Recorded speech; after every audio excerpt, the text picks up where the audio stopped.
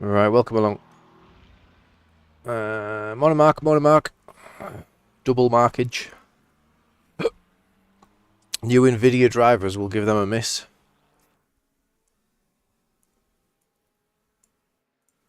I'm stable at the moment. So it's one of them, like, if I update the drivers more often than not, I start getting stutters and that, so we'll leave that alone for now. If you could spam chat for me. Multi-chat's not coming through just yet.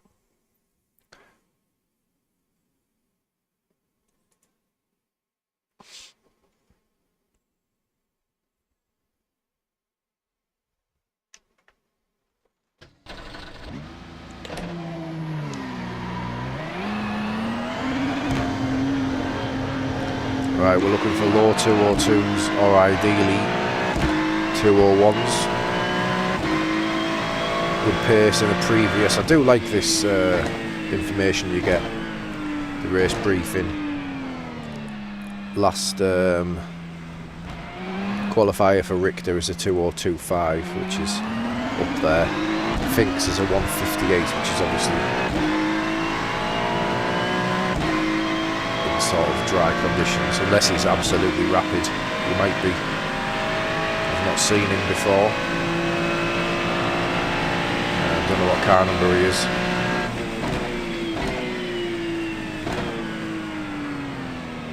But if he is doing 158 in these conditions, that's almost 4 seconds quicker than I can go. Cheers, Mark. Yeah, coming through now, thanks, mate. Yeah, that's almost 4 seconds a lap quicker than I can go in these conditions, so if that's legit, fair play. We won't be getting anywhere near him.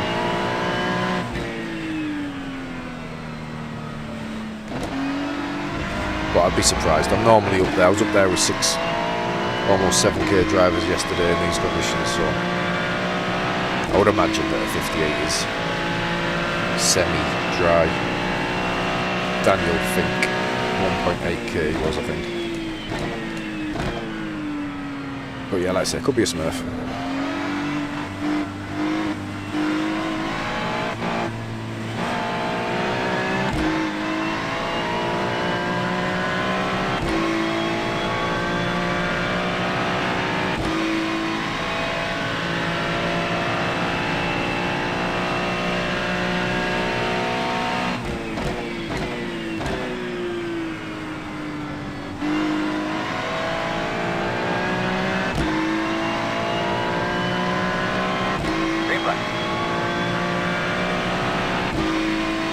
I wonder how many people have driven in the wet. Morning, Phil.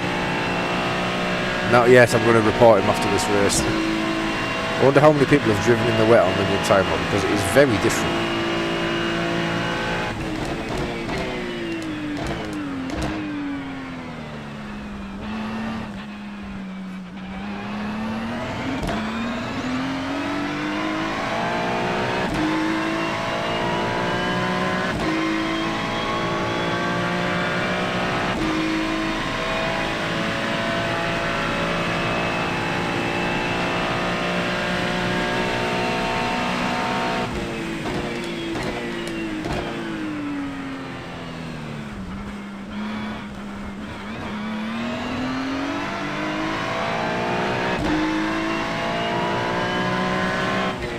Slow down for Richter, that's his first lap in the bin. Assuming he's going to be my biggest threat for Paul here. Ronnie Richter. No sign of Berry Bus Chops today. Not yet anyway, he might make an appearance later on. Good old Berry Bus Chops.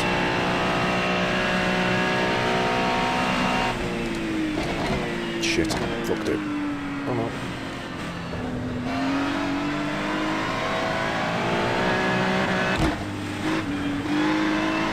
Oh, that TC.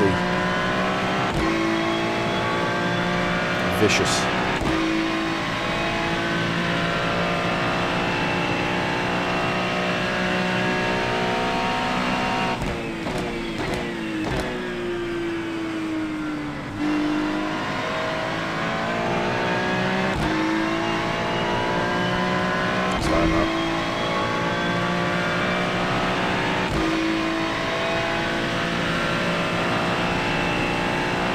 through for a banker. See what sort of times people are doing here.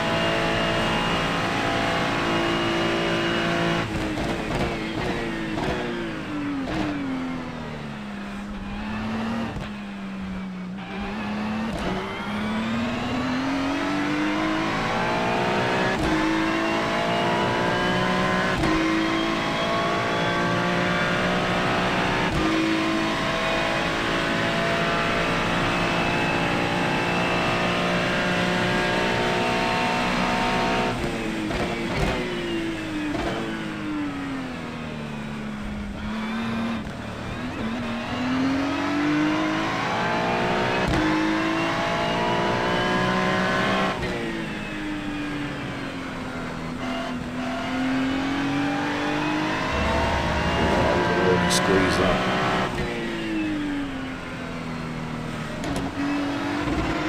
Turned it too early. Bollocks. Slow down for No Name on his second push lap. There's time in this one.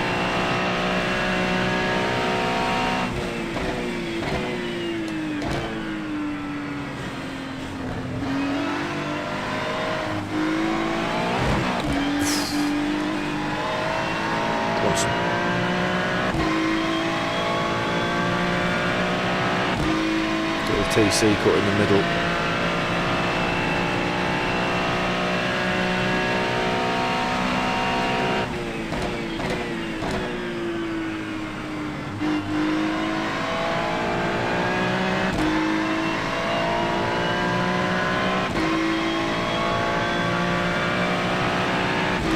Good luck.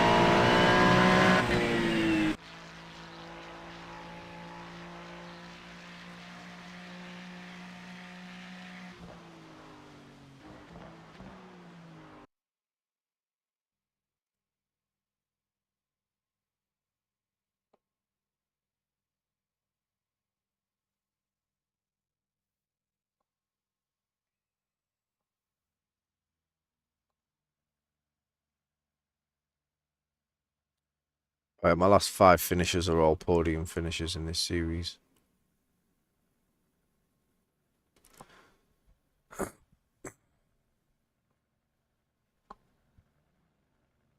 Surprised by I recognise this guy, Tu Nguyen, but he's a 0.6k. It's probably a Smurf account. And then No Name is always sketchy, isn't it, when you see people with that?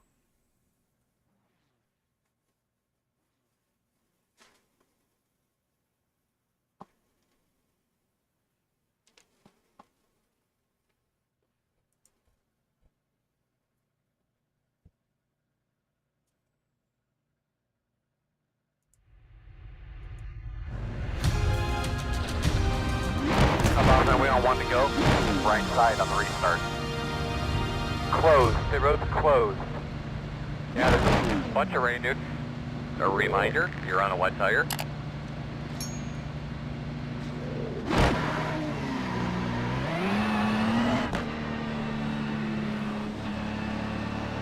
Maka, P2. Anyone see Lubo's video yesterday? With the guy who deliberately waited a lap to try and take him out. I think it's a permanent ban coming. Matty somebody, M-A-T-E. I think he's from Hungary. I think the video said he was from Hungary. But yeah, the guy was doing apparently 45 kph, bearing in mind we're doing 90 now. The guy was doing 45, backing everybody up. Behind the pace car. There was a little bit of contact. Lubo went into the back of him slightly as it went green.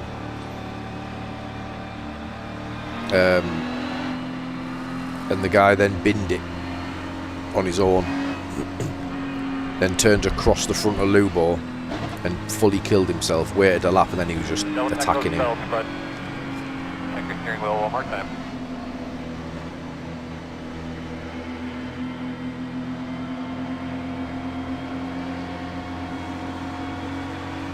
Pace car's on. Have a good day.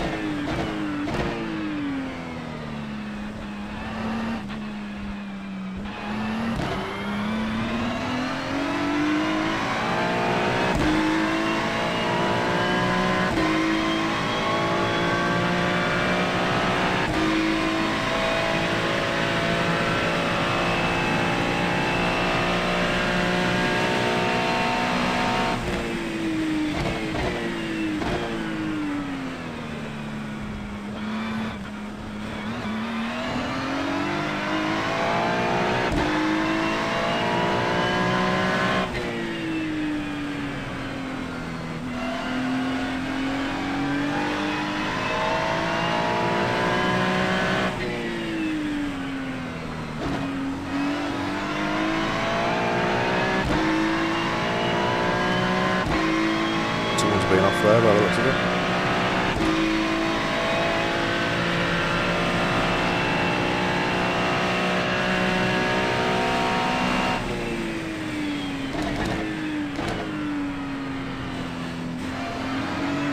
I'm there.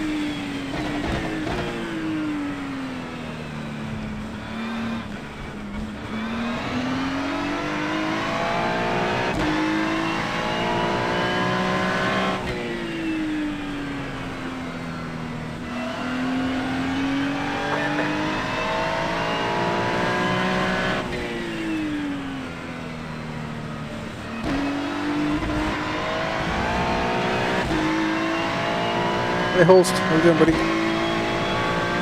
Just chilling in there. Yeah, first one in the rain. Do the 11 o'clock open. Nurburgring. Just getting a bit of safety rating under our belt.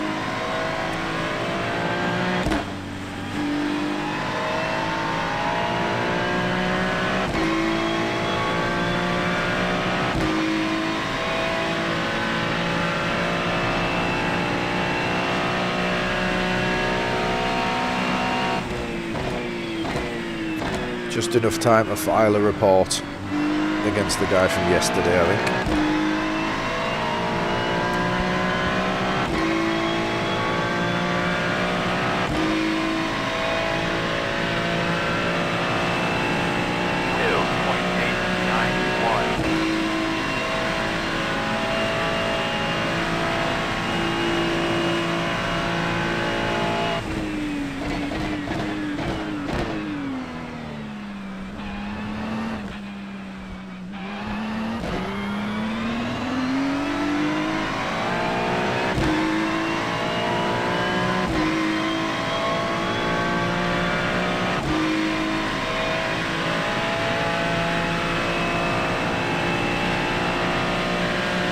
If we push, we will get this extra lap as well, which is good for safety.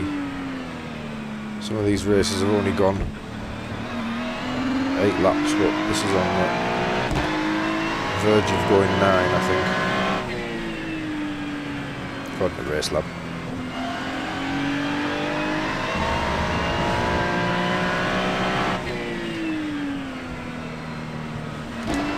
As long as I keep my speed up, I probably should. On purpose. I think we're alright.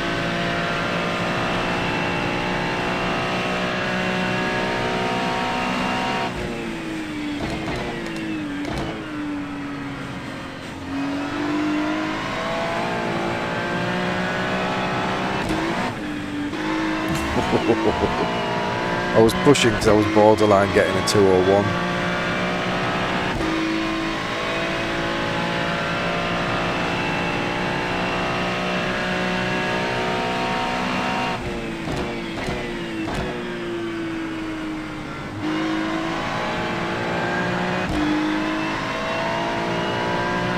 Got it. Comfortably.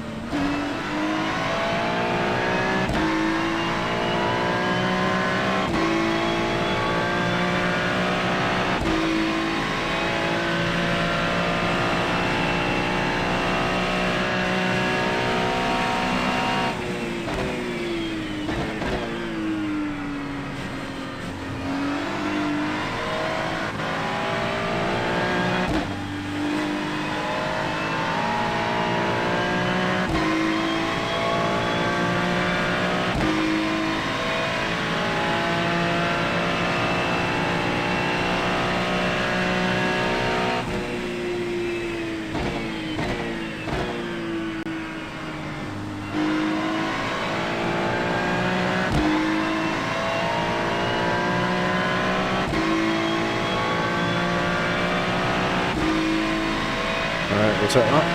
Start to the day, 0x.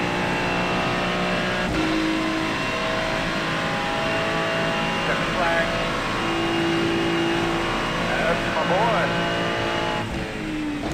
Yeah, burn it down, brother. Burn it down.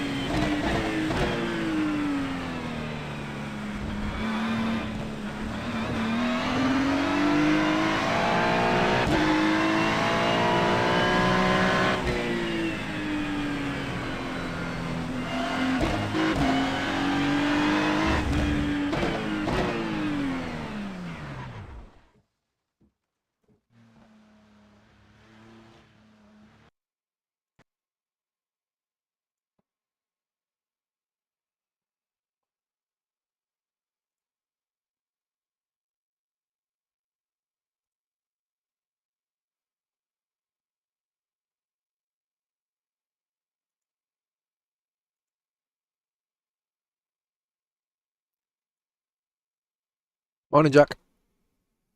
Had a team's call, so missed that victory. Cheers, Mark. Thanks, mate. Jack, you want this setup, right?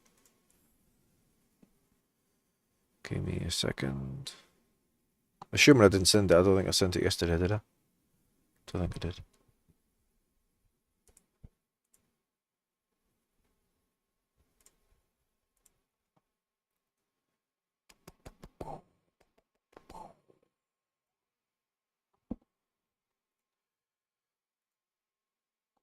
There you go, mate. Like I say, if you go quicker, just consider subscribing to SimCoach.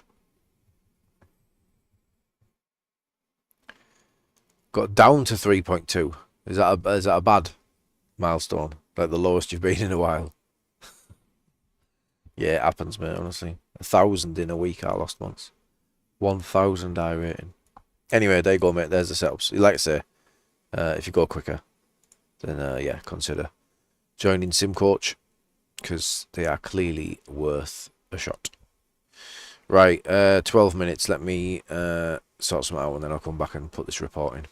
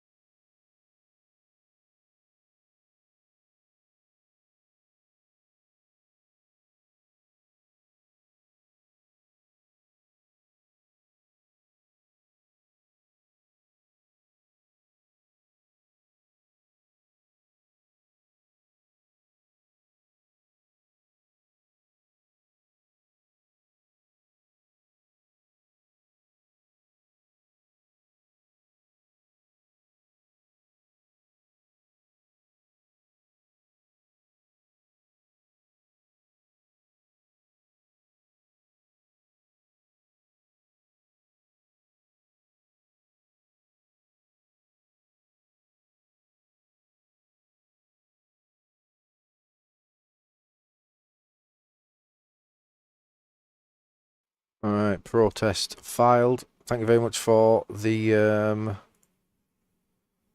subscriber there. It's not come through yet. We've got a minute to go.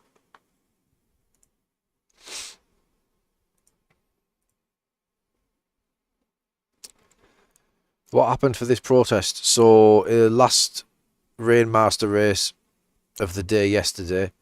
I can show you the footage at the end of this race if you're interested. For those who didn't see it. So we were leading the race. We broke the draft to a 5k driver behind. I noticed that at the second chicane, he went from 1.5, 1.6 to 0.8. So I checked the mirror and he'd straight lined the chicane. Didn't give the time back. Did it again the following lap to get back in the draft because I dropped him again. Then on the final lap, we were side by side. Well, I was slightly ahead. Going into the second chicane, there was a back marker in the way, which was part of the problem, which is why he was alongside me in the first place. Because the back marker backed me up through the first chicane. Possibly inexperience, I don't know. And then just went really late on the brakes and straight lined the chicane. Straight lined the chicane for the final time on the final lap. Took the win off me. So yeah, really, really poor. Belgian kid, cheers buddy. Was it you that's just subscribed? Thank you very much, mate. It still hasn't come through on the activity feed. Welcome, buddy. So this is assigned me, so we're going any second. I think I picked the Mustang there. I hope I did.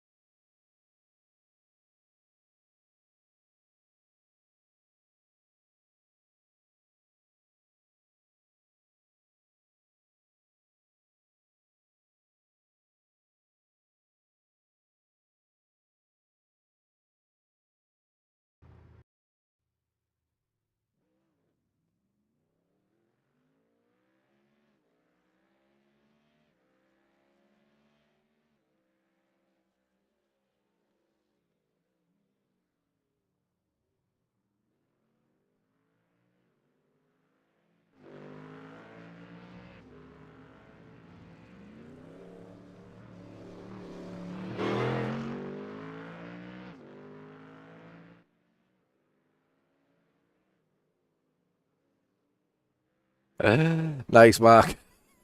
It's Leonard on YouTube. Thank you very much, mate.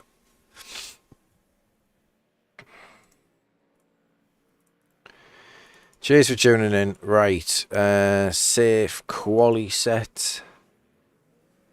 It's very different coming in here. I don't know what you guys think about these races, but I can't relax in these races. Like that last race, Rainmaster there, like I can settle in, I can relax. In these, I'm on edge constantly. It's just a constant battle.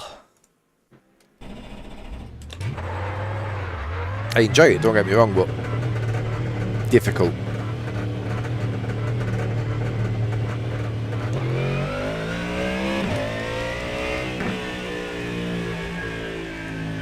To be competitive anyway.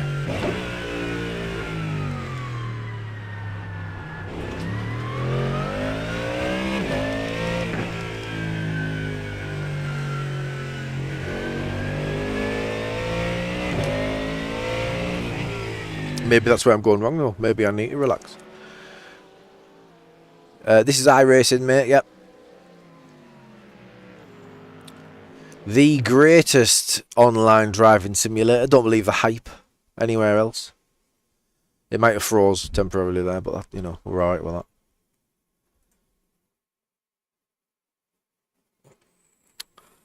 Alright, I overlay open.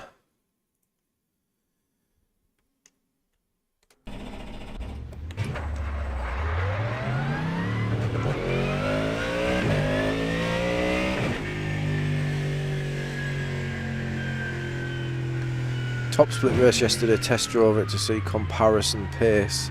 51.9. What, here?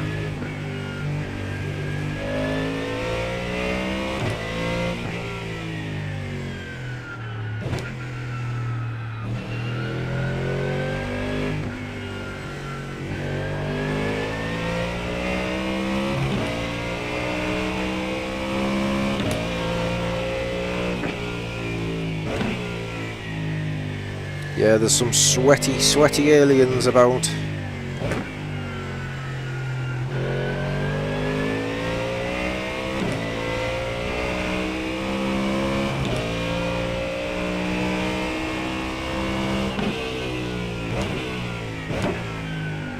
Are you new to the sim racing world then, Belgian kid?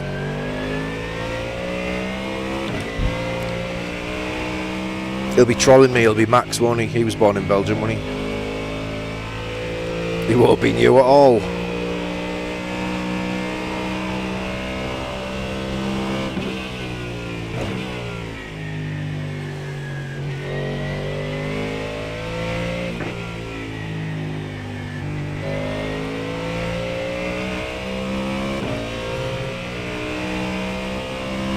Car number 15. If I can qualify in the top 20, I'll be a happy man.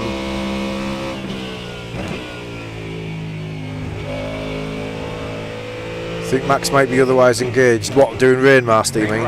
Green flag. Doing Rainmaster as Berry Bus Chops. Does Max even care about Formula 1 at the moment? I don't think he does. I'm not sure he's bothered in the slightest this season.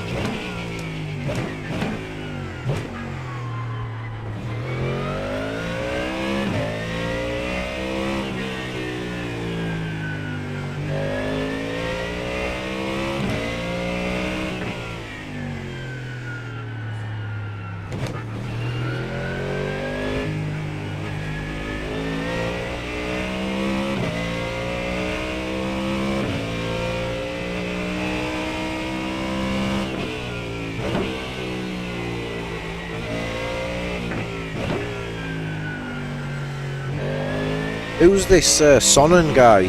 Professional driver. Cherry the Berry. Get in.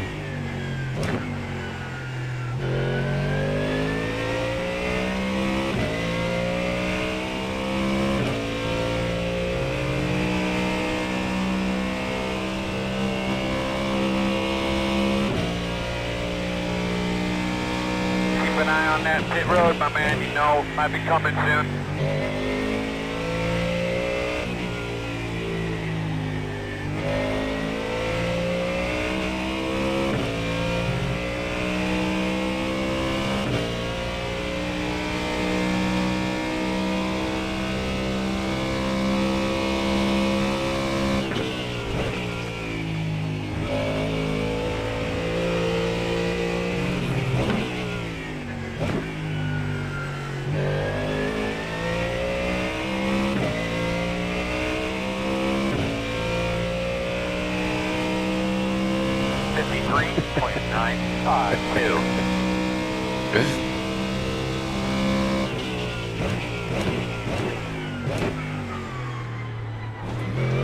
That was a good line.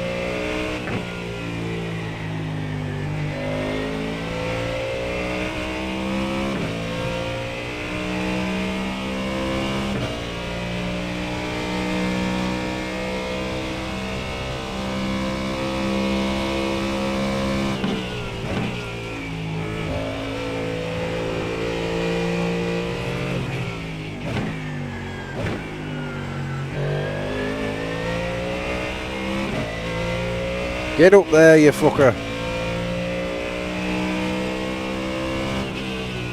Checker flag is out.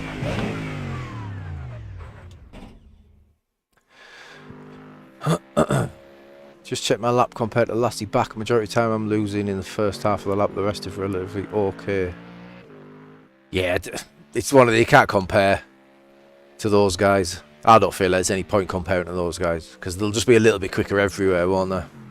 Don't have a sim rig, but I go to this place where they have it themselves. But I do want to have a sim rig when I have the money. Yeah, absolutely. Invest when you can, mate.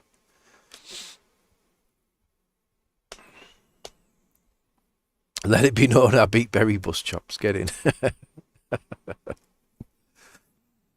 Morning, Alex.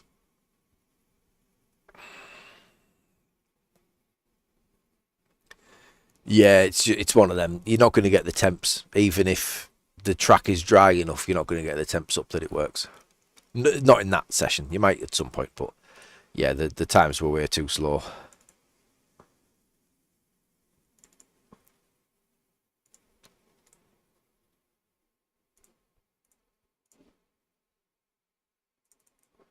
Track faster than usual. Yeah, maybe.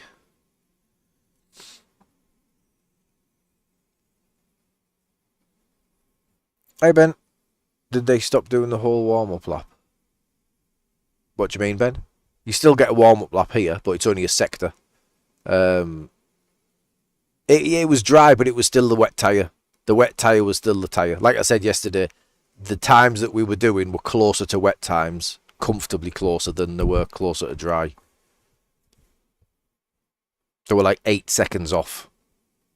8 seconds off a dry time, but 4 or 5 seconds off a wet. I use the PSR1, Alex. That's what this is. The ProSimRig 1. So it's their flagship. It's their flagship brand. The reason that I use it is this.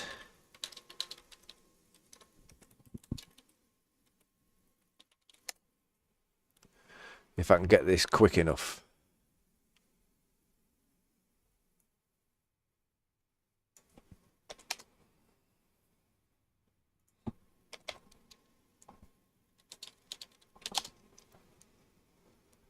Where is it? Where is it? Where is it? Where is it?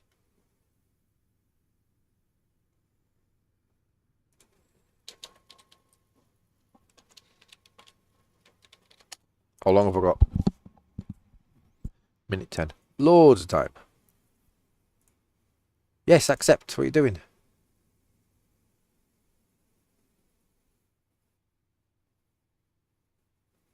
Where is this? There we go.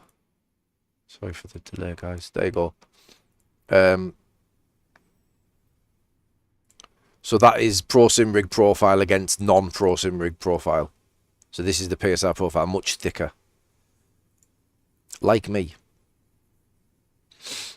It's only the last sector in certain tracks, Ben. Certain tracks have the last sector. Certain tracks have a full pace lap. Road America, for example, has a full pace lap. We're on 1 to go. Right side on the restart. The estimated strength of field is 4,256. Pit road is closed. Yeah, so all profiles are not made equal, Alex. So, yeah, PSR1, certainly the best. What I'm going to go with standard profile out there. Obviously, the SimLab P1X Ultimate that Dave's just reviewed is stunning, but it is a lot more money than this. Yeah, this is a Sparco Grid Q, which is the cheapest of the Sparco bucket seats. It's a little bit small for me, width-wise, but it's comfortable enough. It's comfortable as bucket seats are, I suppose. Behind the 2. So that could be behind the 9. They're going to be lined up behind the 21. They're going to be behind the 7. Are you in the market, like Alex?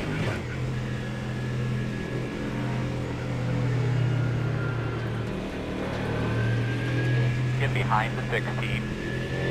Don't check those belts, but check your steering wheel one more time.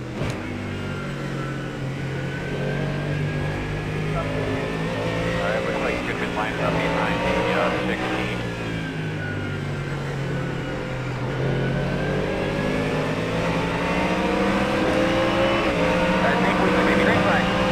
Jesus, what's this guy running 0 wing? Jesus, don't even think about moving over here. Checka internet, du är disappearing. Left side. Too wide, left side. Still there, still there. 3 wide here. One only. Still there. Behind you, wreck. Clear, clear, clear. Still there. Clear.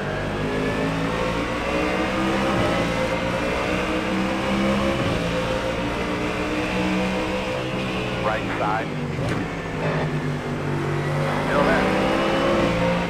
Outside's not good here, but we're going to go for it. There. Sorry, Rob. Still there.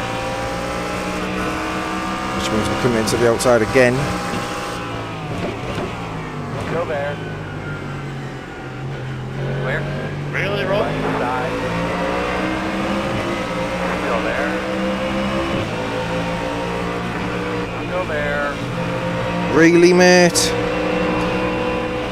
What do you like, the side leave open or the What second an door? idiot. We're lucky. Looks clear, clear, clear. Right side. Still there, man. Still there. Jesus, Still there. Your getting door. absolutely mugged off here. We're just at the wrong part of every corner. Wow. Tough.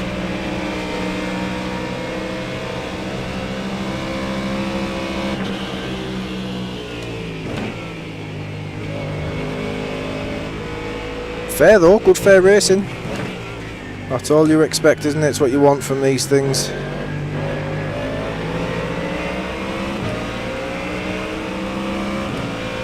Trying to find where the weak point is here. This is going to be difficult. 645. This is going to be difficult. Put pressure on this guy. Find that gap. Left side. Clear hand. Tuck in behind the marker.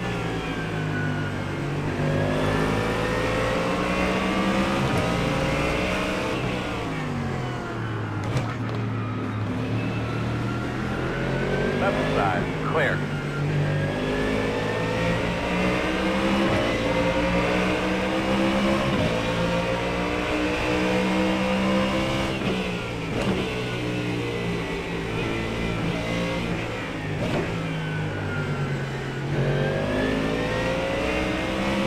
Oof. Steady on now.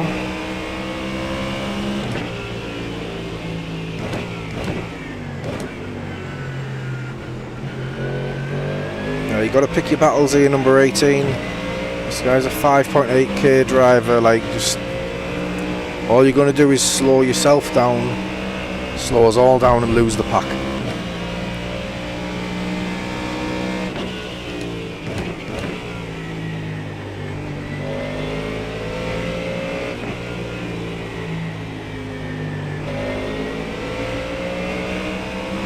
See how long he fights him for. It's just stupid in my opinion, this. Just the inability to read the race.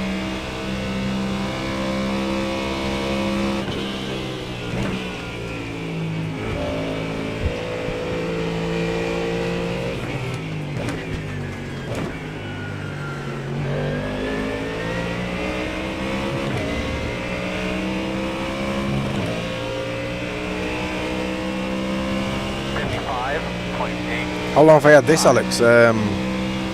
Long time.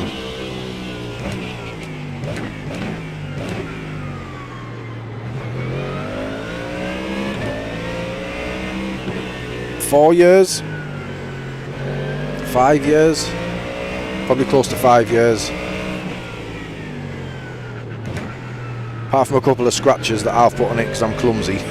It's as good as it was the day we got it. As you would expect, that's what you pay for.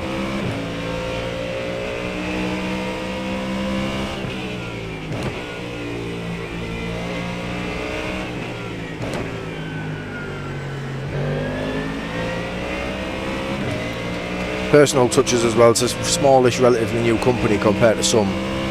Where are you based, Alex?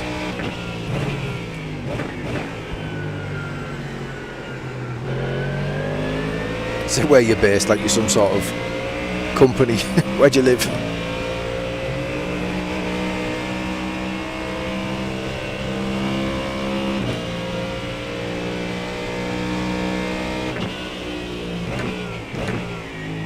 Nice big pack ahead here.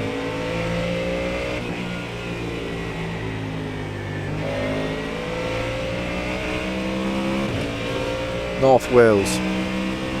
I'm not sure where their headquarters is, but yeah, the UK based. They are down south somewhere. They're certainly closer to you than they are to me. But yeah, Martin's their boss.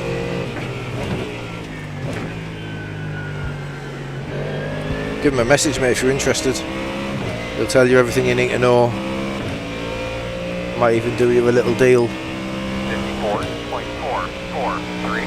Well, that was a great map. But yeah, if you are looking at it, if you wouldn't mind using my affiliate link, that would certainly help the channel out. No obligation, of course.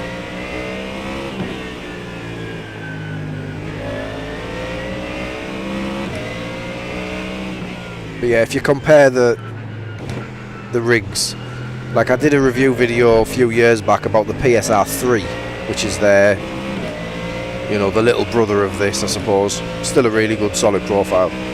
And I compare that against the SimLab GT Evo and the Track Racer TR something. And you can see how much better it is than those at that price point. I believe it's the same at the PSR1 price point as well. It's just a better rig than their rigs at the same level.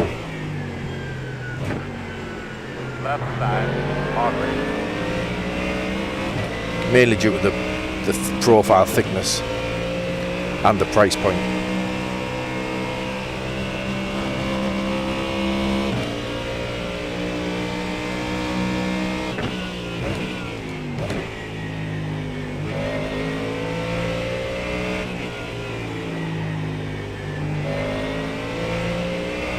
But yeah, how big are you, Alex, in terms of seat? Like what sort of seat you want? Yeah, SimiCube 2 Pro wheelbase, and currently Dave's active pedals. Contact ahead. Left side. Still there. Clear.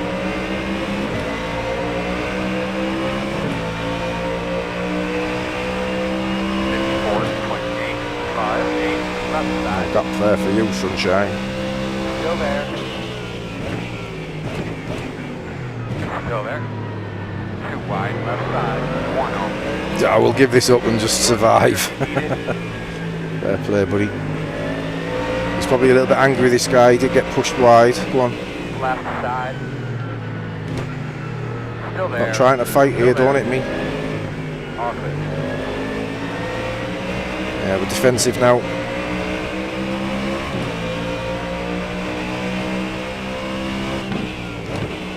You fucking Doyle. Little mind punt there from Glenn.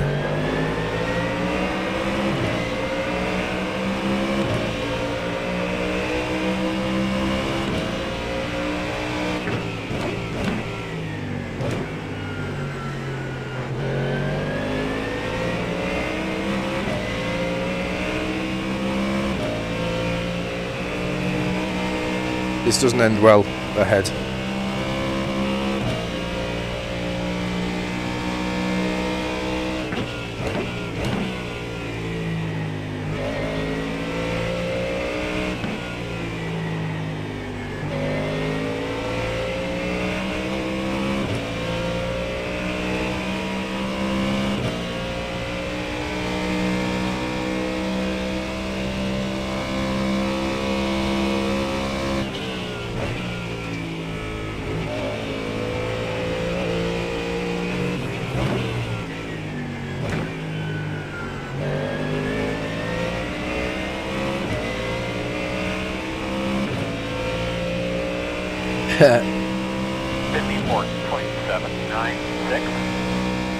Yeah, they sent me a PSR3, that was the review.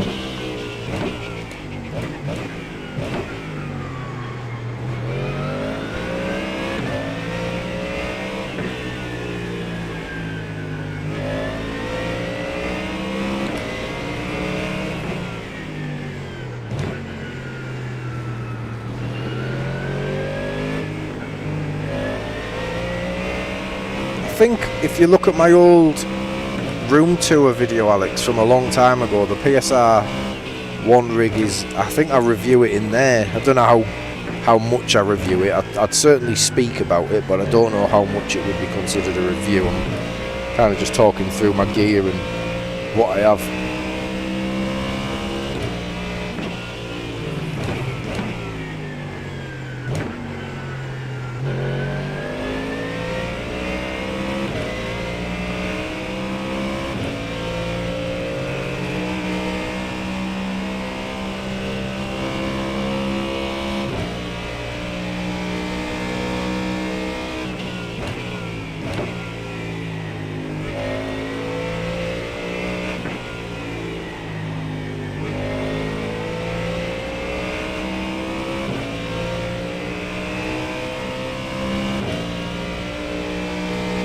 But yeah, unless I was going to buy the SimLab Ultimate or whatever it's called, that's the only thing that would get me away from the PSR1, if I'm honest.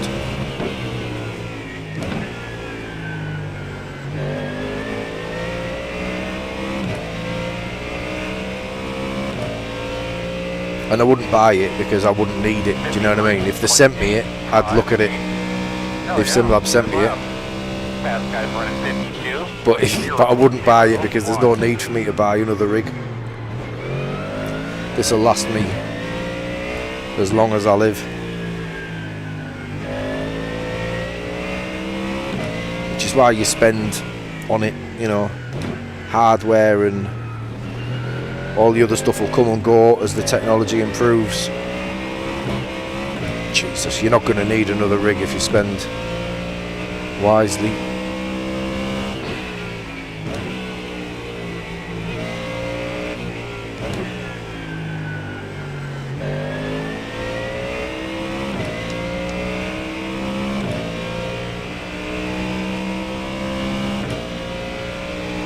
I don't know, or maybe should message Martin actually, because I don't know if ProSimRig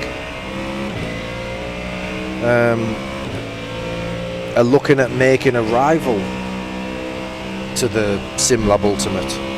It's worth asking the question, because the PSR1 was pretty much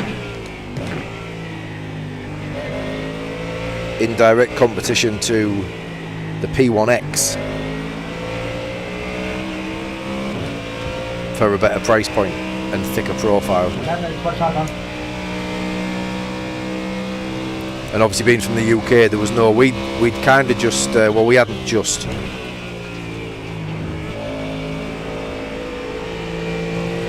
Oh, you thought about it. But yeah, we'd left the EU at this point, so we started paying, this is where import tax became a problem. So if I was to get a P1X, I would have to pay import tax. As would you, I would imagine. With anything now.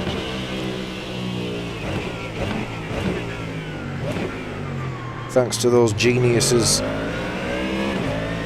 who wanted Brexit.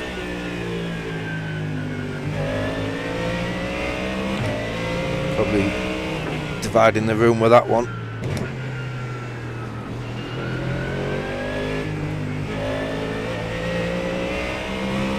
So yeah, that's when I started looking at rigs and stuff, and it was just a much cheaper option. The rig was cheaper, there was no import tax, and the profile was thicker, so it was an absolute no-brainer that it was the best rig at the time. Then the SimLab Pro came out, now the SimLab Ultimate came out, so I'll have to speak to Martin and see if there's anything. So Martin works for Race Anywhere, Martin runs Race Anywhere. But a guy called Per Strandvig, I think I'm saying that correctly, is the CEO of ProSimRig. He's got a background in engineering and all sorts of stuff.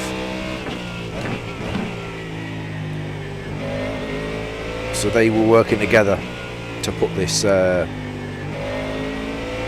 rig out there. So yeah, I would be interested. I'll speak to them to see if there's anything on the horizon for a new one.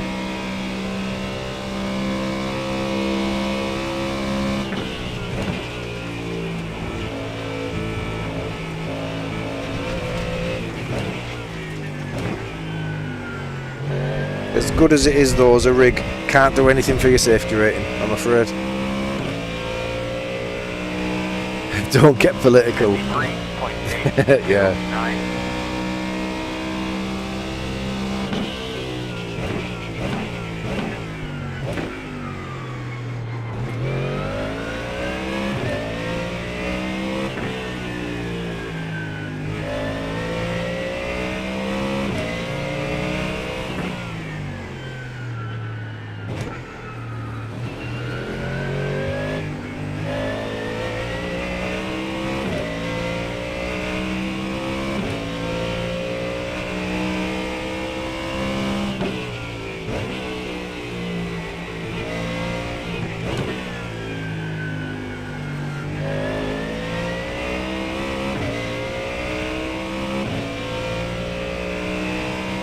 Oh, it's got a cup holder as well.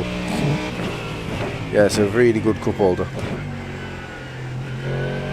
As cup holders go, I've not seen anything hold a cup better than this, other than a hand, if I'm honest.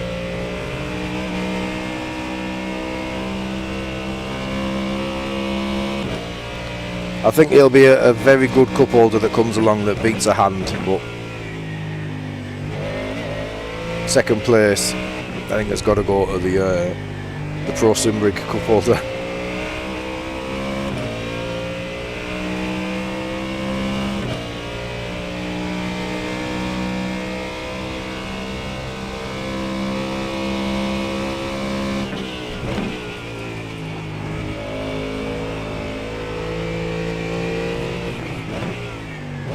Some early pits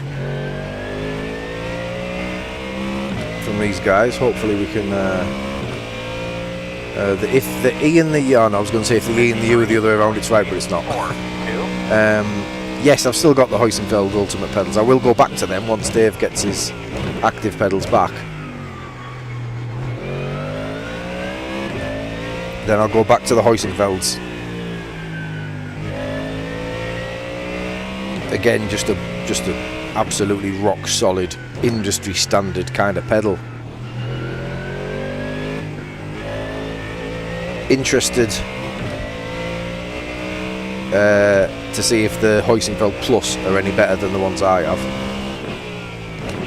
with the software. I would imagine, like, I've never been a software guy, like in terms of setup and stuff, like, you know, I just tinker with the hardware and, you know, adjust springs and dead zones and angles and positioning and stuff like that.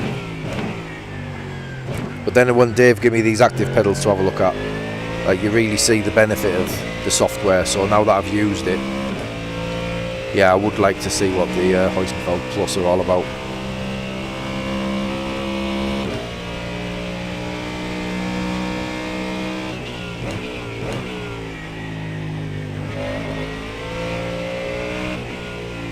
So many pedals out there now though, so many choices. I think if you get over the £600-700 mark, you know, I think you've probably got pedals for life.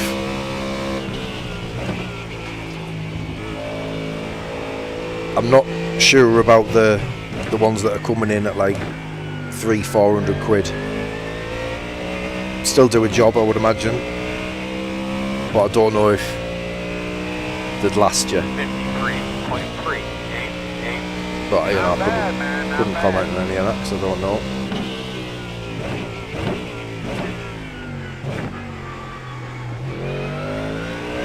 Depends on how you use them as well.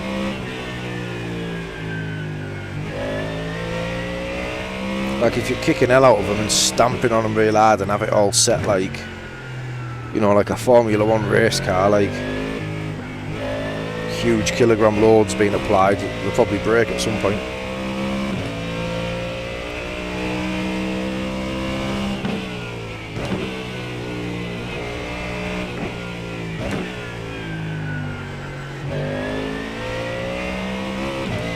But yeah, I genuinely don't know. All I've known is what I've used. I'm not like a reviewer of products.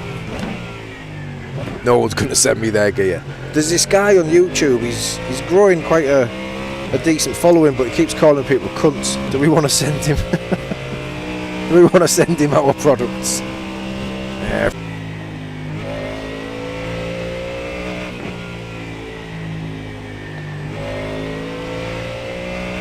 Too much of a risk for these companies. If there was somebody on the boardroom that said though, like, the thing is though, the people who he's calling cunts are actually cunts, so maybe he's got a point. Yeah, it'd be a tough sell, that, wouldn't it, for marketing?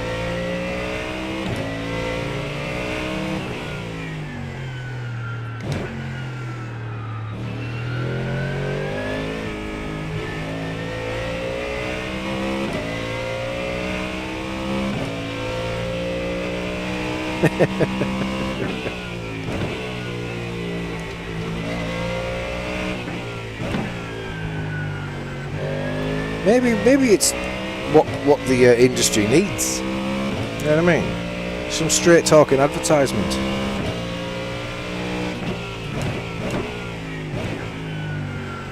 Hey sim racers, don't drive like a cunt. Use a SimUcube 2 Pro.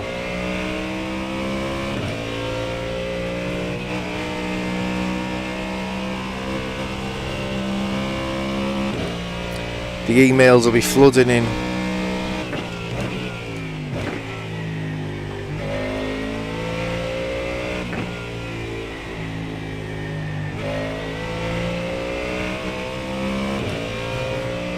Stuck in the bottom splits?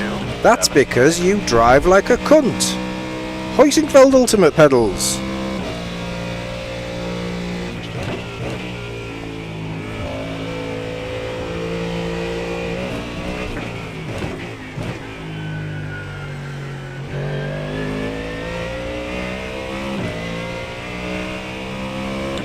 Sick of sitting in a rig like a cunt? Get a SimLab P1X. Some of these guys are going to start to pit, so let's be over. Fucking hell.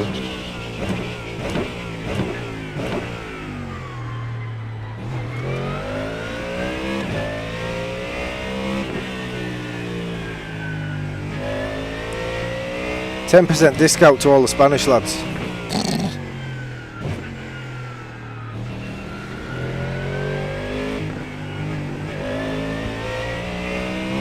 Hola, if you're watching. I'm only messing with yous. At least one of yous isn't a cunt. I'll let you work it out which one it is.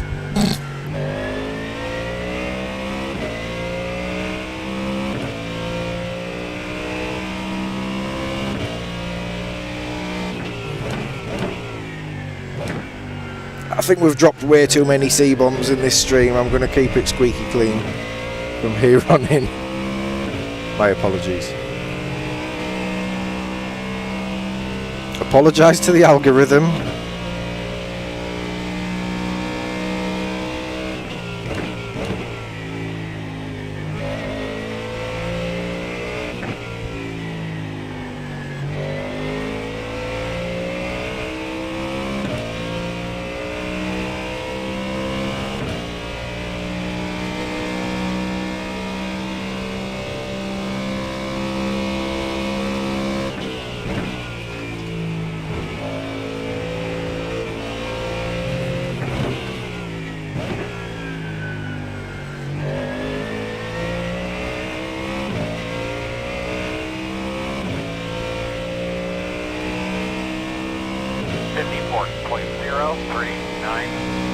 Oh, Pablo's a good guy. I don't include Pablo in that.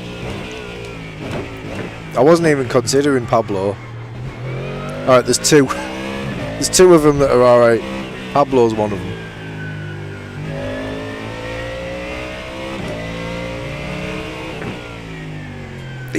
He moans a lot, you know what I mean? He's one of them, but he's rarely wrong.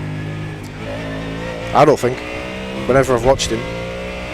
He absolutely wiped me out at Le Mans. That was my first introduction to the world of Pablo. He drove straight through me at the second chicane and messaged me blaming me for it. So I jumped in his stream and gave him a load of grief, as you would expect. And even some of his chat were like, yeah, that's on you, Pablo, do you know what I mean, that's your fault. But his argument was, you're 6 seconds slower a lap, and I was. This was a while back. I'm still slower than him, obviously, but I was 6 seconds slower than Pablo round Le Mans. Now that doesn't give him the right to drive through me, which is what happened. I don't know if he A, remembers it, or B, even knows who I am, but yeah, he drove right through me, and I was 6 seconds off the pace, and he was just like, what are you doing? Why don't you practice? You're in the top split, you probably need to practice. You're 6 seconds off the pace. And what he said, although I was annoyed with him, was absolutely right. It's not my fault I was in the top split. I didn't deserve to be in the top split, but because of the participation, that's where he ended up. 53.73. But yeah, I was 6 seconds off the pace, which is horrendous. But yeah, it doesn't give him the right to drive into me. But his argument was, how am I supposed to know you're going to be that slow through the corner? It was the part of the corner where we should have been on the throttle, and I was still holding brakes, I think. So I rarely see incidents with Pablo where he's wrong. He just whinges a lot. Hey, Corbin.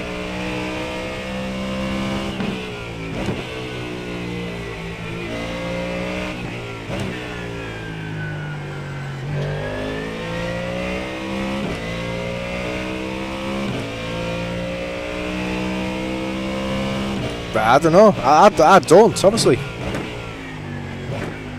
You might watch him more than me. Lubo as well, though. I don't think Lubo does much wrong.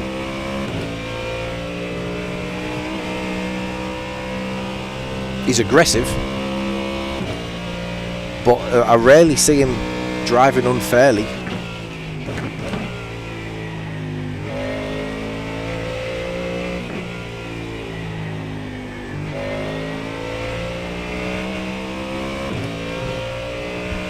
Can we go one more here? I think we can.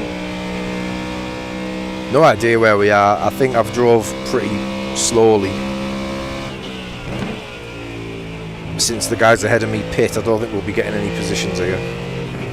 This guy in front of me has left me for dead.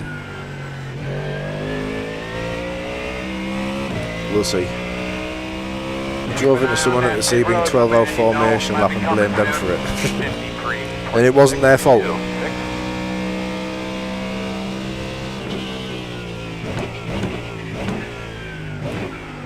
Were they driving recklessly, or? I don't think I'll make the next one. I don't think I'll get 2 out of it.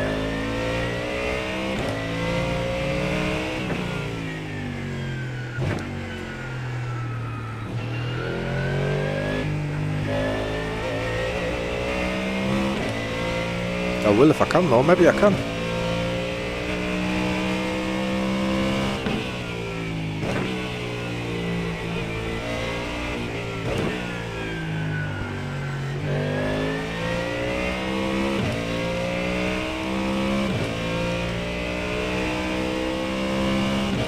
.4 margin. Cheers, mate.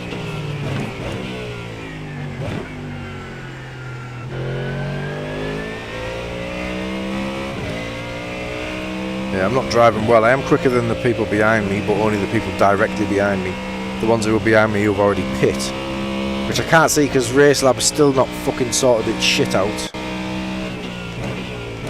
The leader's on pit road now. So I don't actually know who's pit behind me, because it doesn't want to tell me. Doing a really good job.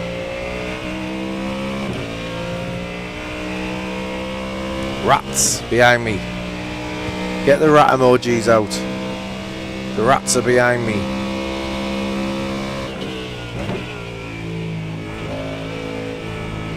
That's close, we'll go, we'll risk it.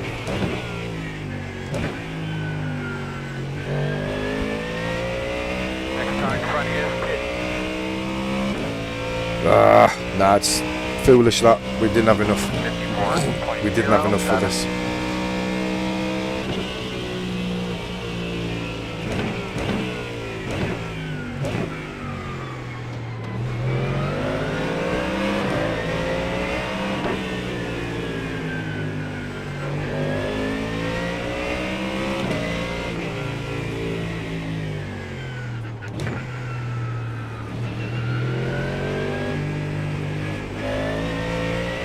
It's one of them. We had enough when we go to the pit entrance. By the time you cross the line, it's not enough.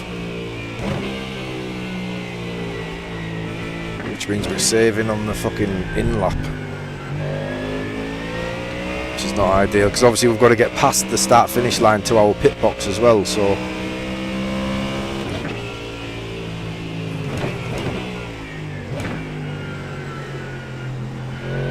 Guy behind's not going to be happy with this. Sorry, buddy.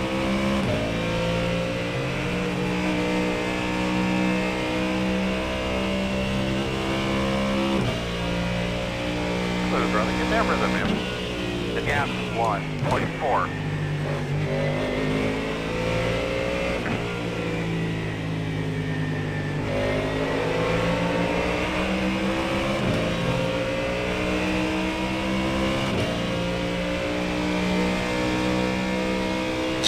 Already apologising to him. At this time.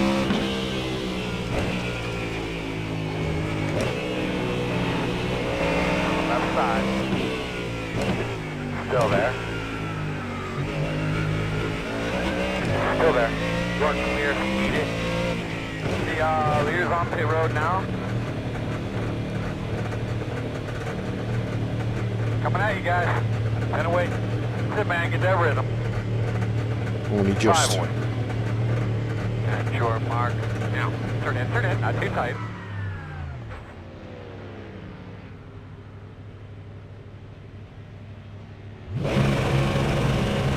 Go man, go! I risked 16 litres.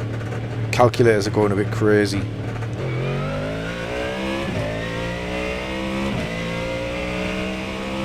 Left side.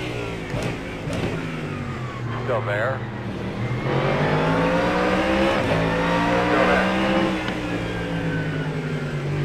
All clear, my man. Right side. Still there.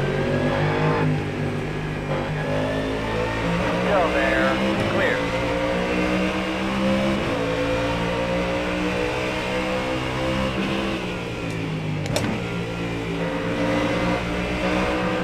Left side. Still there. Clear.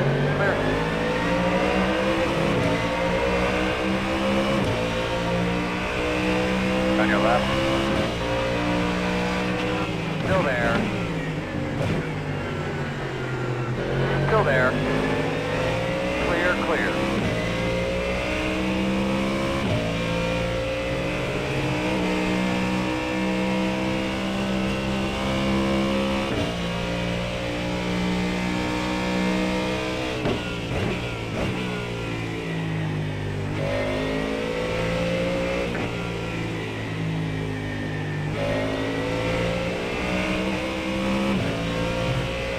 Yeah, I probably could have put less fuel in, I think. Doesn't look like we're going the extra.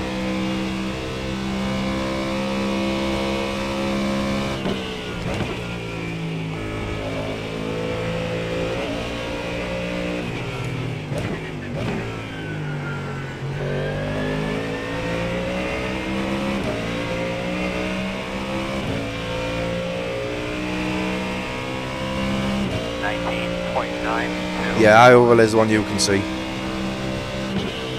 5 minutes.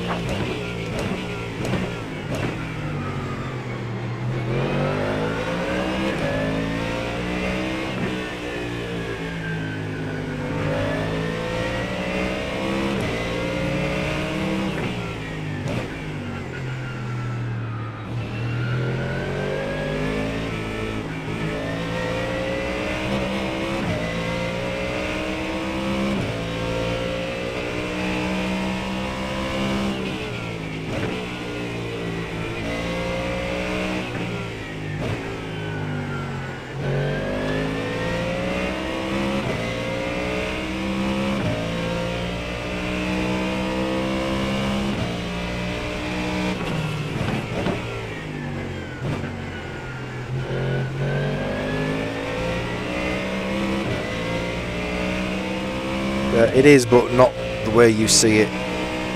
The way you see it on mine is a paid version. Is that slowdown for that guy? No. See where it shows you the laps, 4 laps, 5 laps, 6 laps at the bottom, which is only really helpful for endurance racing. You don't get that with the free version, but it is a free version that you can get. But then RaceLab also has a free version.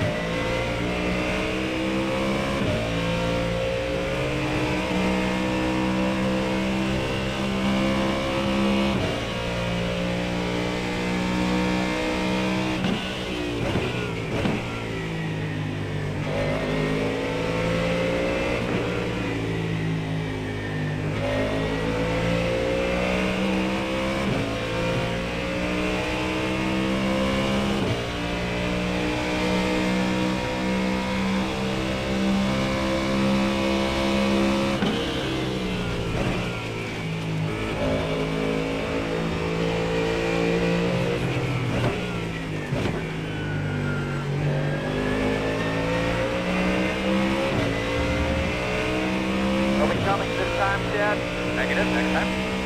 53.77.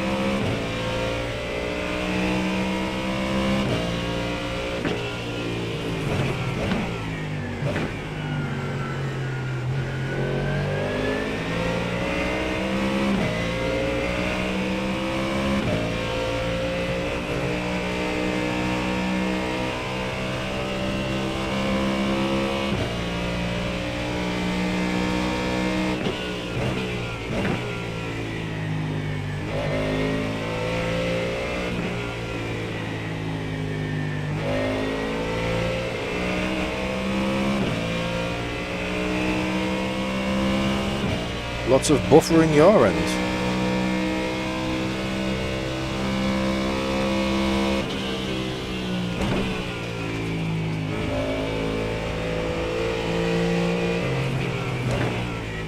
White flag, man. One more.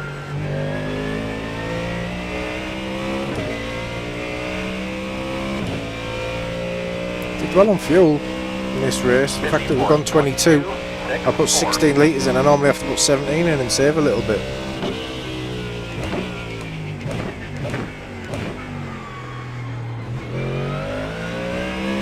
Is that other guy out of fuel?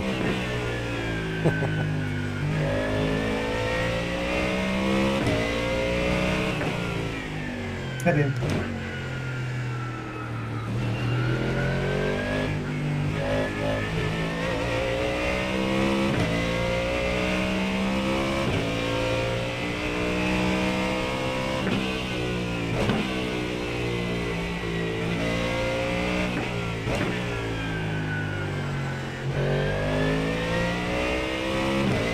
Be nice for some more freebies, but I don't think we'll get them. There'll be a lot of fuel saving ahead though.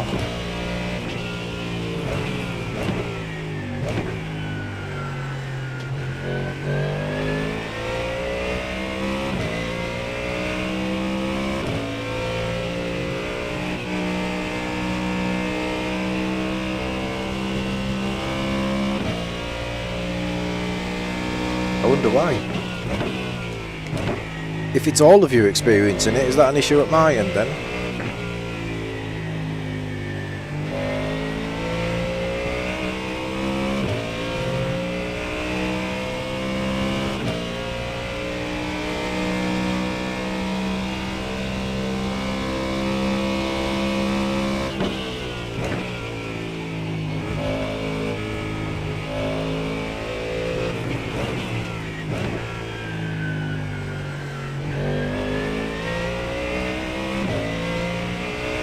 I was hoping I was coming around the final corner there to just see 5 or 6 cars scattered, not making it to the line.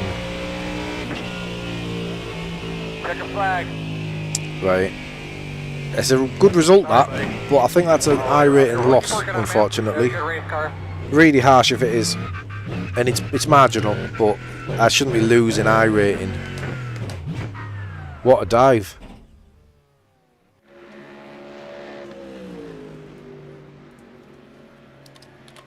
Thank you. Was it that bad? I don't think it was that bad. That's crazy how you can think that's a good dive. Right, so what was wrong with it?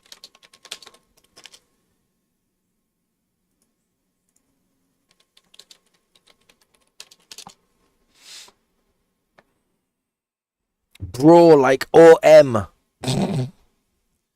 Right, let's have a look.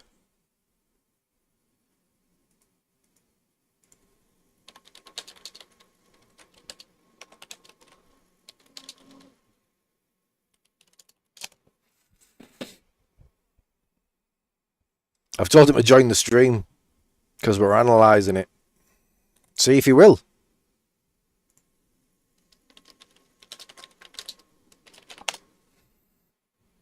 He's coming in.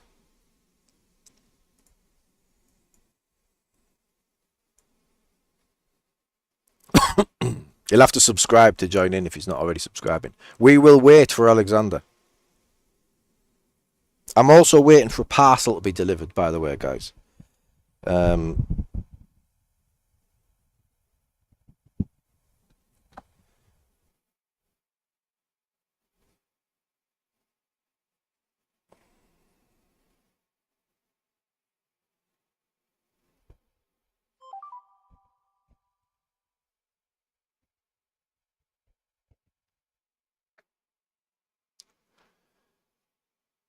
Irox it 0. Walter? Walter. Alexandra. Sorry, because your surname's Waltzinger. I'm here. Right, first of all, welcome along and thanks for coming in to discuss this. Because I've been complaining about people diving at turn 1 all week. Obviously, you won't be familiar with that. So, my issue with it is when people have been doing it, they're not being leaving room for people. I haven't seen this yet, genuinely, so I'm going to watch it with you. I've seen that you defended early, which, to be honest, I think that's why this door was left open for me. I know. Because if I follow you, you stay there, right? But you don't, you come back over. So I would just, as a bit of advice, I would leave it late to go and defend. Because I think you've defended.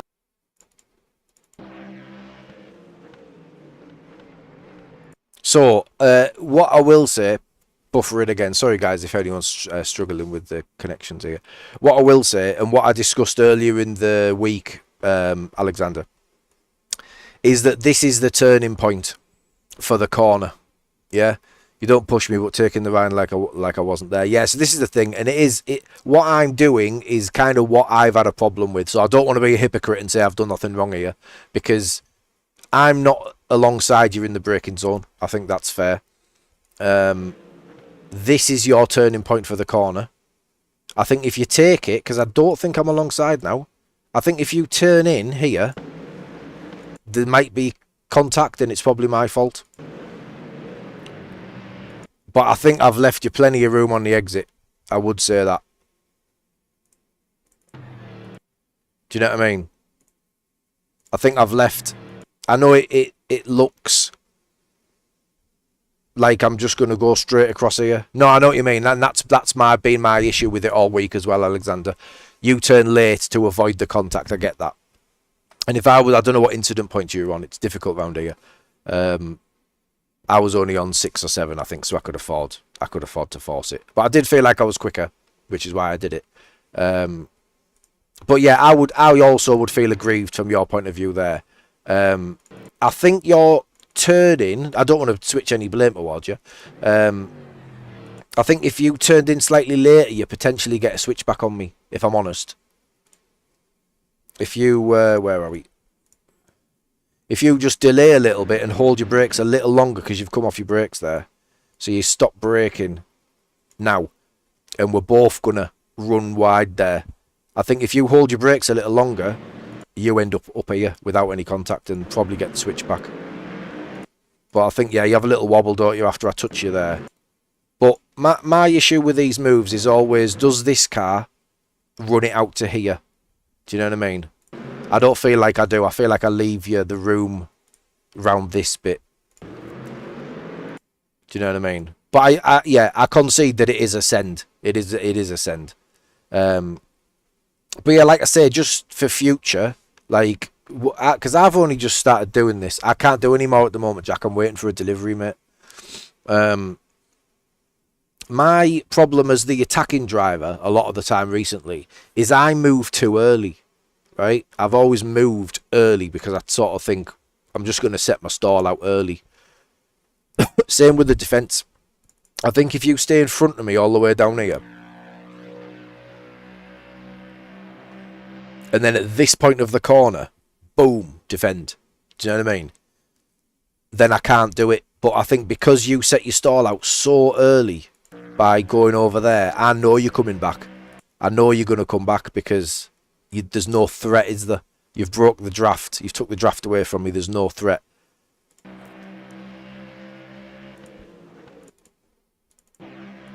But you're not braking early either, I suppose. Maybe slightly early. I would say maybe you're slightly early on the brakes, which gives me a bit of an advantage. Because that's the braking point there, isn't it? So I think you're a little bit early. Because I do think I'm slowing my car appropriately. I'm not late. I'm early. Do you know what I mean? But yeah, I love this. I love the fact that he's jumped in. I really do. Because I love these discussions. I said yesterday I had some beef with a guy. And we discussed it after and it was all good.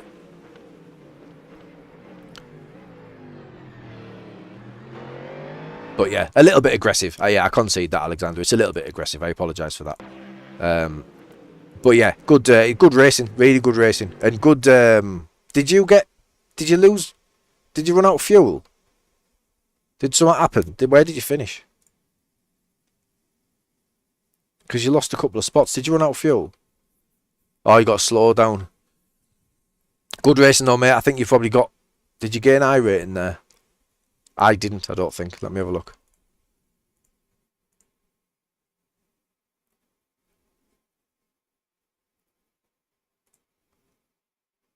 Yeah, I lost 3. That's harsh, that, innit? Gained safety though. I've got a bump there across over 2. 4 iRating, okay. So I lost 3, you gained 4. But yeah, really cool, mate. Honestly, really cool. So, for those of you who don't know, this is what we love about this. The sim racing community is a beautiful place. So we can find Alexander in this list now. Where is he? There he is. And we know he's a good guy. So he gets a clean driver and a gentleman tag. So next time we see him in the race, it will show up on Race Labs. It's a shame that it's not shared, that other people can't see this. Even if it shows you how many... Because I know for a fact that a lot of people will have me marked as dangerous or whatever. I don't know. Mainly because of the grief I give people. If you're not going to do Rainmaster, at least spectate your boy binning it. Yeah, fair enough. We can do that.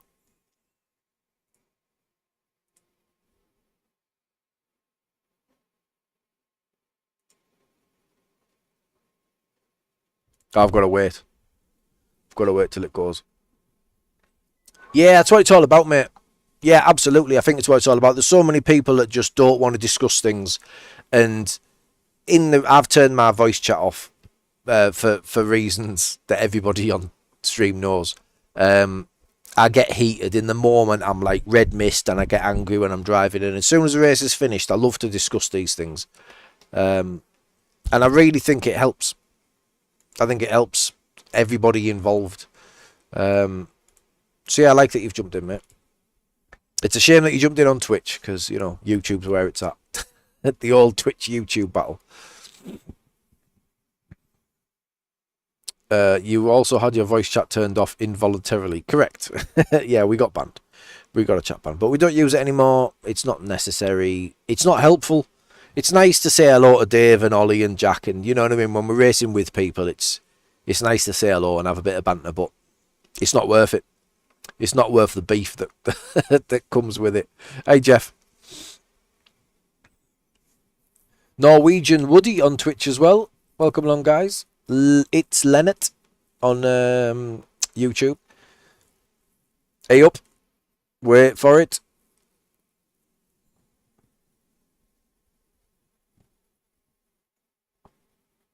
Go.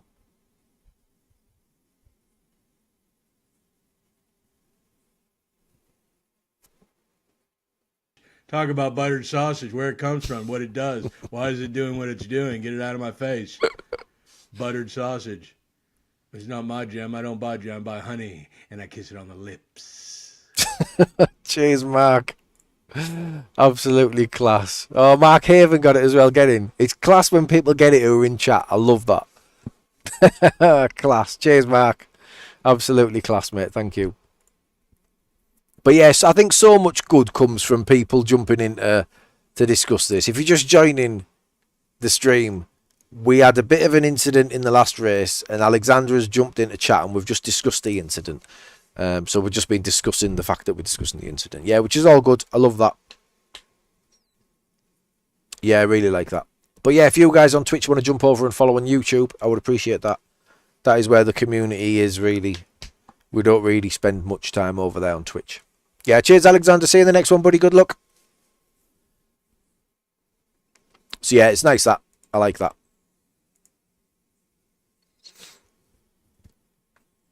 So can we spectate this practice session then? Or do we just wait? We'll just wait. There's 5 minutes till we go in. Hey, say Max, how you doing, buddy?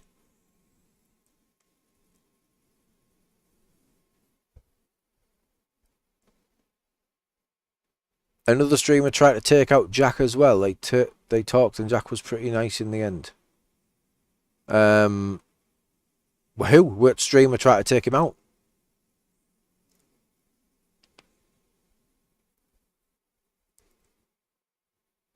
Yeah, really cool that he jumped in to discuss it. Oh, Mladen. Right. So yeah, so Malden is Mladen Milosevic. Malden is his Smurf account. I think it's Mladen, how you say it. Mladen. ML. It's just the other way around. Practice is dry, which is helpful.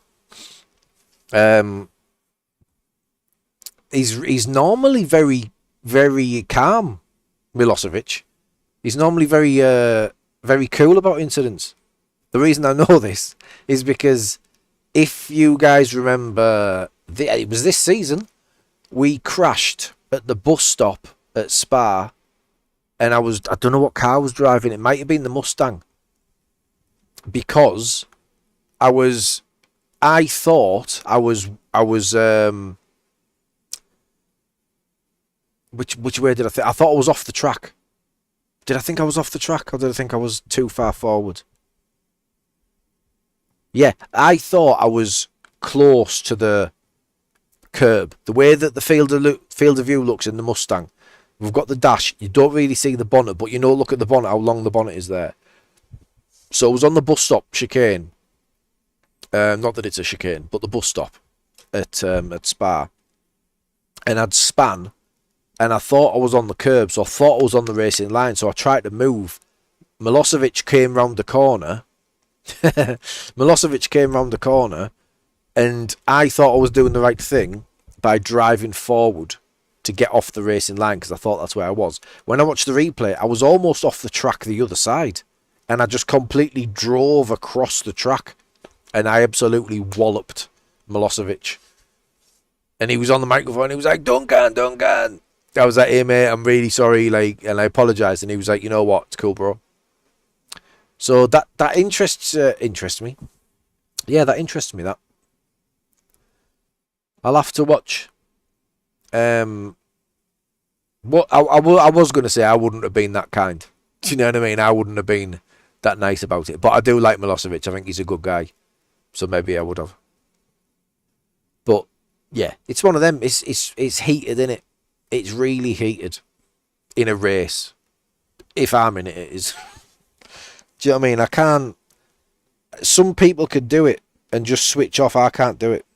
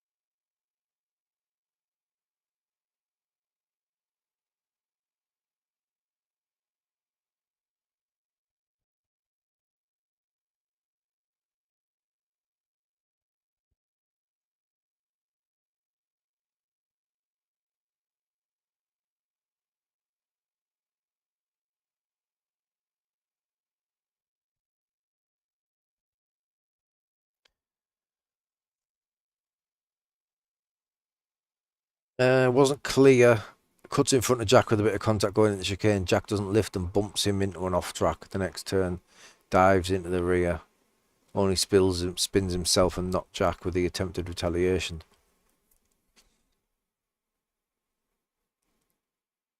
They only talked about the first part. Jack let him off. What would you say is your most memorable argument with another driver?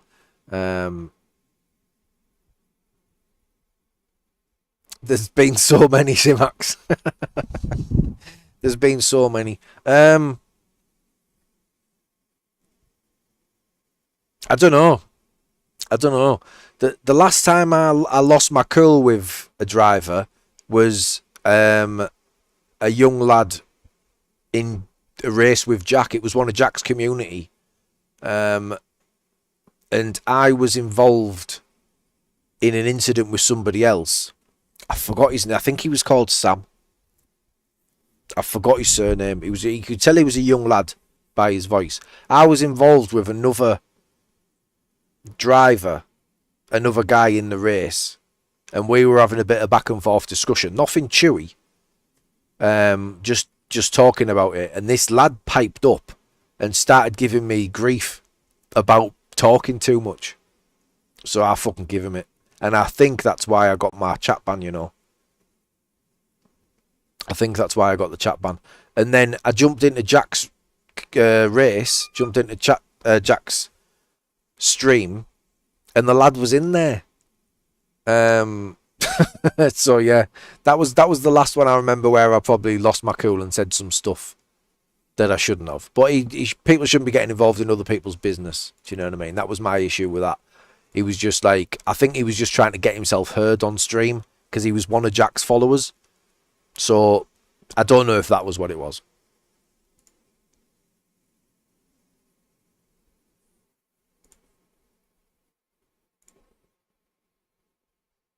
Right, we're gonna watch this. We're gonna watch this race. We're gonna watch Jack crash and get another 100 iRating loss.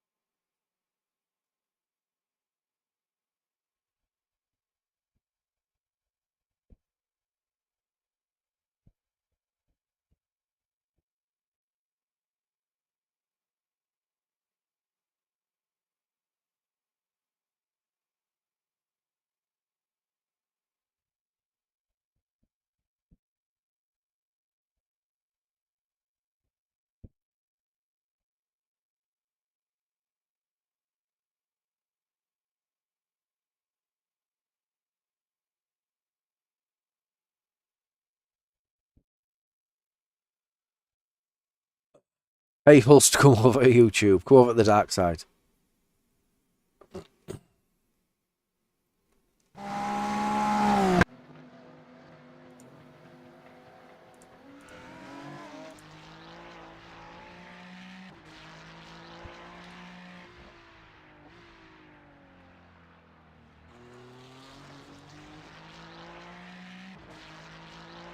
But yeah, I don't think I've had any. I don't think I've had any real beef with people on here. Not real beef. Do you know what I mean? Like we had a bit of an issue with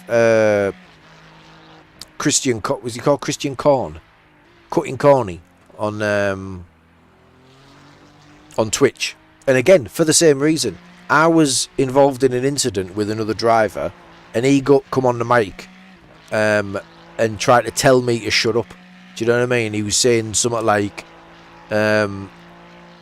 "You're the problem with iRacing," something like that. He was quite personal towards me, and I didn't do anything to him. He just, I was obviously having a bad day, and he got involved for reasons I don't understand. Good luck, everyone. So we had a bit of an issue with him at that point, but then we actually crashed into him accidentally at Fuji a couple of weeks later, and we apologised because it was my fault, and he was really cool about it. It was like, you know what, don't worry about it, it's racing. So I think he was just having a bad day. It's just one of them. We all have them, and then yeah.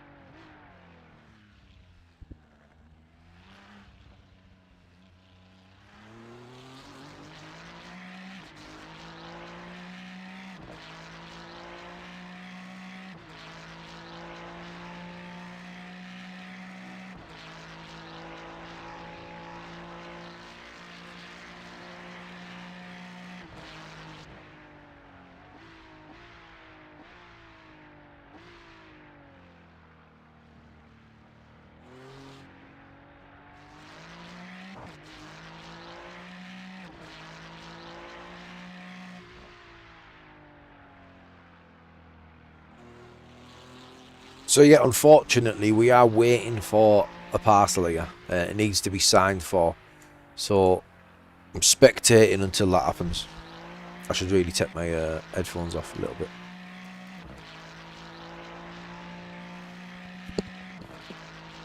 I can still, obviously you guys can still hear me.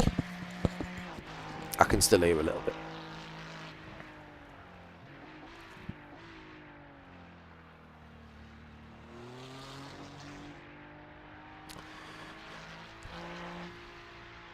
The one guy messaging me in the iRacing forums after a race saying I blocked him on the final lap. He just kept messaging and wouldn't let go. I decided to message back and wind him up.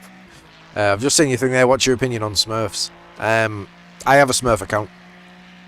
So I have a Smurf account for special events, because if I go into a special event at my iRating level, then I would end up in a event that I can't compete in, because that event will be full of Smurfs. So it's a vicious circle. I have to use my Smurf account, excuse me, to go into rooms where I can compete, because I can't compete in the rooms that they put me in, because there's other Smurfs in there for doing the same thing. So that's the problem with it. I have no issue with Smurfs if they drive the same. If they approach the race in the same way. This is really difficult. This is really tough. My Smurf account is 3.4? Maybe? Let me have a look. If you haven't seen this, anybody who's new to the channel, right? I did a Rookies to A license series with a GoPro on my head. No overlays, no HUD, nothing. In the Mazda, in the LMP2, I think. 3.1k my Smurf account. And I got from Rookies to A license in 30 races, and it's one hell of a playlist. So if you haven't seen it, check it out. Do I think it causes aggressive racing? Yes, it can do. But only if the people drive, you know, like knobheads. Do you know what I mean? Like, Dave's account is a Smurf account. The Mac Evad account. Dan Suzuki's account is a Smurf account. That's not his real account. That's his Smurf account. But I think his Smurf account is actually surpassed his normal account. So, you know, you don't see Dave driving recklessly because he's on his Mac Evad account. He approaches it the same way, as do I. So I think, yeah, the fact that Smurfs exist creates more. That's the problem. That is the problem with it. For me, anyway. Certainly for the endurance racing, because, as we know, you go into an endurance race and you might have 2 8K drivers and a 2K driver. You know what I mean? And then all of a sudden, you know, their strength of field is 8 instead of like 16K.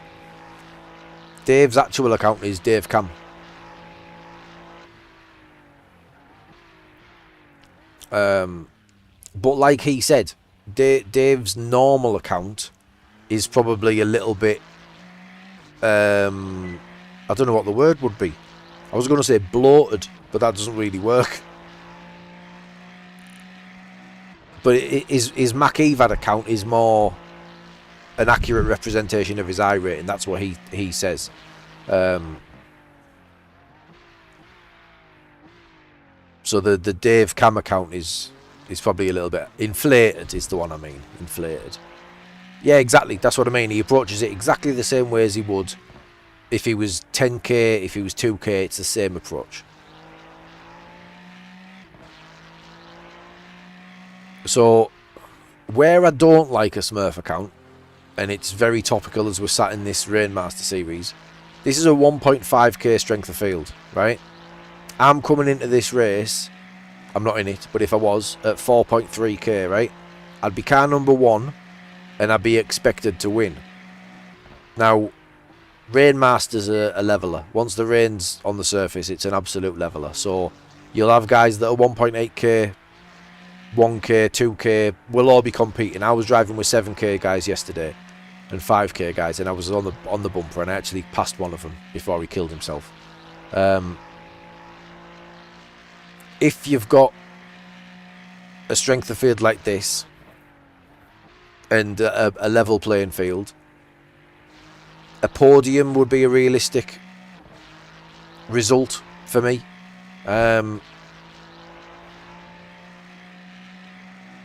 And I think like a fair result. But once you've got Smurfs in here, like this Tarasevic, he might be a Smurf account. If you've got a 8k driver on a 2k Smurf, taking iRating off people who would normally gain, then I don't like it. You know, that bugs me, that you're taking iRating away. Because that's a little unfair. Imagine you're a 2k driver and you get a podium, and you don't get any iRating for it because a 5k Smurf on his 0.8k account gets the win or gets that position in front of you. That's a little bit unfair. How did you get on, Jack? 2047. So yeah, that's the only issue I have. Taking iRating away from people where you shouldn't and driving recklessly. But I have no problem with people having, you know, secondary accounts on that. Your lines look okay, Jack. It's difficult to look at somebody's rain stuff. Hi, Mac. It's difficult to look at somebody's rain lap and analyse it in terms of you're losing time there, you're losing time there. Because if you're not on track, you don't know. You don't know where the standing water is, you don't know where the grip is. But your lines seem good. So yeah, I can't really give you any pointers there. Spread out more than other sessions. Yeah, so it does look a bit wetter. Obviously, you know how to straddle the line into turn 1, which you look like you were doing. Yeah, you're still fine though, straddling that line. It's alright. But yeah, it thins out as you go.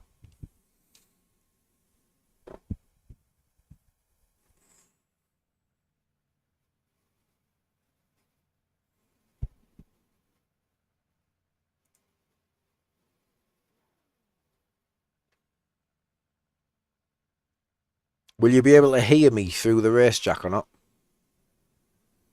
You still got the stream open. I'll try and give you some pointers if I can. We don't talk about the league race. What league race, Mac? It's one thing I've never really got into on iRacing is league racing. I used to do so much league racing on consoles because it was the best chance of clean racing. Now that we're on iRacing, I think I've already done 2 leagues. Pardon me. Right, I'm listening out for my door. Oh, I did one with them. I did one with those guys. Touring car one. I initially started well and I had some good pace. Could have probably got a podium result. But we kind of lost interest a little bit, to be honest. I just feel like league racing's a bit of a chore. It's good fun, but...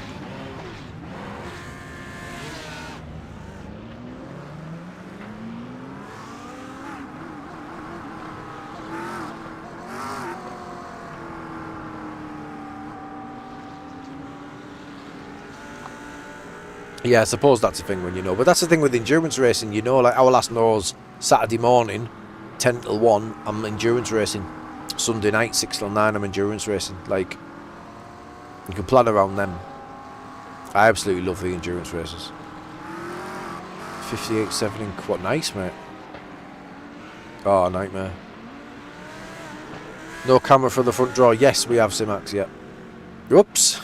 Get in the bin. No. Oh, he's hit him as well. No estás viendo lo que antes, tío. No lo estás viendo. Come on, Corno. He hit Jack there.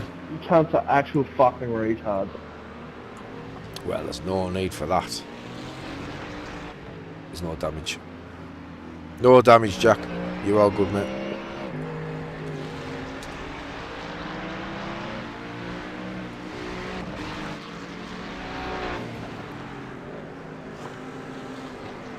Go, go, go! Right, that's a black flag for this guy. Unless he was P2, was he? If it's P2, he's had a hell of a start. Someone's got a black flag behind.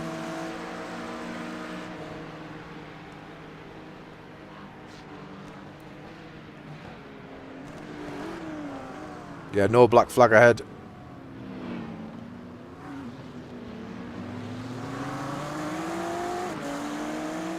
Yeah, the problem with this, I can't commit to a race, Simax, whilst watching the camera. That's the problem. But I can open it up. I just wait, because I get the notifications anyway. I just wait. It's only there, the front door. I can hear it regardless. I just can't get there if I'm in a race. But it drives me mad. So we've got like a window of delivery.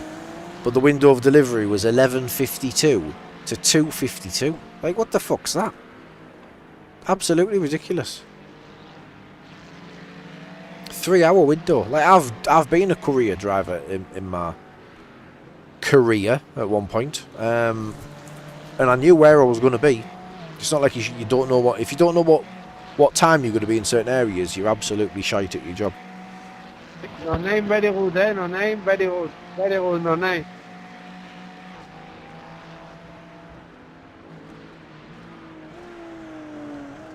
Whoops, Ferrari's in the bin. It's going to back everyone up. Whoops. Acura's looking strong behind. Inside's where all the grip is here, Jack. Yeah. What's happening before Volta? Beautiful. He'll get on the white line and bin it outside you, I think. I survived it. I don't know who it is, Mac.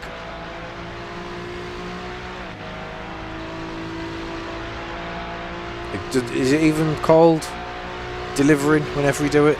Don't just throw it at your house. Doctors all the way to bin men. Bin men are probably better than doctors, to be fair.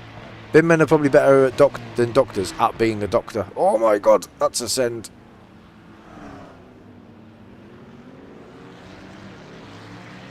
Rain racing just... Whoa, Jack. Rain racing just brings out the worst in drivers, doesn't it? Absolutely horrendous. Still no damage, Jack.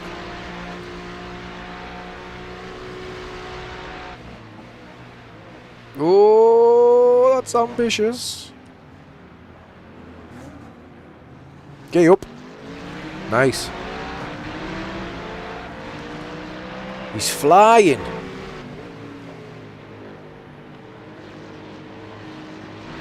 Just settle in then now.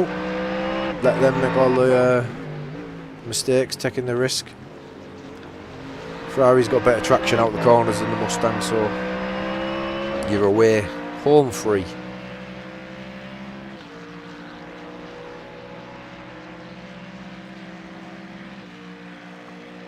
Horned up.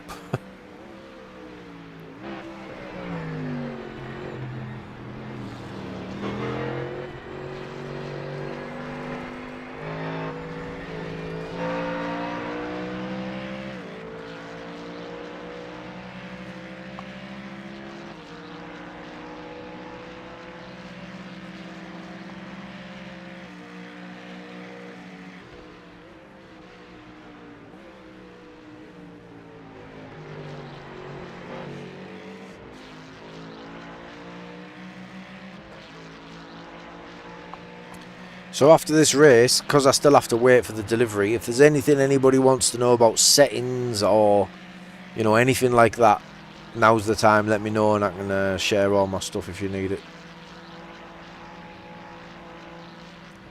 Yeah, whether it's graphics or field of view or PC settings or pedals. I'll also re-wrap my wheel. I need to re-wrap this wheel. In fact, let me disconnect this.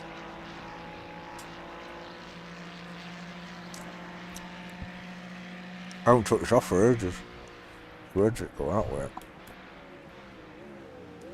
So I need to re-wrap that, see where it's come away there. So we'll do that while we wait. Turn the torque off on the old... Oh! It's freaking out. It's weird that turned the high torque off and it started going crazy.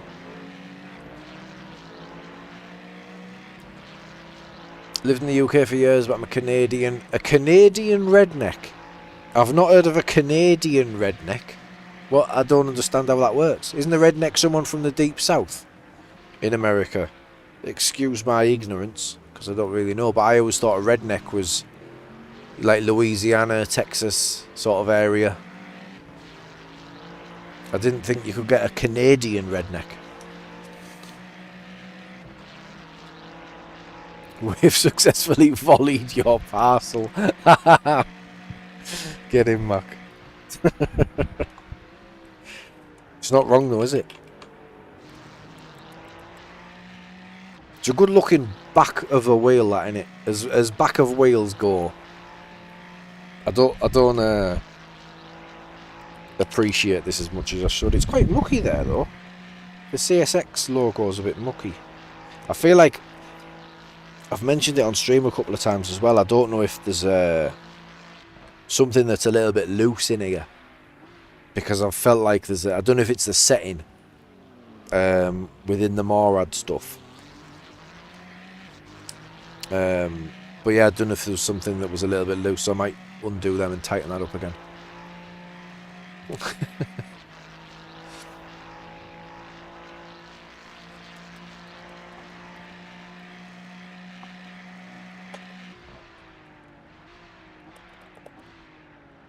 Yeah, I would like a thingy on there, an extension. Yes, it's an extender. I would like one on there. It would just be, I could set this up a little better. I could bring, it's only very slight, but I could bring the screen forward 1.5 inches. Drop the plate. You guys can't see, I don't know if you'll see it from here. See the plate here where the SimiCube thing is there. I could move all of this behind the monitor. Is that in the right spot? Yeah, I could move all of that behind the monitors with an extended shaft, and yeah, that'd be a bit better.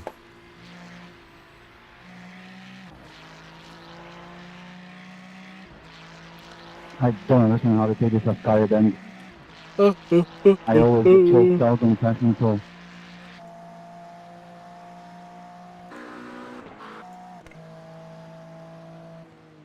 Don't know if he's got any threat from behind here, Jack. Acura was very good in the wet before. Not so much now. Same with the Porsche. Although he is winning this race.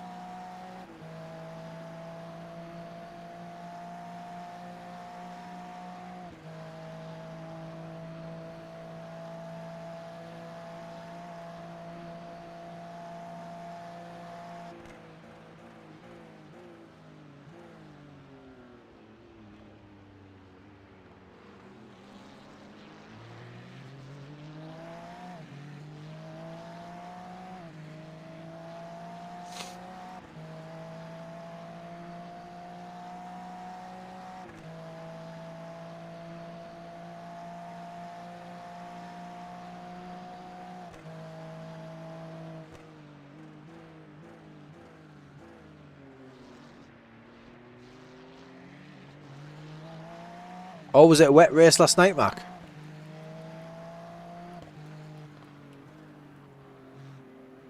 I absolutely love the wet races.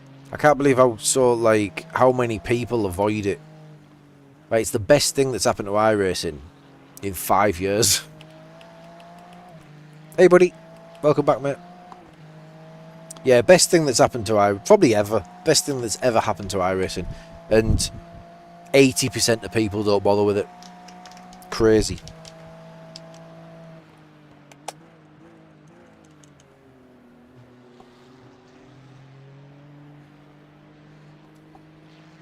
I need to work out which end I've started at.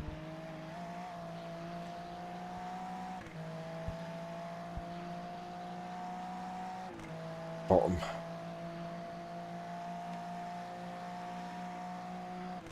So I don't know whether to apply grip tape on top of the grip tape or take this tape off and start again. Started driving 25 minutes to go, turned it down, so yeah. Yeah, the changeable conditions is difficult. When it's like light wet. I struggle. When it's full wet, I'm good.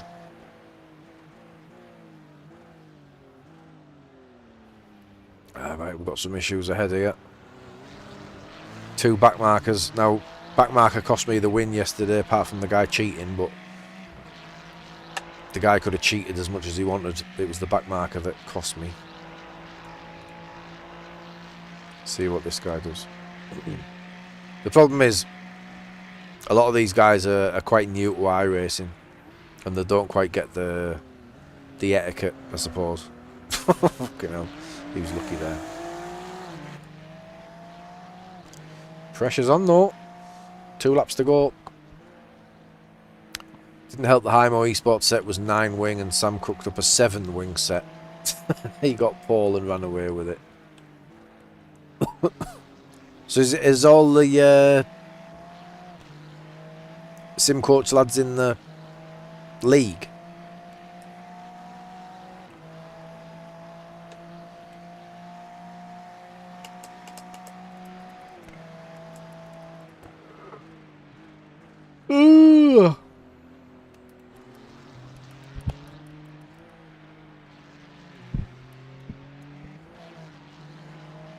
What is your favourite track? Whoa, I don't know if I've got one favourite track. I've definitely got a top 5. Monza's one of them. Love Monza. Silverstone's one of them. They're the best race track ever. Silverstone. In terms of racing cars, like, it is the best track for racing. Right? It's one of them. Doesn't look great. It's a bit boring, the fact that it's an airfield. It needs work. Like, if they put a lot of money into the design of the circuit. Like I said in the stream the other day when we were racing at Silverstone, they could make the first sector of Silverstone like the stadium sector of Mexico. This is going to be an interesting finish. Oh, Jack. So yeah, turns 1, 2, turns 3 and 4 at Silverstone, they could make like the stadium sector at Mexico, and it'd be unbelievable. You know, going through it, big dome seating surrounding it, and then they could go through it. It's a boring looking circuit, but the racing that it provides is second to none, in my opinion. Absolutely, yeah, unbelievable racing at Silverstone. Sam was part of a team called Vulcan, then Simcoach sponsored league, and ran a team of me, Andy, Josh, and Robin. That was the last. Oh, he's binned it. Was the contact? No. Did he just go on this white line? Yeah, this is. I was saying this yesterday. If you brake too close. It was a good fight, Jack. If you brake too close to this white line, you get stuck in this puddle and it pulls you and pulls you. You can't do anything about it. You hit that white line and you're dead. And that's exactly what happened.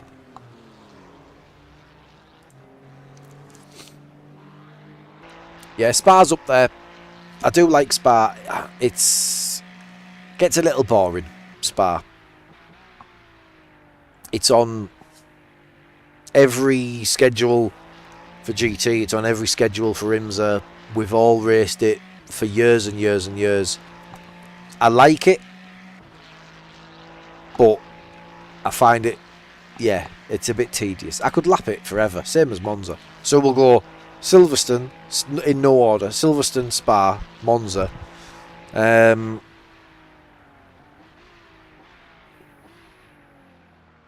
Trying to think where. I don't know if it's just like recently. So the Nordschleife, I like to drive around it, but it's not a good racetrack. Do you know what I mean? If we're talking about racing. You know, which is why Monza works. That's what I was about to say, Mac. I don't know if it's just because it was very recent, but Magny-Cours is a superb racetrack. It is a superb racetrack. But I don't know if it's because it's fresh. You know what I mean? And it was a surprise, like you say there. Didn't expect it to be as good as it was. Great racetrack.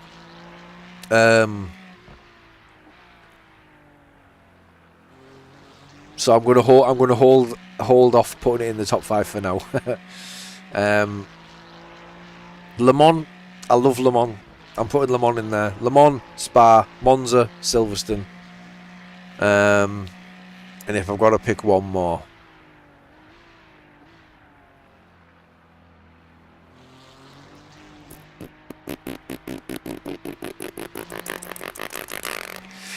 Daytona provides good racing. Sebring I don't mind. Not a massive fan of it aesthetically. It matters to me, the aesthetics of a racetrack, which is why I'm saying Silverstone needs work. Don't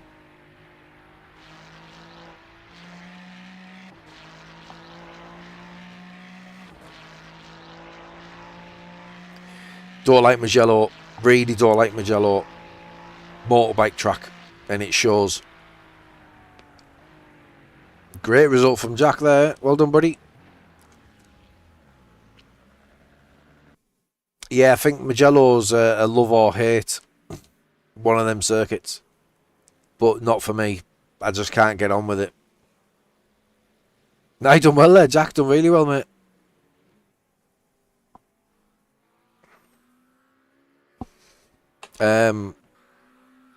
I don't know, throw some suggestions out there for me. I'll tell you another one, but it might be because it's fresh in my mind recently. Fuji. Really impressed with Fuji. Didn't own it. Yeah, Fuji. Absolutely.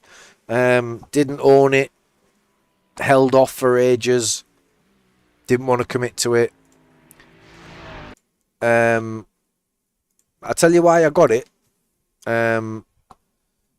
So Dave got me a code for Le Mans Ultimate because I was adamant I didn't want to play it. And so Dave got me a code for the game, like when it was in early access or whatever they call it. Fuji's only good if you have triples. I would say iRacing in general, sim racing in general is only good if you have triples. I know there's circuits that you can't run. Silverstone Turn 4 without triples is a difficult circuit. But I just think sim racing in general, I think you need this. At the very least, you need an ultra wide. Yeah, there's no damage with that though, Jack. I did see that. Yeah, ultra wide's that's what I mean. Ultra wide's acceptable, just. But you cannot beat triples. You just can't beat them. I've never had an ultra wide, so I don't know. But I couldn't go away from triples. There's absolutely no way. I refuse to do. Yeah, so did I, Jack. I did. I can't get away with VR either. I used to do VR, but it's good for one race and it's good for formula cars. If room's an issue, then ultra wide. But I mean, how much more room do you need for triples? Your ultra wide's here, isn't it? You need another 2.5 foot, don't you? And if there were 27s, it's only an extra foot. Just got to work on your angle. So there's no excuse there, Mac. Nurbs Turn 1 you can't see. Yeah. Long Beach last corner, yeah. But yeah, if you haven't ran Fuji, Jack, honestly, give it a go. Yeah, tell me about it, Mac. But yeah, I didn't want to do it. Yeah, you're right, Ryan, it is, yeah. Yeah, you can't just chip away at your brickwork. Just get a foot in there. Yeah, I always hated Fuji, and then yeah, like I said, Dave got me a code, and I downloaded Le Mans Ultimate. Hey, Charles. And I absolutely loved Fuji. So when it came onto the calendar after that, I just bought it straight away and never looked back. So I think it's a really good circuit. Manicor's a really good circuit, but because I'm new to them, I don't want to stick them in the top 5 just yet. I know the absolute worst, the absolute most overrated track in the world, fucking Road Atlanta. Get in the fucking bin. And it's not even up for discussion. It's shit. Absolute shite.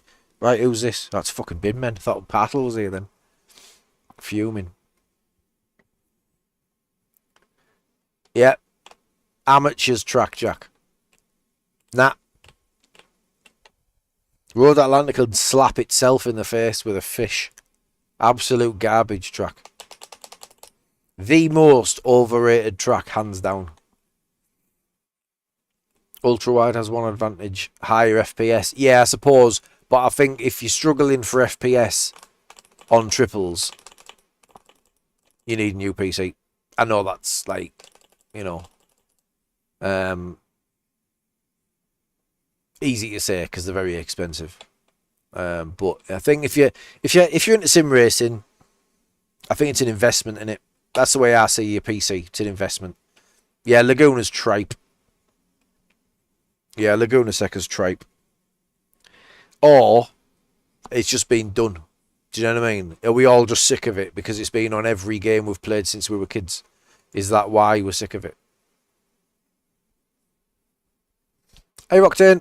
We're right so far, mate. We've only done 2. Gained a little bit in Rainmaster. Lost a little bit in GT Sprint. I'm waiting for a parcel, which is why we're not currently racing. We're just talking nonsense. But I like this. I don't do many of these just chatting streams. Mainly because I don't have massive knocks and I'm not sat in a hot tub. But, you know, if the memberships keep coming in, who knows what's going to happen in the future. Some surgery. Kyalami is it? I've never even heard of it. Kyalami. Sounds like a fucking sausage. Ask me anything. Hot tub stream when I get some fake boobs. Kyalami. Nah. Sounds like a spicy sausage. Kyalami. Watch this, I'll type it in, it'll be some sort of weird anime porn. What's it called? Kyalami circuit. Images. Is this on iRacing, is it? Kyalami. Looks fucking horrible, to be honest.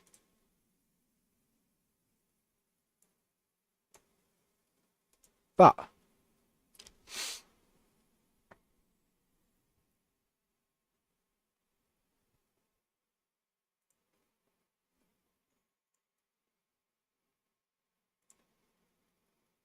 Oh, it's not on iRacing, but it needs to be. Hey, Tim. Yeah, never heard of it. Never heard of it. Yeah, Croft's been scanned. Apparently Croft and 2 others from the UK were scanned. Kyalami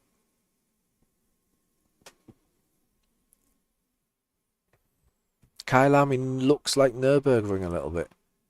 Yeah, Cota's one of them. Like, I don't like it. It was one of my most hated. Then I did an endurance race there, and I kind of enjoyed it, you know. It was quite good, the racing. Adelaide 500 street circuit. Is that going to be coming? Is that coming soon?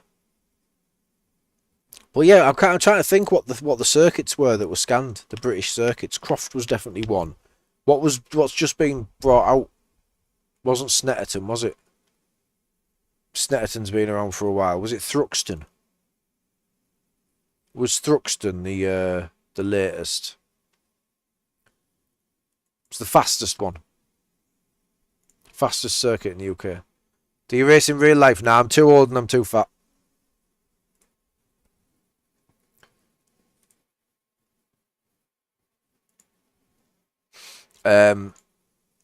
Yeah, it's one of them. I always Thruxton, that was it. Yeah, I always wanted to. When I got into sim racing, or simcade racing years ago on Forza and what was it called? Was it called Race Pro? Race Pro was really good console simcade, I suppose, title. Physics wise, it was the best game I'd played. Race Pro, really good. No frills. You just did some challenges. You got a gold car, bronze car. No, you got a bronze car, a silver car, and if you got the gold challenge, it was black, like matte black. Like no frills with the liveries and stuff like that. It was just a pretty standard game. But that was really good. So when I was doing those things, I always thought I'd like to be a, you know, not pro driver, do you know what I mean? But I'd like to get a race license. I'd like to do it. Alton Park's a great track, yeah. Little thin for GTs, but it is a great circuit for like the Mazdas and the touring cars. But so far I lose straight line speed in the sim getting. Yeah, I always thought like it'd be nice to do what Ollie's doing now, you know, get a drive and get a car. The thing is, it's so much money. Like, when you look at it, I don't know how much. Ollie will obviously know the figures. I don't know if he shared them. Yeah, but I'd like to see the video. If he does do that, he might have already done it. I've missed it if he did. He's probably discussed it with the community, but, oh yeah, like I say, I've not seen it. I would like to know what it would cost, the breakdown of a season's racing. And at my age now, when I consider how much money that would cost, it would be ridiculous to put it into that. Do you know what I mean? I'd just put it elsewhere. It'd just be so much. I just see it as such a waste of money. Do you know what I mean? If you've got that money and it's like expendable, then absolutely fine. No, I know that's a thing. It's not an age thing. Do you know what I mean? But like, I'm still working. Like, I came to my career quite late because when I was between 16 and my mid to late 20s, I didn't have a proper job. I was DJing. So, although money was good, do you know what I mean? Money was okay. I wasn't paying into a pension. I wasn't paying for a house. Do you know what I mean? I didn't have a mortgage, or anything like that. So when it came to owning a property and paying into a pension, I'm late to the party there. So when it gets to my age now, although I'm 44, so I've still got, 20 years of my working life left, but I am already looking at, when I can get out. And yeah, 5k a year on a car. And then the rest of it, do you know what I mean? My issue with Ollie doing it is majority of streams are for raising money for racing or trips. I don't agree with that, because what I think about that is the subathons and the watch-alongs, or whatever they call them at the moment, like streamathons, and like Jax has finished one and Ollie's done a couple. Like, at the end of the day, what you're paying for there, what people are subscribing for, is the personality. Do you know what I mean? You're contributing to them because you enjoy seeing them do it. Do you know what I mean? Like, without sim racing, like, without, I don't know, Jimmy and Dave and Matt, like, where would it be? Do you know what I mean? So like the new generation coming up watching Ollie, do you know what I mean? I think it's a big part of it. So yeah, it's one of them. Like, it's difficult to say as a content creator myself. Obviously, I'm not in the same boat as those guys who are professional content creators. Like, this is always like it's not a side hustle, because that sort of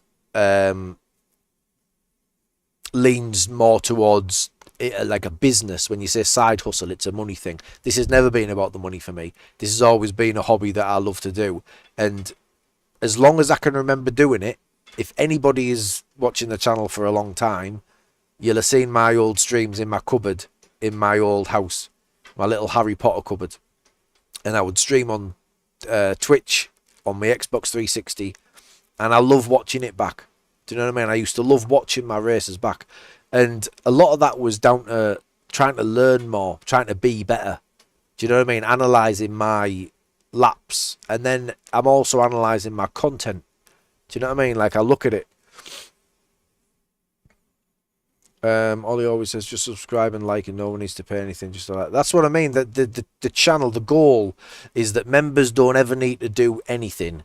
YouTube pays the bills. That's the perfect world for the content creator.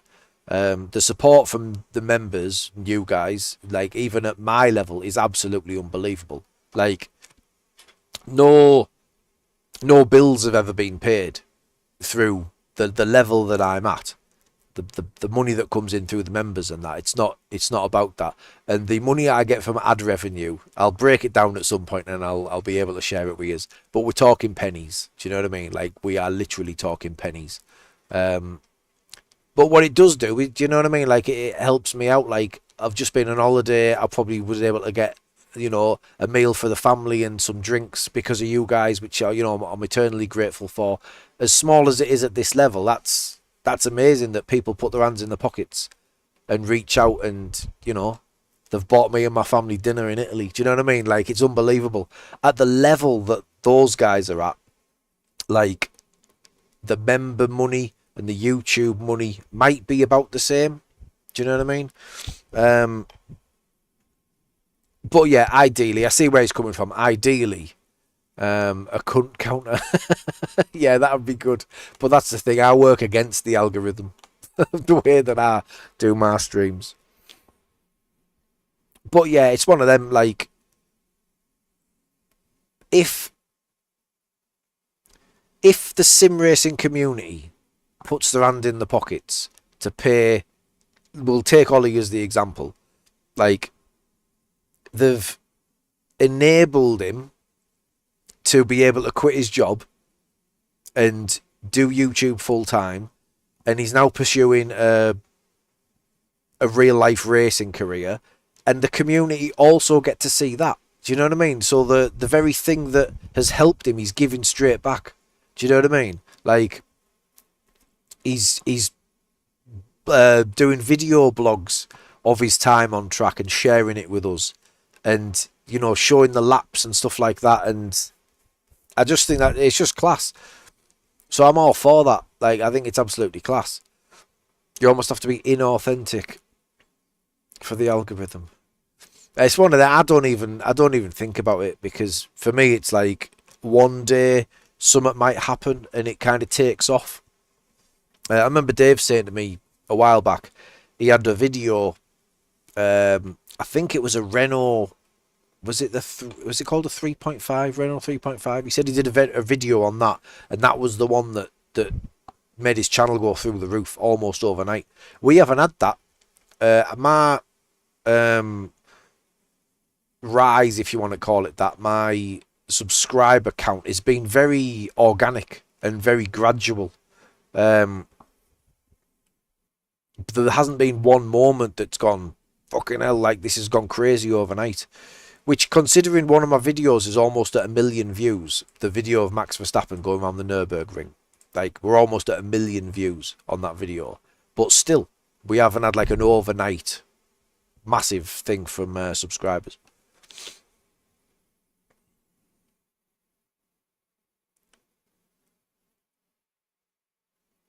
I don't have my Smurf account subscribed at the moment, Jack.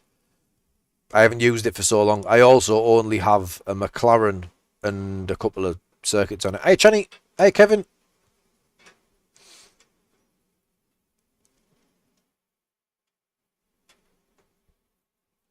Yeah, it shouldn't be too late. I don't know when the parcel's going to come, but it's, you know. What I will do, though, is I'll start taking this wheel apart and tightening everything up. I'll do that while we're here. Bear with me.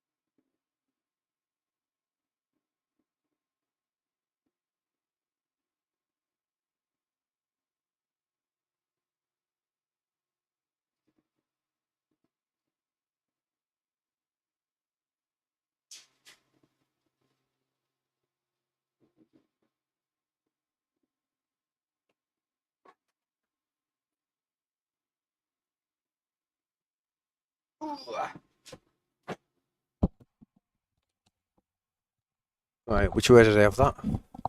That way. I don't speak Spanish, I'm afraid. No, I don't speak any language other than the finest Teesside English. Why can't I join? What do you mean, Mac? Oh, there's many reasons why an iPhone's shit, but I don't know what you mean.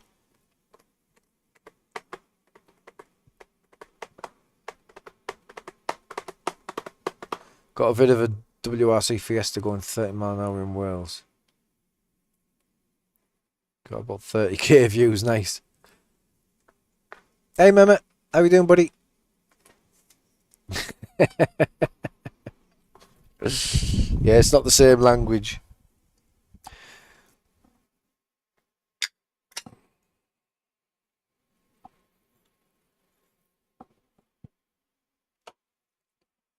Right.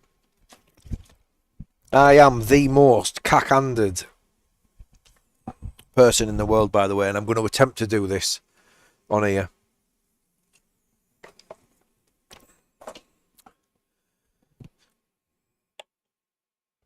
Bollocks. Has that got a thing on it? Yep. So one of my things here, the things that I use, let me go full intro. These things. So this one was the one for my pedals, right? And it snapped off. Can you see that? Is it focusing properly? Snapped off in the pedal head itself. Like the little ball. See the little ball on the end of it? Snapped off inside the pedal. It's out now. But can you guys see this all right?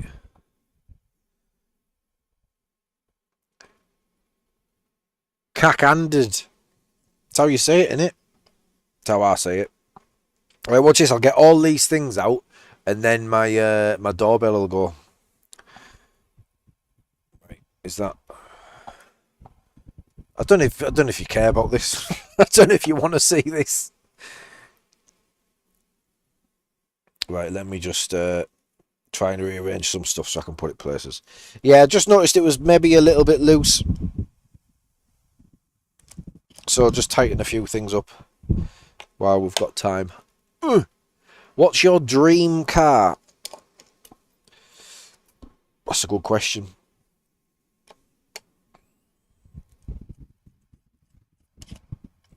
I'm going to Google.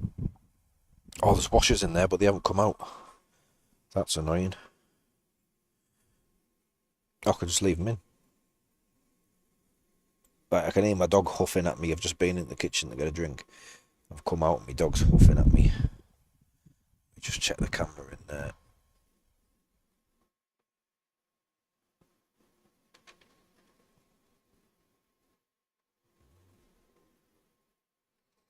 Yeah, alright. Back on the front door camera.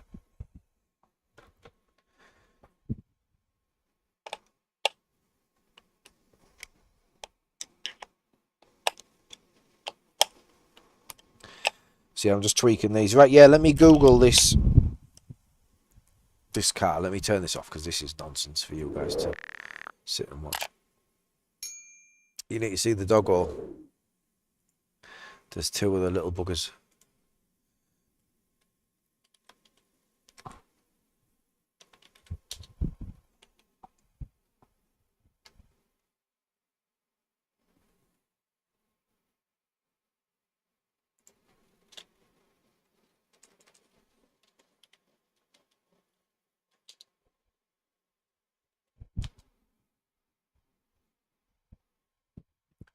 I'm trying to find the car because I always get it wrong.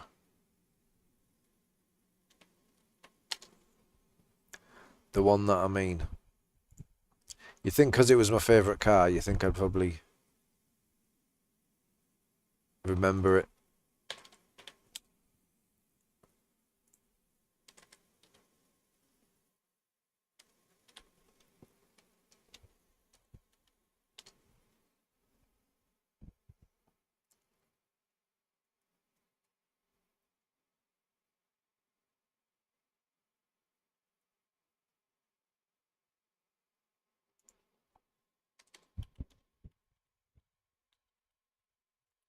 Bear with me.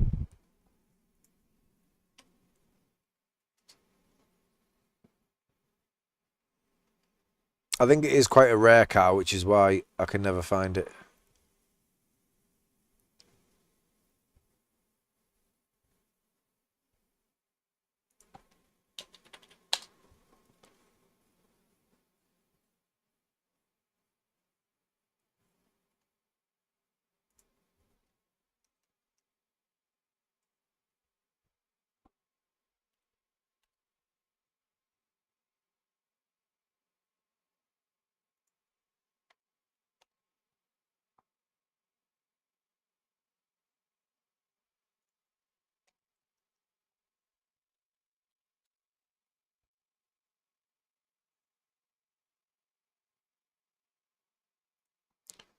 We're getting close. We're getting close. I found something that looks a bit like it.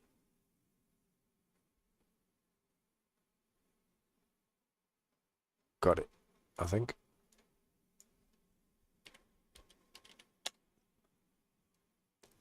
Yeah, boy. Right.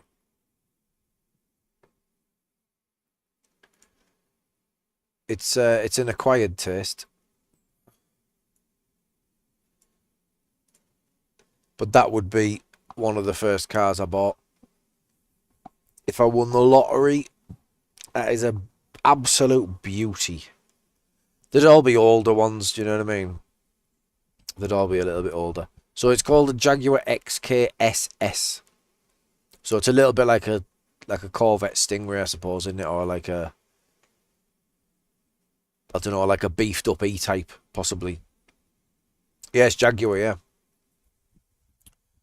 And I'd never seen one until I saw like a picture. But yeah, just unbelievable looking car. Beautiful. So I like that. I like the, is it the 250 California?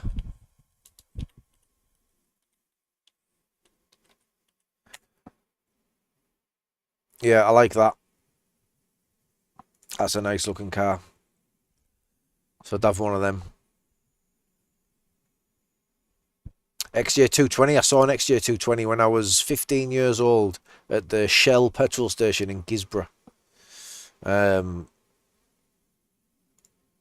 Yeah, lovely car. Purple it was.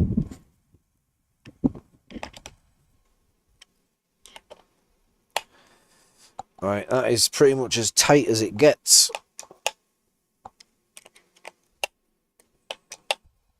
Yeah, I just felt a little bit of a knocking.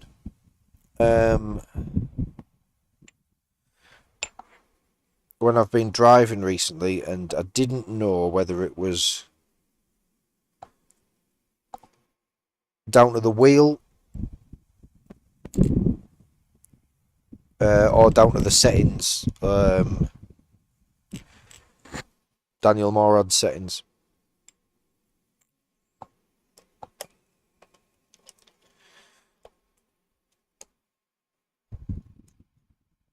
Yeah, but I just felt a bit of a rattling. Vauxhall VX220. That's a crazy dream car. I do like them. It's a strange choice though. But yeah, my wheel was... Yeah, I put Daniel Morad's settings on and it just started rattling a little bit. It was rattling more than he was when he gets a bad review. Sorry, Daniel.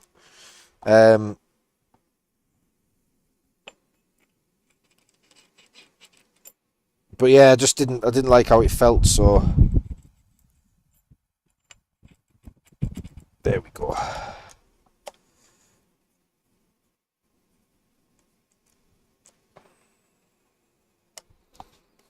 It could be like a dead zone thing in the centre, but I just wanted to check and tighten everything up. The rattle is always there when I drive. Turns out to me when I'm driving like an idiot. But yeah, just wanted to check while I've got a bit of time and that.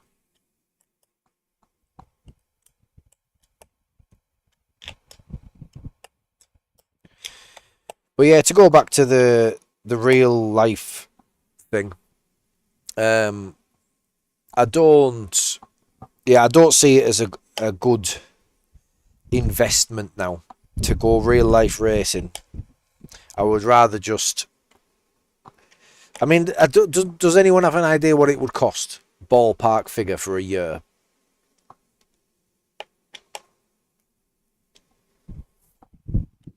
Because you're going to spend 5,000 on a car. Let's say 1,000 on a race license, including your suit and your helmet and your boots and all that sort of stuff. Right, so there's 6,000.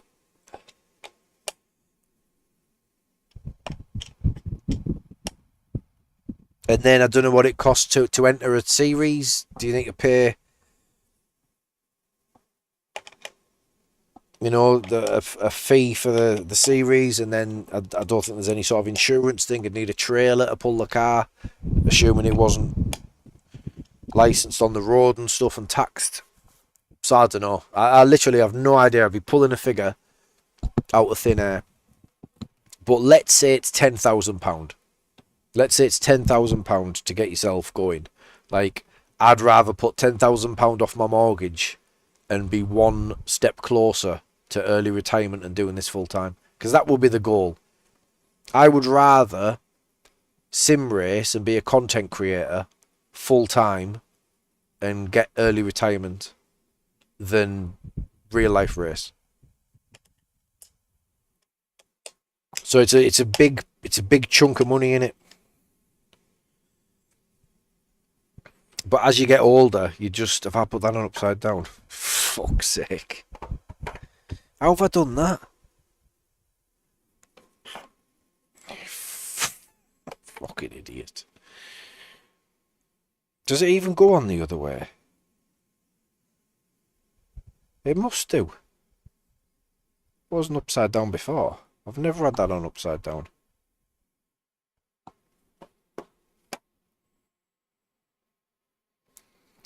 Let's try again.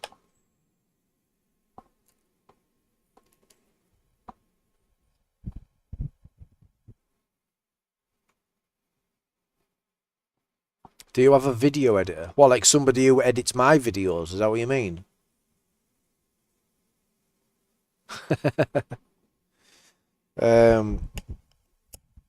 No, nobody edits any of my stuff. Nah, mate, I don't know. Nobody does any of that.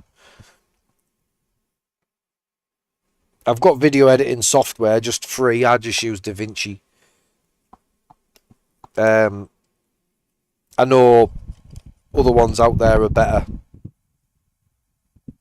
but DaVinci's free. And I know how to use it, so I'll just do that. But I don't do enough video on demand at the moment. Like,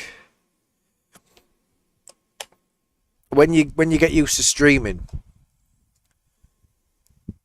to do video on demand like Dave does, and he puts them out all the time, so much work that, you know. Like, that is so much work, so many hours to do that. If you want to edit some videos, Jack, feel free, buddy. Yeah. So much time when you do it like that. Right, now that's lined up, so I don't know why that wouldn't go on. I tried to do this before and they wouldn't connect.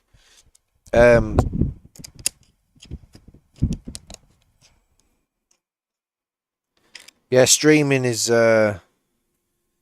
much easier than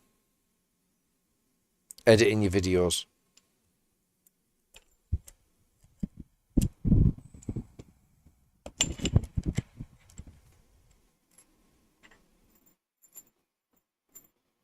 The worst bit is, Dave will tell you, and you'll have seen his bloopers, or whatever he calls them.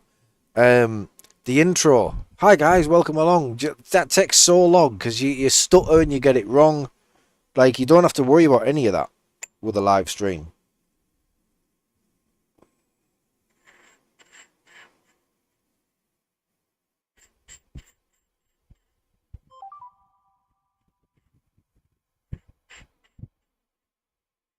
I don't know why this isn't lining up and it's frustrating me. Phoenix on Twitch, welcome along, buddy. Rage compilation would go hard. You know what VODs are. Yeah, absolutely, yeah. But the thing is, if I was to do like a highlight reel of the stream, I would spend 5 hours a day streaming. If you take my time at the moment when I'm off work, 5 hours a day streaming, and then I would have to chop it all out, edit it all down, spend another 2-3 hours editing. That's 8 hours out of my day. I'd be fucking homeless. She'd kick me out of my house. Do you know what I mean? No one's putting up with that. Like, it's alright when that's your job. Do you know what I mean? When that's your income. You know, it's easier to justify that to your family. But when you're spending 8 hours a day away from your family, locked in a room doing stuff, like, for at this level, what is minimal payment from YouTube ads and stuff like that, it just isn't viable. It's so much work, which is why streaming is it's a much better option for me.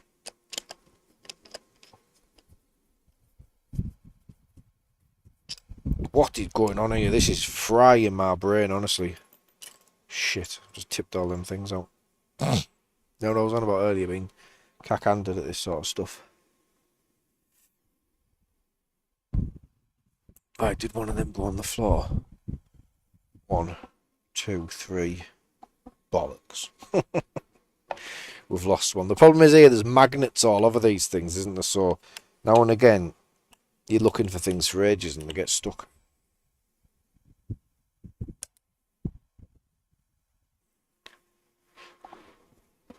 Right, where's it gone?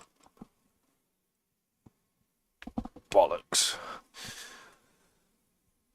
Do I record the footage as well as streaming? I do sometimes record. I'll hit record. So like when I was in a race with Dave and Jack the other day, hit record. When I was in a race with Ollie yesterday, hit record. Because if I have a good race with other content creators, I know people will want to see that. Like if I was able to battle with Ollie, if Ollie wasn't in the Mercedes and he was in the Mustang, I think he gets past me. But I'd be able to have a bit of a battle with him. Do you know what I mean? So I hit record hoping that he would have his normal pace. Because he was in a car that doesn't have pace, he wasn't able to have pace in the race. Do you know what I mean? In the race. So I think he struggled with the Mercedes, which meant we couldn't race. So although I recorded the race, I wouldn't do anything with it because I wasn't able to race him.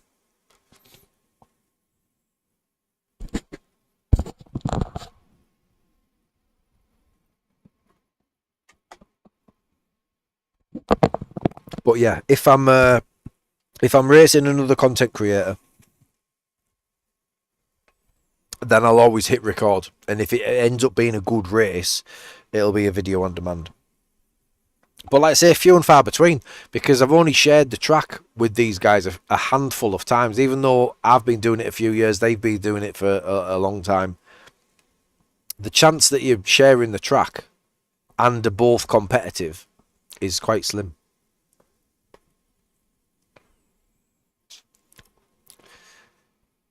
I mean, I don't know how you would, unless I would have to record the whole thing, wouldn't I? And send you a 5-hour file, wouldn't I? If people wanted to edit the thing down.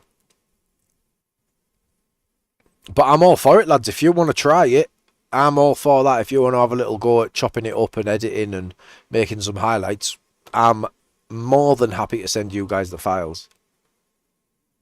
Yeah, that's it, Noel. Totally different, innit? Right, let me try and find this washer. Bear with me, guys.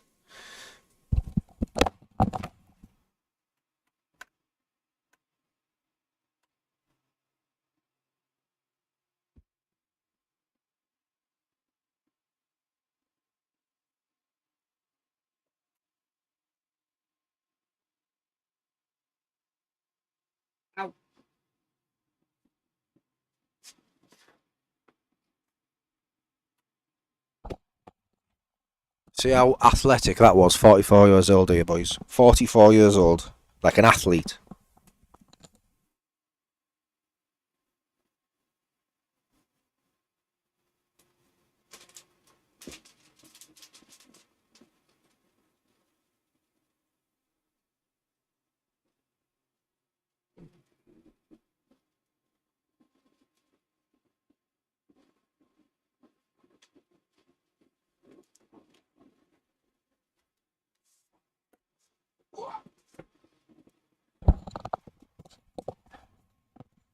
Right, honestly, what was I saying? Can we have a close-up on this?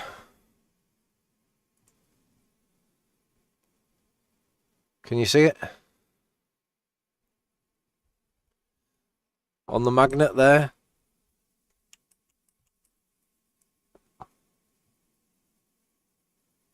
That's the that's the washer I was looking for.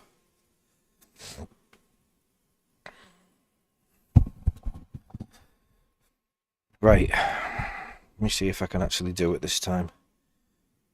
So it's come off. The fuck was that? What the fuck was that? Oh, I've done it. Honestly, I'm so fucking dumb. It was in there again. Another one was in there. And I've just fucking turned it upside down and lost it again. Hosted streamer server on the Nurb Sim Grandpa Mega Session. When's that, mate?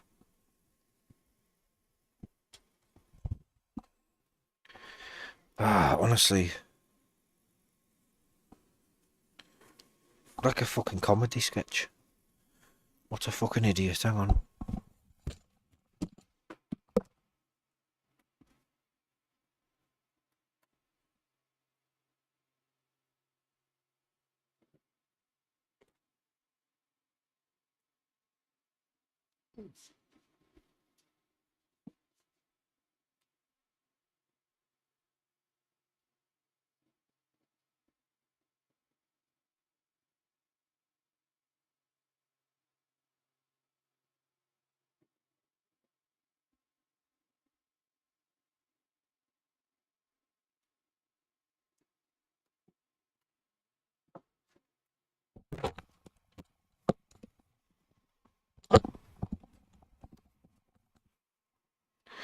Right, we are back in business.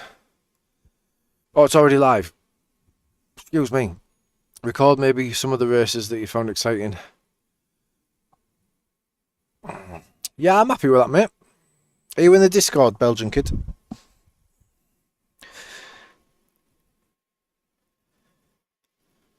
Right, that's going on there that way. So it needs to go on there like that. Now, I haven't moved that. So that should just go on. Which way does it go on, though? Like that.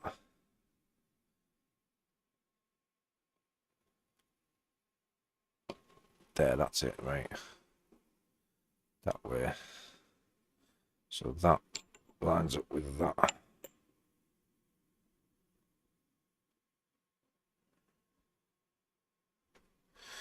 Right, we are in business, I hope.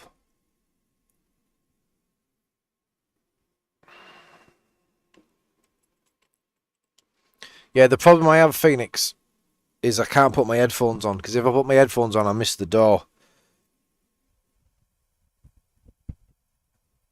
Because even though I can put my Ring doorbell on my phone, I'll lose the connection to it. And forget about it.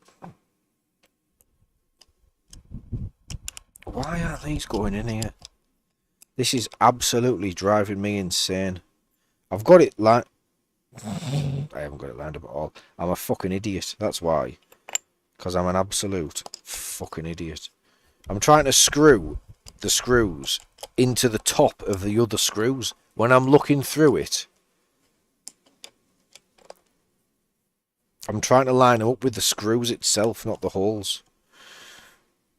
Moron, honestly. Absolute moron. Deleted Discord for storage. Yes, Helmet. Does Discord hold a lot of files in terms of storage? Does it not just exist in there? Does it have to get rid of that shit? All the daft photos that people share, do they sit in your computer using their storage and that?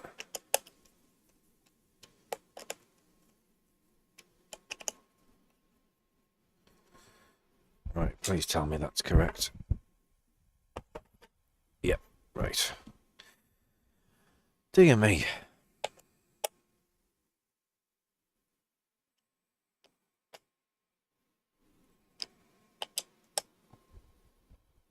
I tell you what I do need, Belgian kid. I need a new intro. So my intro, which I'll play for you, I won't play the whole thing because people will get bored because they'll see it too much. But I need a new version of this. It's going to have the same music because I made the music. But I need a new version of this with the footage and stuff. Go.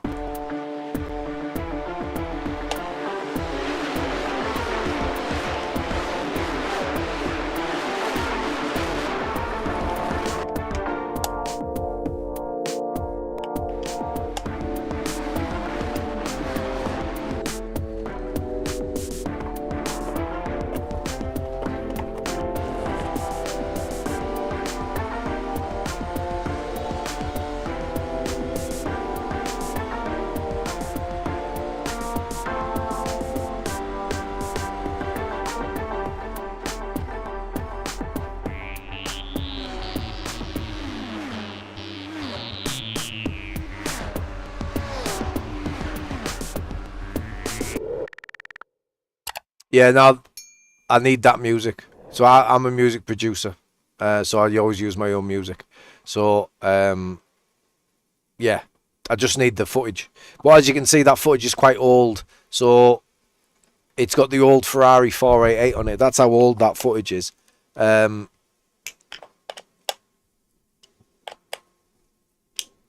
yeah, but I do need some new footage. I have got some of it already, to be honest. I've got a little bit of footage that I've recorded and put away somewhere. Yes, and all the new liveries will be on it. Yeah, so my TAM liveries, the Porsche, the Macca, will be on there. The new Mustang, Man and Dave's Corvette will probably make an appearance as well. But yeah, so I need that editing together. I need a new thing editing together with the new stream intro. If you're interested in that, Belgian kid.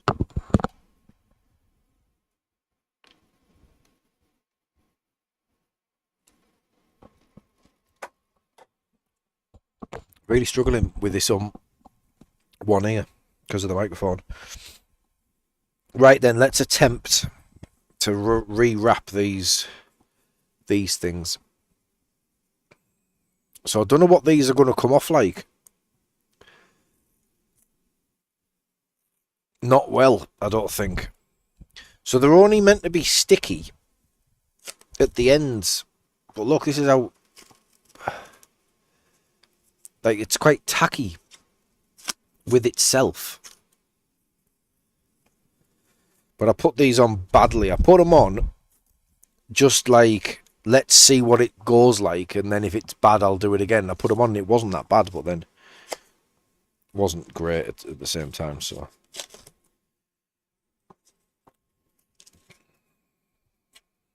Once you've used grip tape, by the way, there's no going back.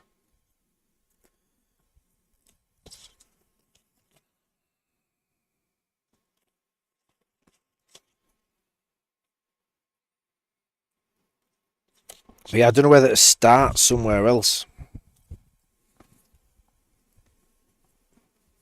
See, that feels so slippy now.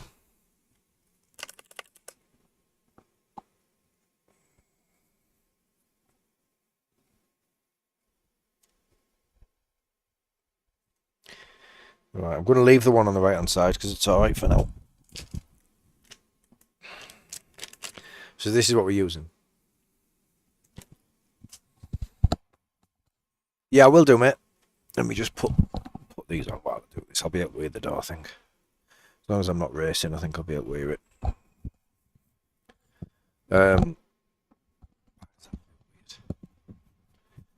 Feels strange now.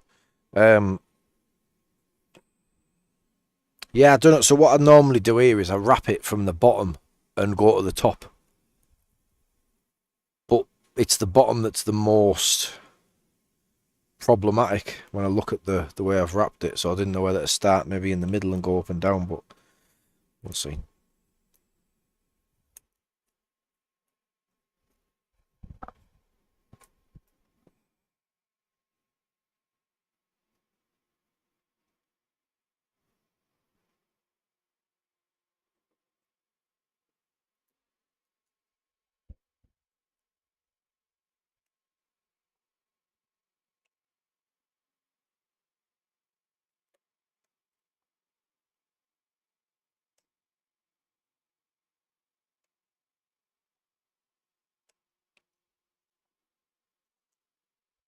It's quite a difficult thing to wrap because of the nature of the stuff.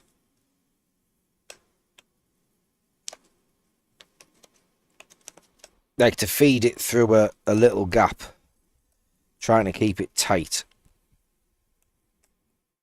is,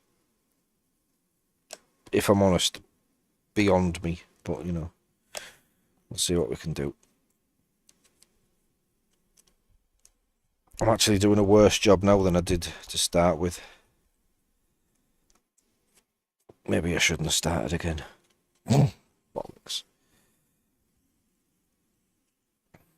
You know, we're committed now. Let's try and make the best of it.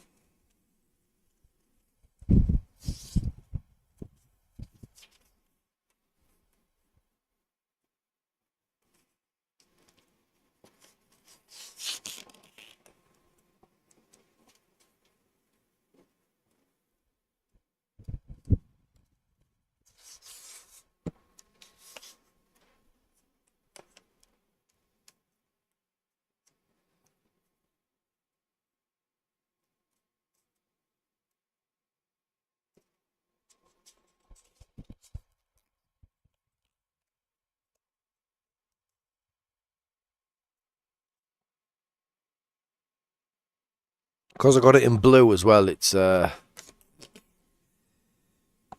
can't fuck it up. If I got it in black, wouldn't make much difference because you wouldn't be able to see it that well. Hey, Raven, how you doing, buddy? Yeah, I've got some of them Klondike. I have got them. I did used to use gloves, but I just find that with the grip tape, so much better than using gloves. Like, it really is. It's next level. If you've never used it, like, I would really recommend you do it. And it's so cheap as well. That's a difficult bit there around the join. But yeah, the fact that you can relax with this on and the grip's there, you don't need to like over grip, if you like. The grip just kind of comes naturally, so you can relax a little bit more into it, and it's a bit of a game changer, that, for me.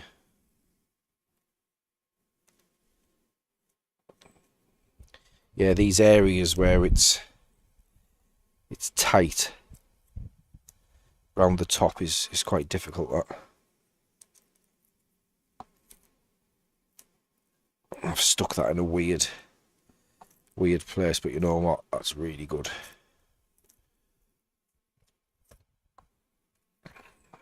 Happy with that. So that's the new one. So you can see where it's a little dodgy there, but I think I've put that on quite nice, that one. That's the other one. So obviously the sheen kind of comes off it, you know. But this is the problem area here. This bit right on the bottom of the thing. It doesn't matter how I apply it, that just seems to always be like that. Or like that. You can see where it's like flapping away a bit. I can't seem to avoid it. Whereas this bit at the top, completely smooth on the way that you apply it. But yeah, that feels really good.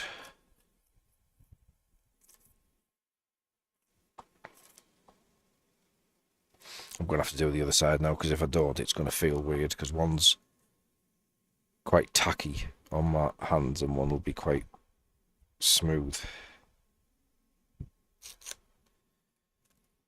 But yeah, when you're putting it on, you don't feel... yeah, that's what this is. That's what this is, mate. Alien Pros... It's over there now, I've thrown it away. Alien Pros grip tape. It is for tennis rackets.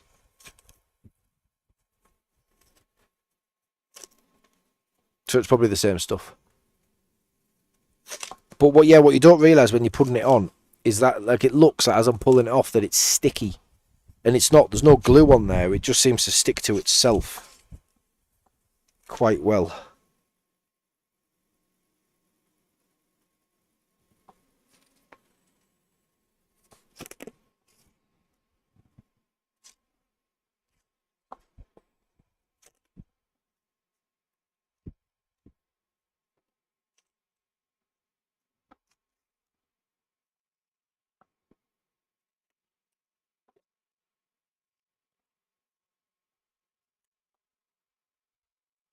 Yeah, is that what you used then? Alien Pros? Is it the same stuff?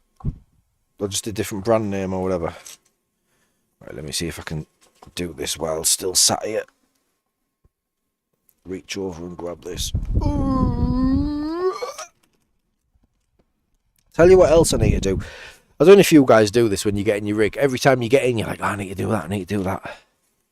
And you never do it because you just go into a race. But you'll have seen me do this. You might not have noticed it. My cable for my microphone is plugged in this way around my rig, right?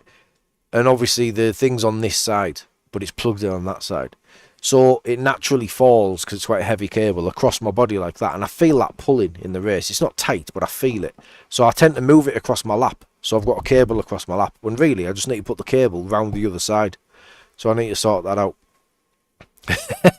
Probably not, James. They're probably having my life. I wouldn't care. It's not even for me. What's that? Something on my foot there. It's sticky.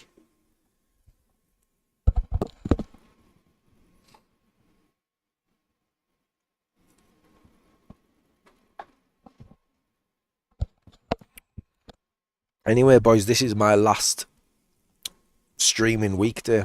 It's a sad time. As of Monday, I'll be back at work. So we'll be back on the evening streams, I'm afraid. Back down to 3 hours only, boys.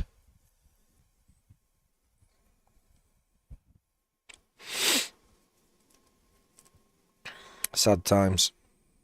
Right.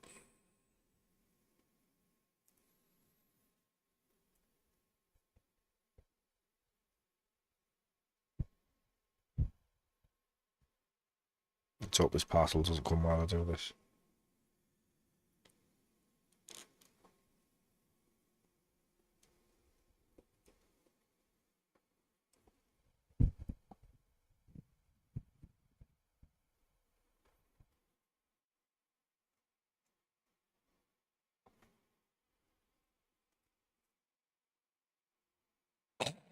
No fucking way. Oh, you know what I've done? It might not matter.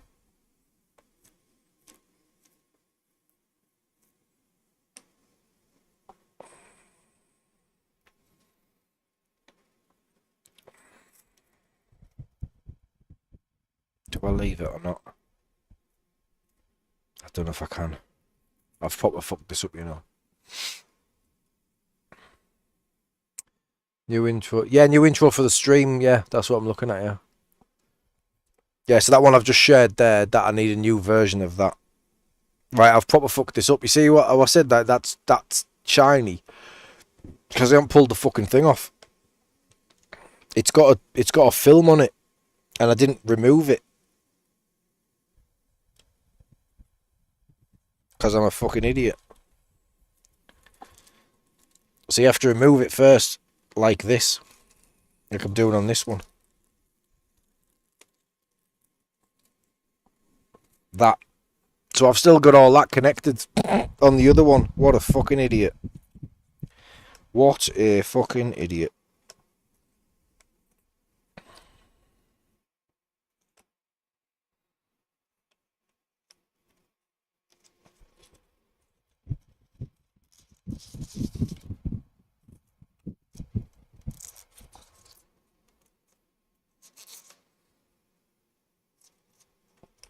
I've also done it the other way.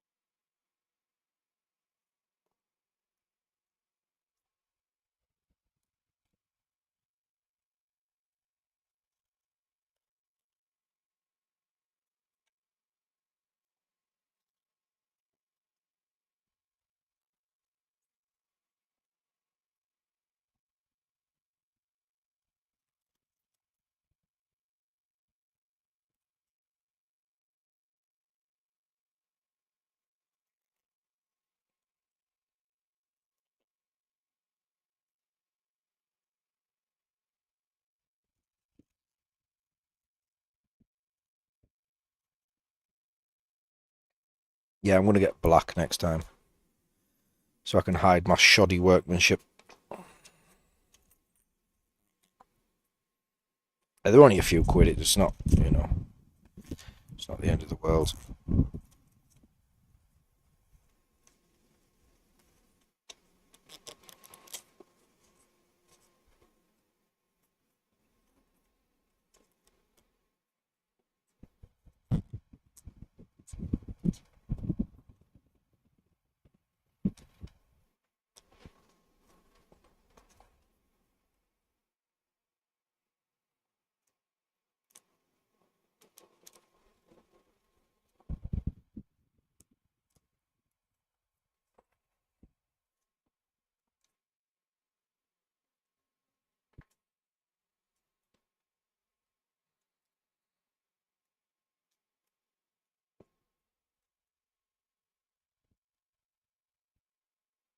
Yeah, that one's probably nice. It's probably a bit more practical. I've put it on lower.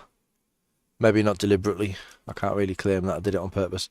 But it does give me a little bit more like adjustment there. Like my thumb kind of sits in that little gap a little bit better now. So the problem is I can't unravel the stuff. What a fucking idiot I am. I can't unravel the stuff on that side. What camera do you... This camera. This is just a Logitech thing. Standard C920, is that what they're called? The one that everyone was using back in the day. Yeah, it's not a very good one. I don't know if it looks good. But yeah, it's not a very good one, mate. If I could just take that off, that would be perfect, but unless I can I take it off this end and maybe force it off all the way around? I think it's very unlikely.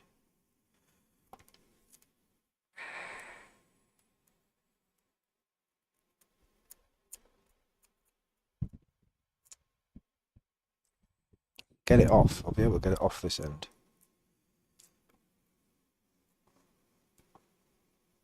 When you mean for work, Mark, what do you mean? Like for Teams meetings and stuff?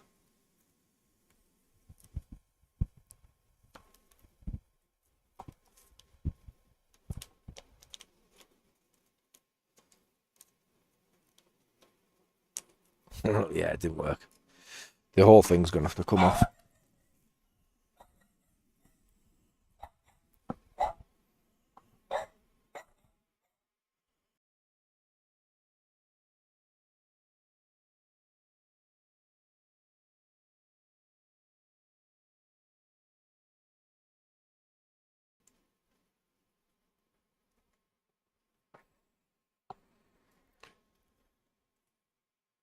Yeah, something came through the letterbox. She does not like that. Right. I don't know, I'm going to take this off, you know. It's just going to have to... The whole thing's going to have to come off. Whether I can get it applied again or not, I don't know. Depends how sticky it is. After. We'll try. The fact that that bit's come off is the problem.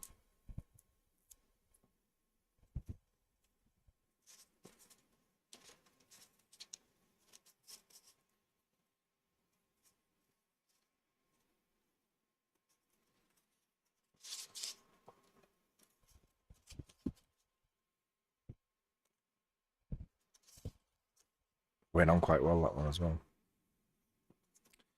That is unfortunate.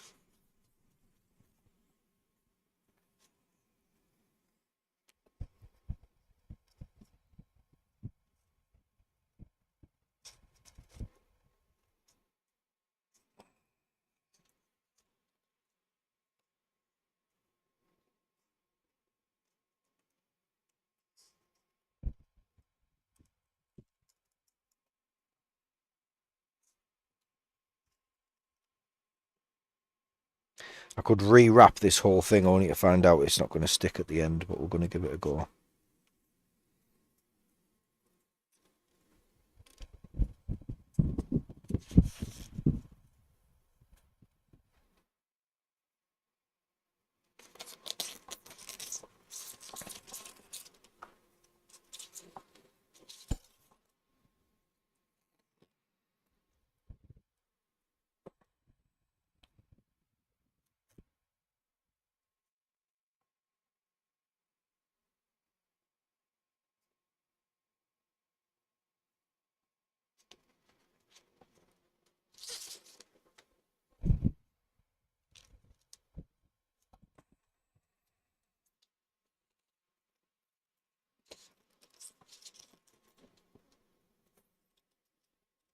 Yeah, I would like to get a nice camera. Like a proper camera for this. Do you really need the grip tape? Yes. I'll be honest.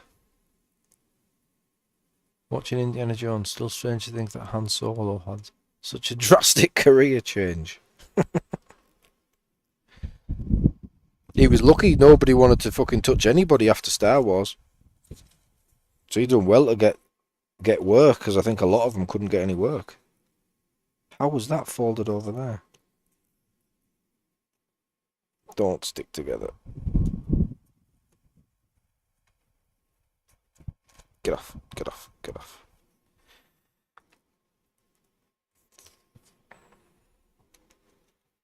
Yeah, the grip tape is... I think it's essential. Like, people always ask the question about gloves and if gloves are really necessary, and although they're not necessary like for one reason. Like, you don't need gloves to be a sim racer. Like, but if you've got a high-end wheel that's kicking out so many Newton meters of torque, and you've got a wheel with carbon fibre on it, it will cut the fucking skin off you. It's happened to me. So, grip is certainly required, whether it's gloves or grip tape. Now, obviously the wheel, you could argue that the wheel's grippy enough, which it is, but once it gets sweaty, it's a different story. Once that starts getting sweaty, it starts getting slippy.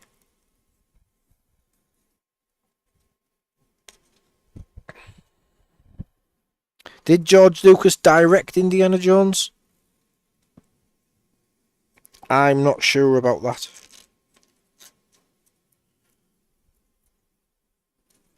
I'm going to throw Steven Spielberg out there. George Lucas might have been involved. Correct me if I'm wrong, I don't know.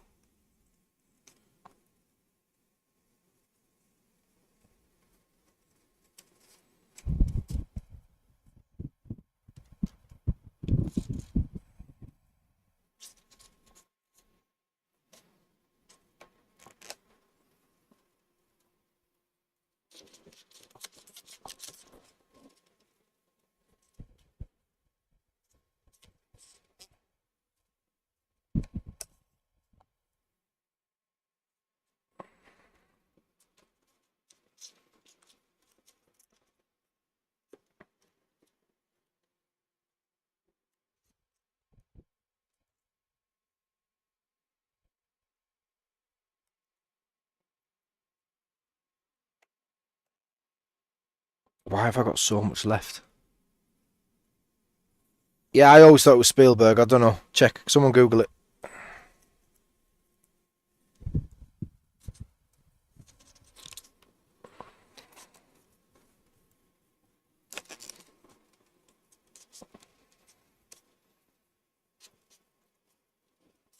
Oh, we've got a dodgy bit. That's not good.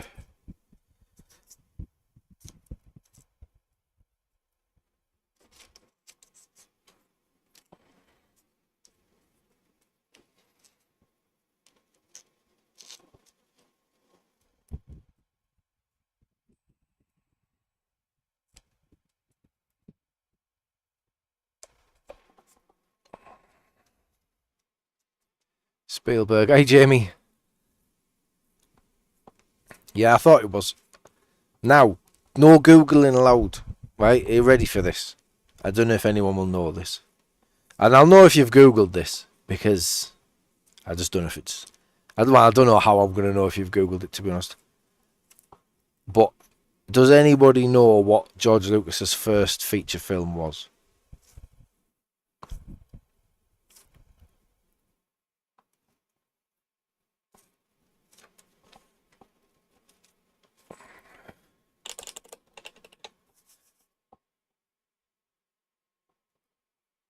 If someone just throws this out there, I'm going to think you've Googled it, because it's not a known film.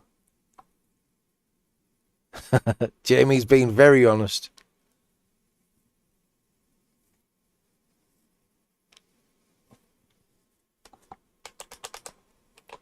I'll give you a clue. Robert Duvall is in it. You know who Robert Duvall is? I love the smell of napalm in the morning from Apocalypse Now. I think he's in Gone in 60 Seconds as well. Robert Duvall is the main character in this film.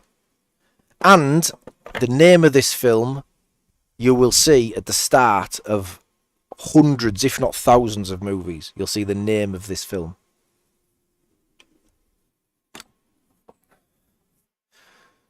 Oh. Right, I'm happy with that. There we go. Done. So I was able to recycle the grip tape in the end. Because I was a moron and put it on incorrectly. Ooh. Job done. So, right, don't throw it out there yet then, Mark. I'm going to play... If I play you this, is it going to demonetize my stream? I bet it will. But I can edit it out if I have to.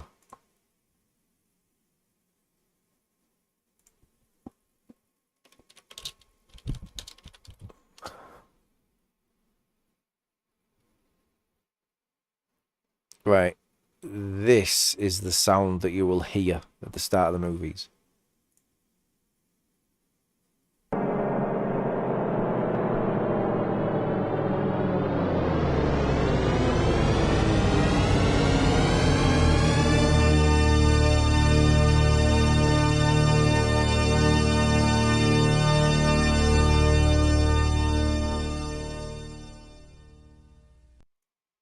So, yeah, that's the name of the company.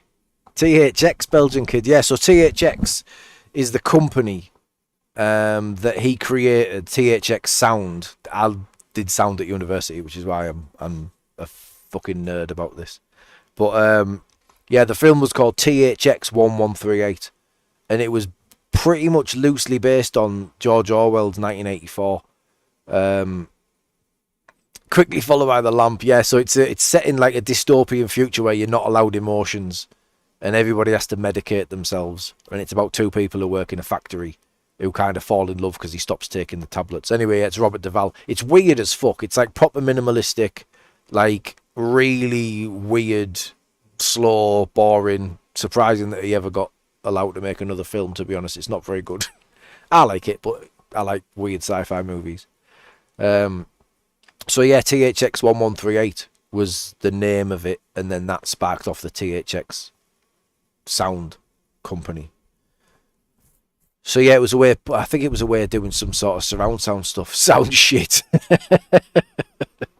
Jamie should review films. Yeah, it's not great, but I like it.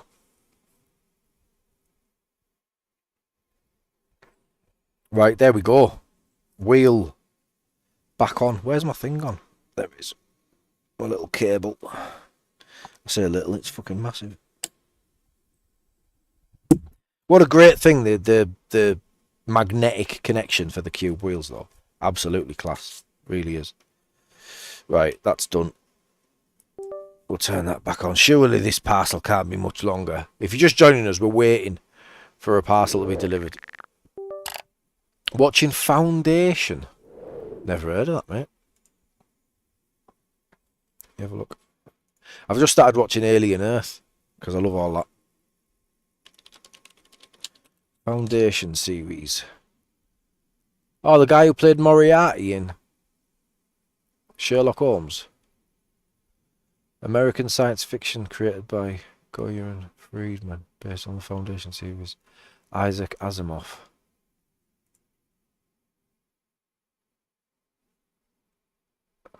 Far future. Most of the known galaxy is...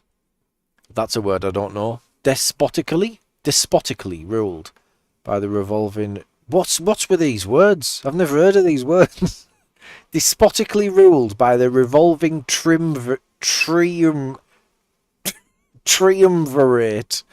of Emperor Cleon's clothes. Brother Day, Cleon in his prime. Brother Dusk, a retired and aging Cleon, serves as an advisory role, and Brother Dawn, a young Cleon, being trained to succeed Brother Day. The genetic dynasty has been surreptitiously administered for 400 years. This is why are they throwing so many weird words out there? In that sentence, there's the first sentence. There's 3 words I've never heard of in my life. And I work with a fucking English teacher who throws mad words at me all the time. And I've never heard of them. This is such a random stream. Yeah, if there's anything else I need to do while I wait for this parcel, let me know. Does anyone want any settings? It wasn't written for Northerners.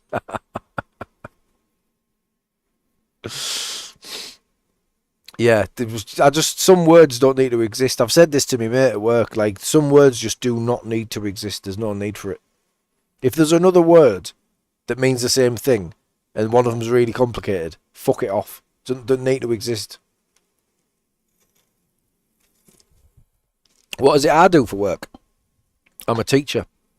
I teach music technology to disengaged kids. So disengaged means the naughty kids, basically. That's what they would have called them back in the day. I was one. Jamie was one.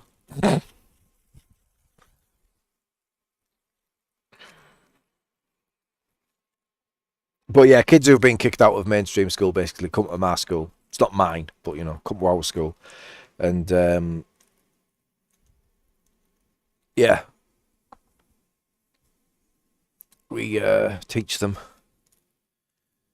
certain things. So I teach music technology, so DJing, music production, sequencing, sound effects, stuff like that. That's my subject, but I do all sorts of behaviour stuff with them. So that's the day job, which is why I'm able to do 6 weeks over the summer, 2 weeks at Christmas, 2 weeks at Easter. Yeah, exactly, Jack. Monotonous, bored. So yeah, back in the day, if you were naughty, you were just kicked out and forgot about. Whereas now, we're trying to help you a little bit. Yeah, it's only racing. The only thing that gets me riled up is racing. In the real world, I'm the calmest person you'll ever meet in your life, genuinely.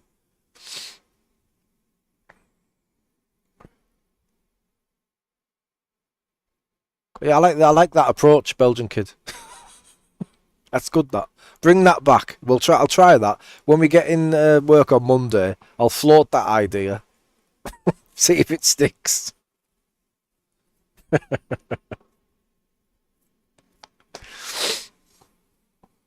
All the naughty kids kicked out and became streamers. Yeah, I think like depending on like Dave's jurisdiction when he was a copper. If he was slightly further south, I would have met him a lot earlier.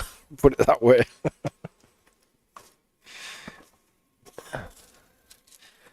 But luckily, I never got caught. I Spike. You can tell me you can't, but honestly, like, this is the thing a lot of people don't. Like, in real life, like, I'm the calmest man in the world. Genuinely. Like, nothing triggers me. Nothing at all. Used to. I was an angry fucking kid. Like, I was the kid that I teach now. You know what I mean? I was kicked out of school. I was in loads of trouble. Like, I couldn't regulate my emotions. It was just one of them things. You just, there was no help for you back then. You were just a naughty kid. So you see it time and time again. It's always the same sort of age. It's basically puberty for young boys. When young boys get flooded with testosterone and they start becoming a man, there's no help out there. There's nothing, you know, you can't deal with that in society, really. You just, if you're a good kid and you've got good parents, which I had, I wasn't like, do you know what I mean? I didn't have bad parents. I was brought up well. I just went off on one when I started getting, I don't know, do my own thing as you're becoming a young man. Follow, you know, wrong paths or whatever. But yeah, I was kicked out of school and all that sort of stuff. I would have had nowhere to go. I would have been sent to the schools where I teach now if they existed, but they didn't. I think you had like school, and then you had like almost like Borst or like young offenders, and I wasn't that bad that I was locked up or anything, or sent to them places. But I missed like years of schooling because of my attitude, my anger and stuff. But it's just, loads of young lads do it. Loads of young lads go through like an angry period where they're just like challenging things, and just one of them. You get in with like, you know, the wrong crowd, and you're part of the wrong crowd. You are that wrong crowd for other people as well. Just one of them. But where I work, the kids don't always have the right upbringing. They haven't got the support above them, so it's difficult. It's parents' fault. There's no bad kids without bad parents. Some people, I mean, there's nature versus nurture argument, always will be, but I am a firm believer in the kid. The kids aren't. It's not their fault.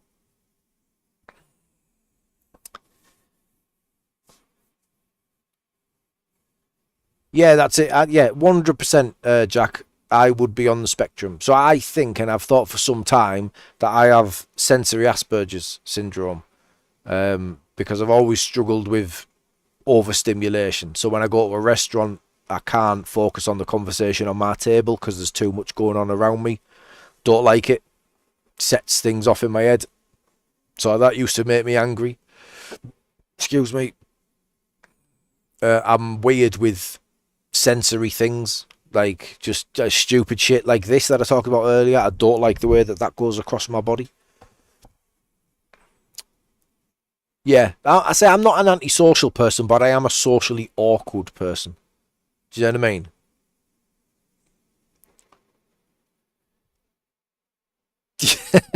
Yeah, we're ticking all the boxes, Mark. This is what happens when you're waiting for parcels. What else can you do? I'd like to build a steering wheel like Dan Suzuki. Do you know what I mean? But unfortunately, I'm too fucking thick, so I can't. Or what's he building at the moment? A remote controlled time machine or something? Radio controlled car, something like that. But yeah, I think if I was a kid now, I'd be diagnosed with autism. I'd be on the spectrum. We're all on the spectrum, obviously, but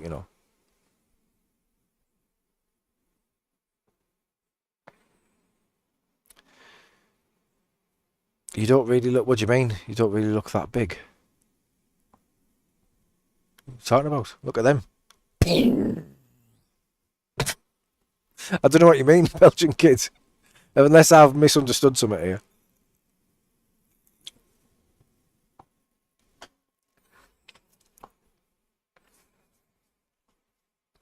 Northerners should have been deported years ago. I probably should be deported. I'm Viking. Do you know what I mean? So they probably should kick me out. He said you were fat. When? I said I was fat ages ago. Fat and old, too fat and old to be a race driver. No, I'm not fat. I mean, I'm overweight. If you take my BMI, I'm obese. But I train, so I've got a bit of muscle on me. But I'm overweight. I've got a belly. I'm 44 years old. I've got, there's no six pack anymore. That's long gone. But yeah, if you consider BMI, I'm 5'10", 15 stone. So I'm in the obese category. But I'm physically fit, do you know what I mean? I don't smoke, I don't drink much. I train like multiple times a week. Certainly when I'm at work, like 4 or 5 times a week. Yeah, I'm in the obese category. That's the problem with BMI though. Do you know what I mean? Because it doesn't take into account muscle mass. Do you know what I mean? Like I'm not fucking Lubo now. Do you know what I mean? But like I've always trained like all my life. So like if I strip layers of fat off, there's quite a bit of muscle under there. But because I don't, because I live in the real world, like I'm chunky. Do you know what I mean? More of a barrel than a six pack. Yeah, abs or kebabs. That's the option. But yeah, I think if you look at what I should weigh, if you think about, I think I'm 94 kilogram. Yeah, I think I'm 94 kilogram. If I was to get down to like a fighting weight for my size, I probably should be about 76 kilogram. Get in, Mac. I've got the Perettis at the moment myself. Moretti's. I do like a Moretti. It's one of the nicer beers, but I feel like it gives me a bad hangover, Moretti. But Peretti doesn't. It's weird that, innit? The ones that don't give me a hangover, Peretti's and Cruz Campos, they don't give me a hangover, but they're quite weak. Cruz Campos quite a weak lager, innit? But yeah, Peretti's, yeah, Peroni I get the headache off as well. Yeah, well, Stella, Belgian kid, fucking fighting gear. I don't mind it. It's quite a metallic taste. I feel Stella. Do you know what I mean? Quite a like a rusty metal sort of flavour. I prefer the Italian to like. I'm not keen on Spanish lager either. I know Cruz Campo's Spanish, but like San Miguel's and them, not into that. Yeah, the old wife beater.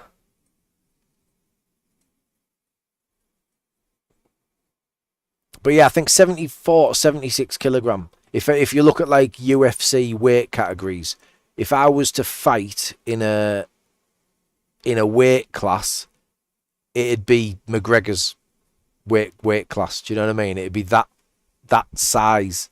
Now, my weight would put me into the heavyweight category, which would be like fighting people fucking 6'4", 6'5". I've never tried it, Mac. Is it nice? I've never seen it anywhere to buy it, but I'd buy it. So yeah, that's like, to try and get 20 kilogram off me, there'd be nothing on me. Do you know what I mean? That'd be so close to like very dangerous level of body fat, which is what the fighters tend to run at anyway, don't they? I don't think I could get anywhere near that sort of body fat.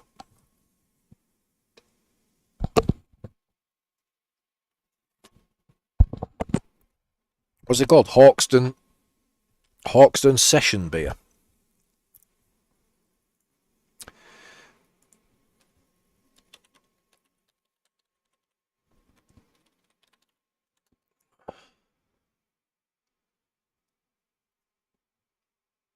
Session lager. Is it overpriced though? Let me have a look.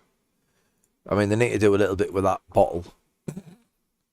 One case, 12 bottles, £31.20. Okay, now, Mac, have you won the lottery? Yeah, that's it. No, all the weight cutting. The first thing I saw about people being obese who weren't was, do you remember Johnny Wilkinson, the rugby player? I seen that he was classed as obese. Because of his weight.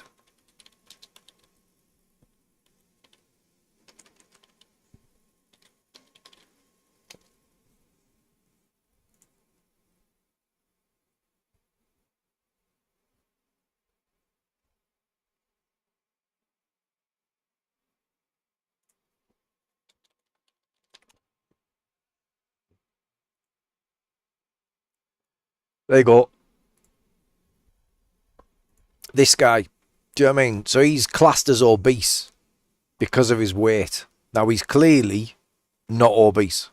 Do you know what I mean? Like, he's probably, I don't know, 10% body fat, 11, 12% body fat, something like that. Like, really good shape, really good muscle tone, but considered obese because of his weight to height ratio. Which is absolute nonsense, you know what I mean? He'll have been super healthy, super fit, but yeah, obese. Only okay thing with being overweight is that my legs, calves, especially in that. Yeah, so yeah, you get big leg muscles. So I was big. I was like, so I trained from 13 or 14. When I was a kid, I used to lift weights. Everybody, when I was younger, there was like quite a big thing about people wanting to get big.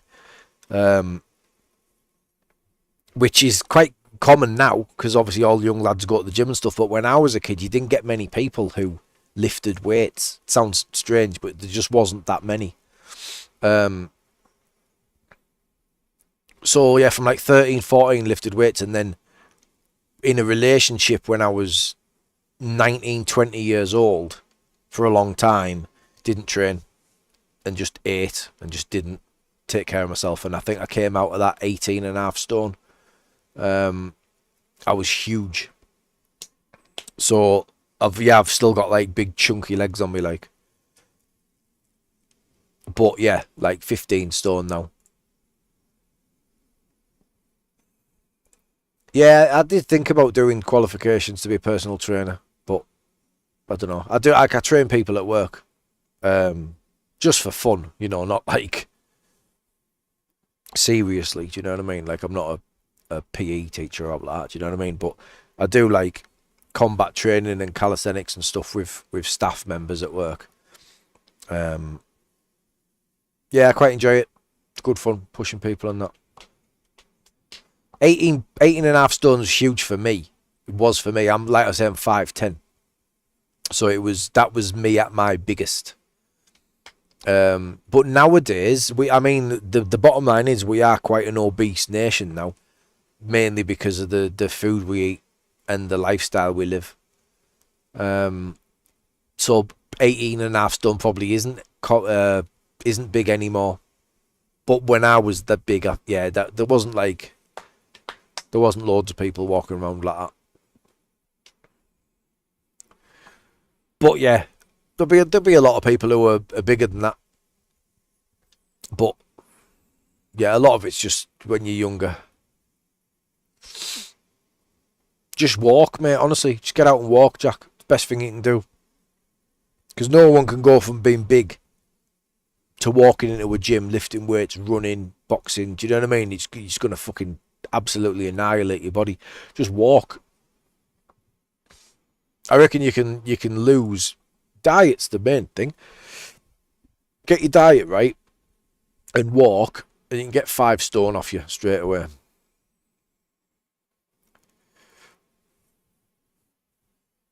Ideal weight would be 50. How tall are you, Jack?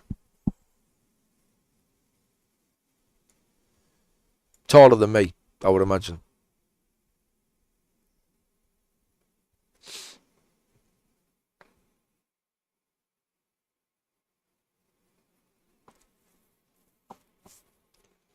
Six one, yeah. So there's one of my mates at work. He's like, I think he's 6'2", 6'3", something like that. And we've always been a similar weight, but he's like really lean. Do you know what I mean? Doesn't diet. He plays football a lot and he walks a lot, but he doesn't like his diet's shocking compared to mine. Do you know what I mean? Doesn't think about what he eats or anything like that. But because he's tall and he's constantly moving, he keeps his weight off. And yeah, we're a similar weight, and I'm small, he's tall. Injured my shoulder doing overhead press, was in rehab. COVID, started new job, married. That's the perfect life. Injured my shoulder doing overhead pressing, was in rehab, COVID, started new job, married, kids, fat. Glass. Are you going to send the video? Yes, I will do, Belgian kid. Let me find you on there first, mate. Have you just jumped in my Discord?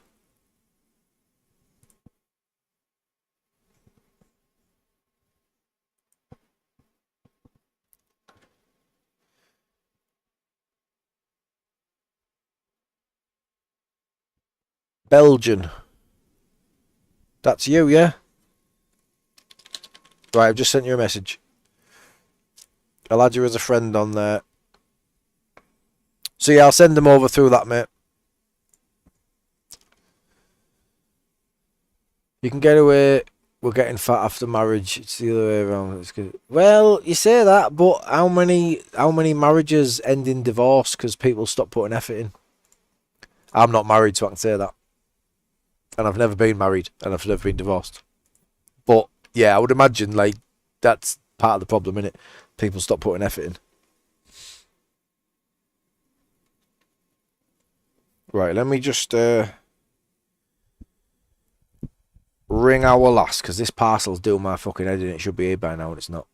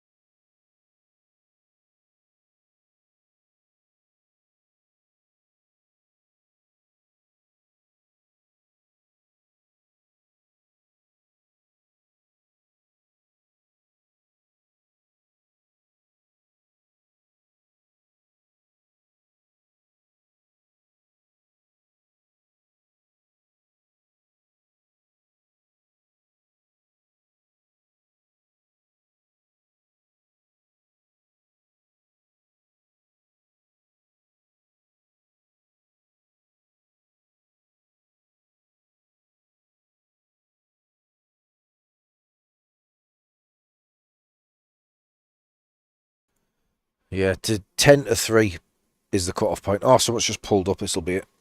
Right, bear with me, guys.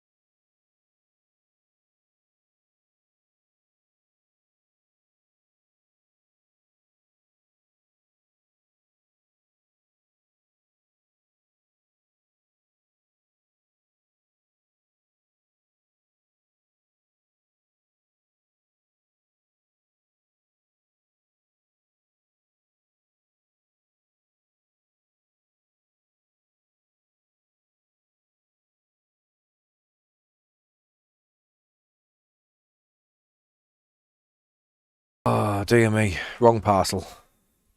Wasn't even the right one.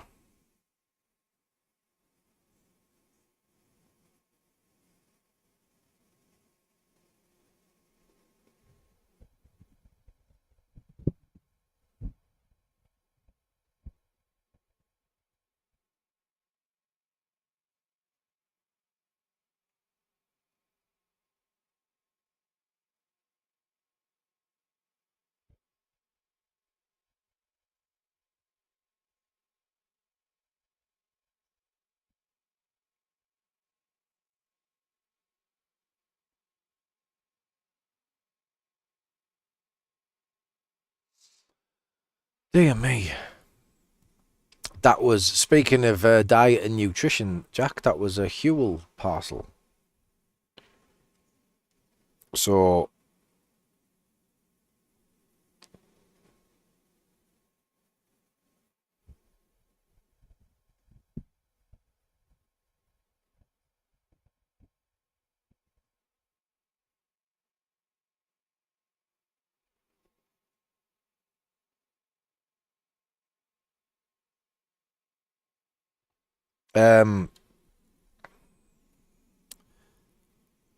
Hewell is, it's food, kind of. You'll have seen it. So it's like, they do all sorts. They do like shakes, like meal replacement shakes and stuff like that, but I don't have none of that stuff. So basically it's like packets of, it's a bit like a pot noodle, but it's got all your vitamins and minerals that you need for the day in one meal. So I have one of them a day.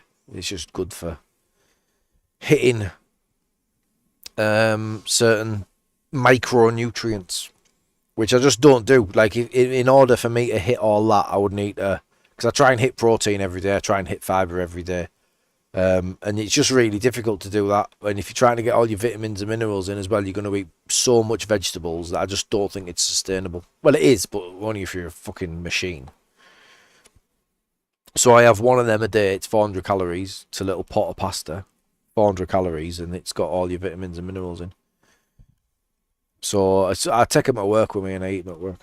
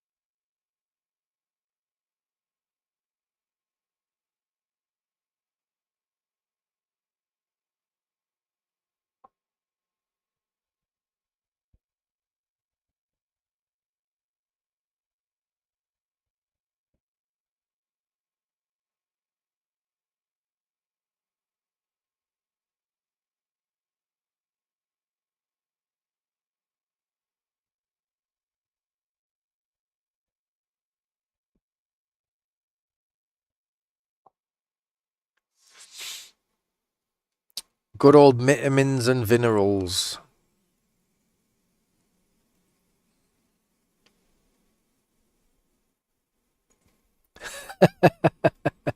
Be a good highlight reel, this one.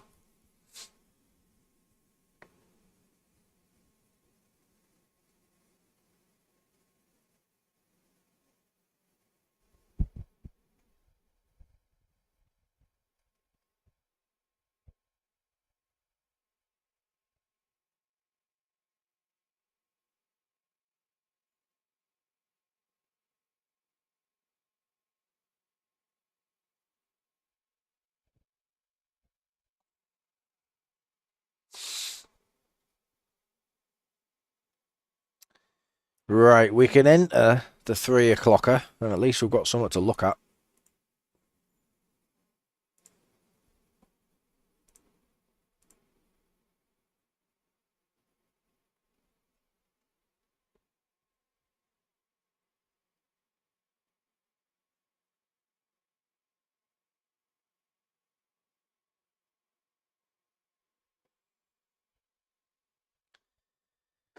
Right, bear with me. Ooh.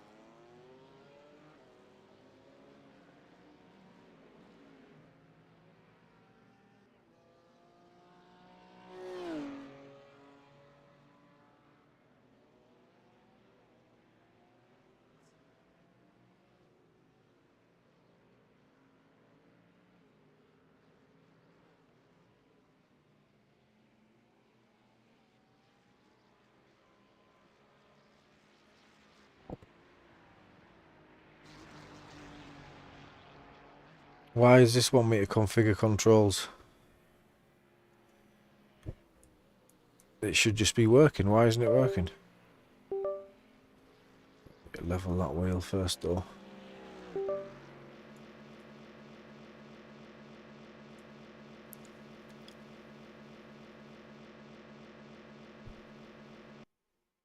Why isn't? I don't know how to do this. I've never...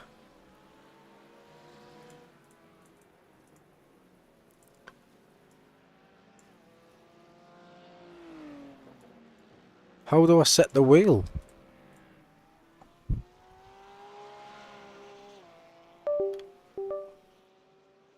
going on? It's like the wheel's not connected anymore. Packet, what's going on here? Stream's going mad.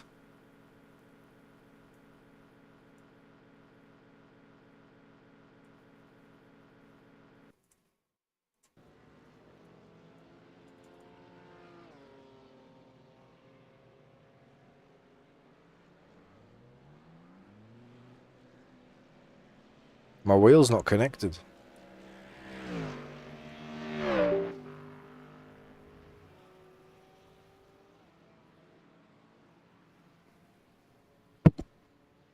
Where does that go to? There.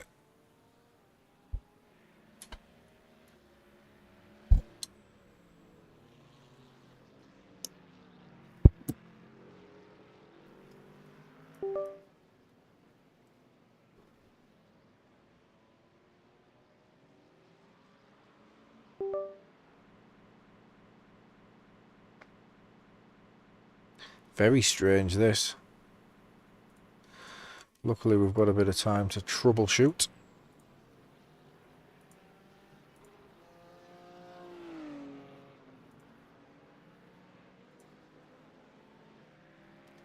It's not registering my wheel at all.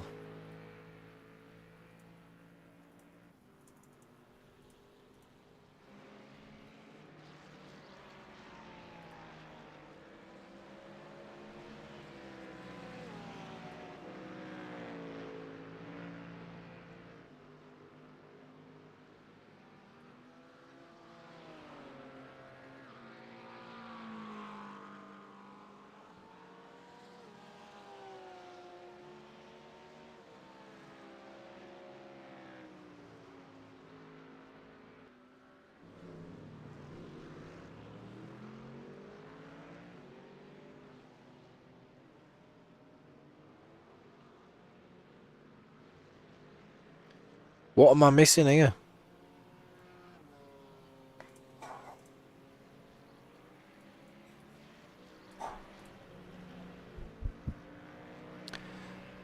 All of a sudden my wheel is not registering. And it's not just in the sim, it's...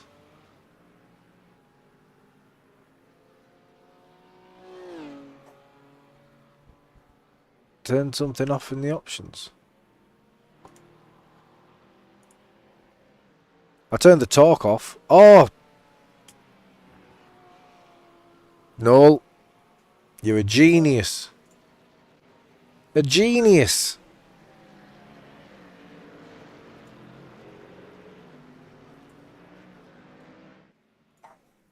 No, let me just go sort my dog out. Hang on.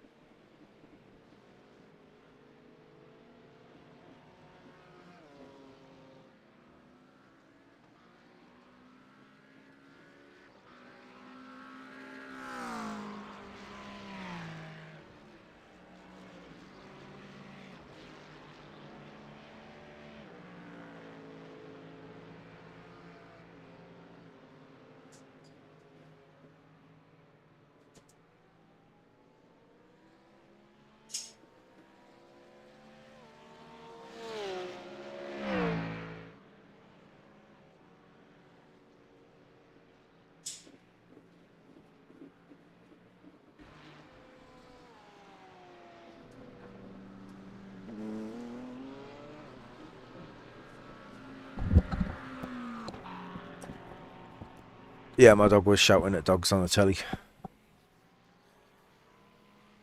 Right then. Cheers for sticking with us, guys. Appreciate it. I'll just go out and see if everything feels kind of normal, because obviously tweaked a few things. Let me just sort this out.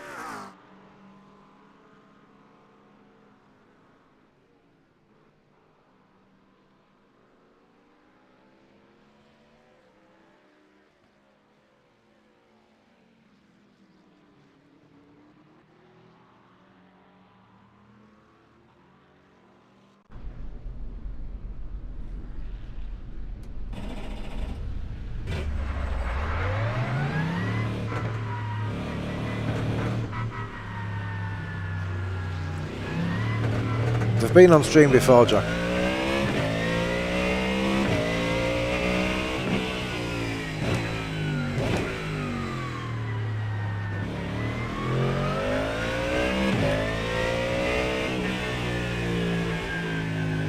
The grip tape feels super grippy.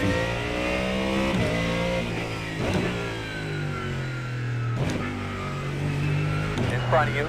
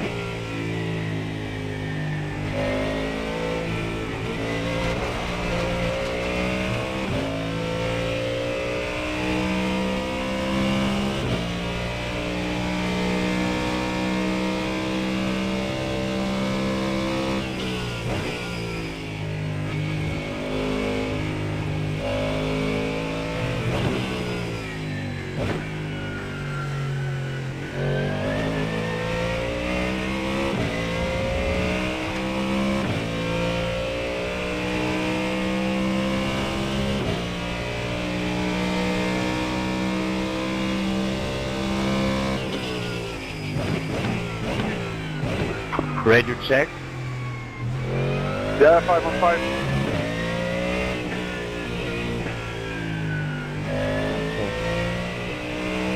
Gotcha. Yeah, 515.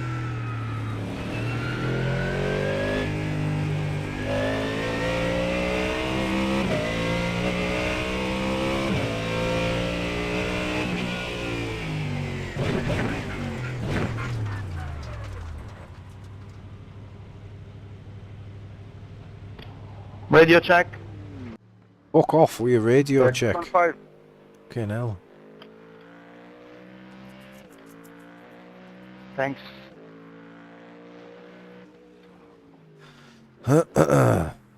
Fucking radio check.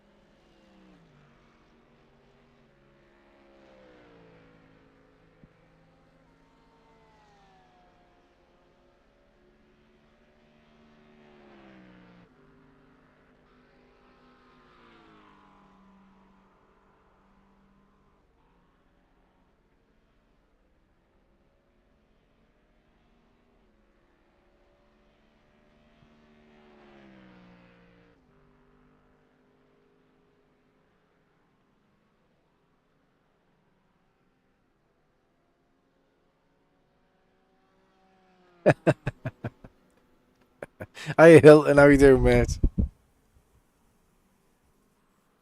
Get more viewers though, wouldn't it?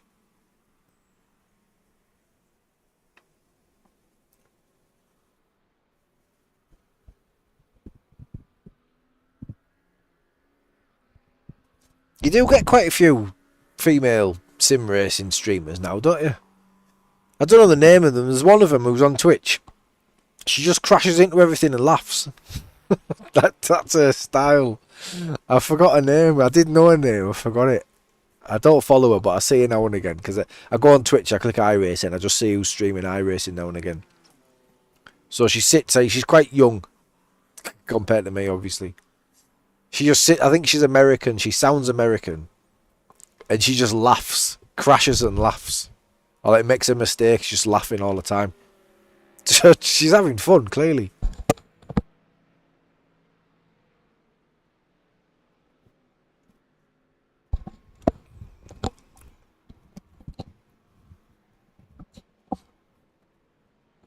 Yeah, we'll get the members to pay for the plastic surgery.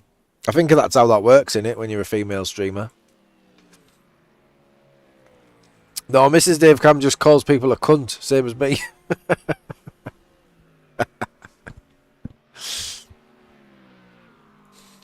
Do I like pizza? Anybody who answers no to that question, Belgian kid, doesn't deserve to eat food. Pizza is the absolute food of the gods. And I've just come back from Italy. And it was absolutely outstanding. Like, it's not even funny how good that pizza is.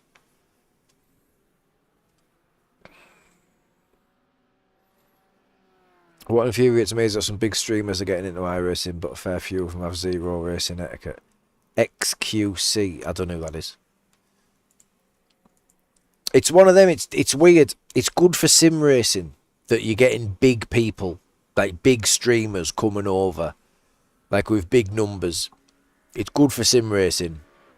But if they've got no etiquette and they're crashing all, they're not going to be in top split anyway, are they? They're not going to make it this far. I wouldn't have thought.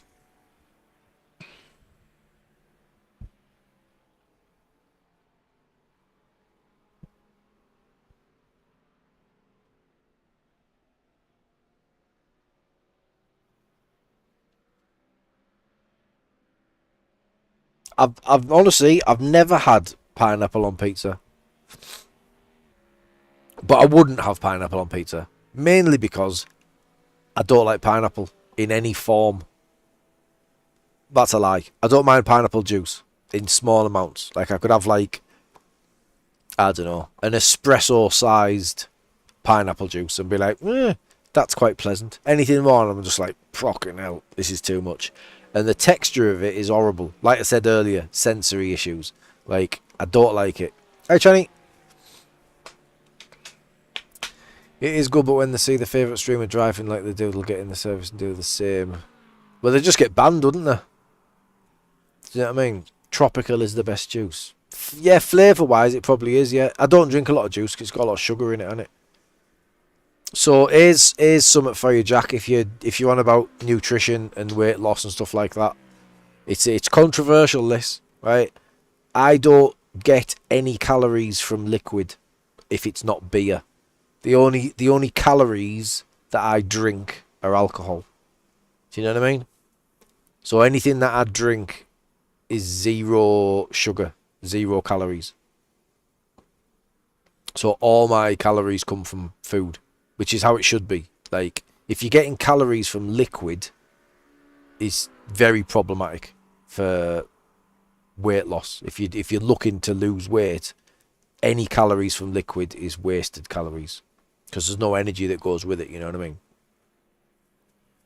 So yeah, when I didn't care, I used to drink like 2 litres of pop, fizzy pop, as they say around my way. But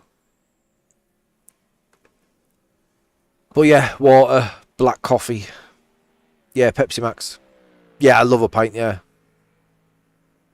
Good old fizzy pop.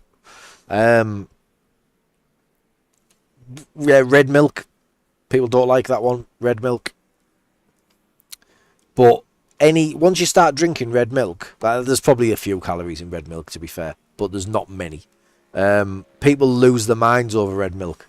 Comments will appear in chat shortly. Do you know what I mean? Especially from the northerners, which I am one of. But red milk is superior. It's not actually red milk. It's people who aren't British, they're losing their minds. Red milk from red cows. So the big red cows, the big furry ones with the horns. That's where red milk comes from.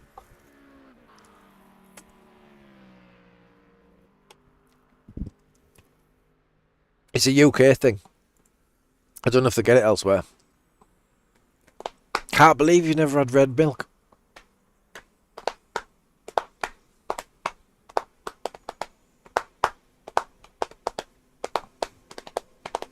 Channy's not a fan. Do you not like it, Channy?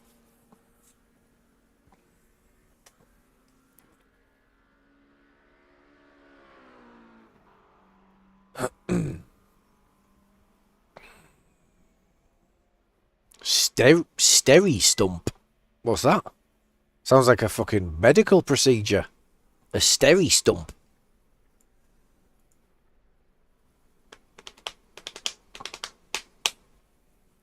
Blue or green milk. There are real people who think that chocolate milk comes from brown cows, yep. Yeah, so red milk is 0% fat milk. Green milk is semi-skimmed. Blue milk is full fat in the UK. I don't know how that translates to other countries. I imagine that was global.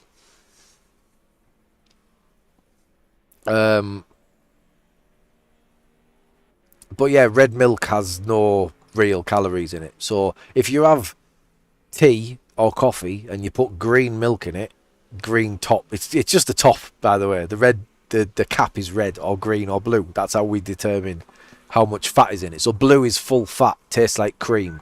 Green is semi-skimmed, which is still for me way too creamy because I'm used to red. And then red is like the weakest, low fat. But it like, you will be considered a freak of nature in the UK for drinking red milk.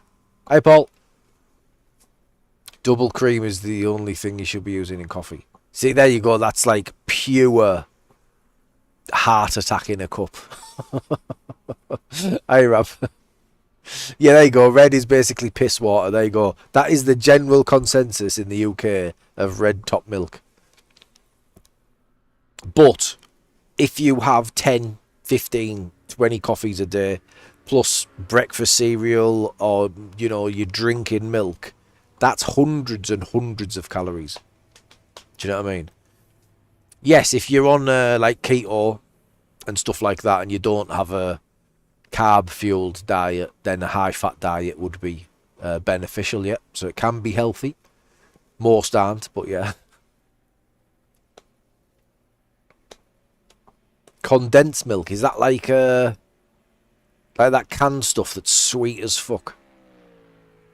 I do like that, but I certainly don't eat it. In Spain, it's desnatada, lowest fat milk. We only use that as we don't like cream. Yet never went by calories. It's always carbs. Less than 6 carbs. 6 carbs? Not 6 grams of carbs. 600 carbs. Is that what you mean? Or 6 different versions of carbs. Like 1 piece of bread. 1 potato. Is that what you mean?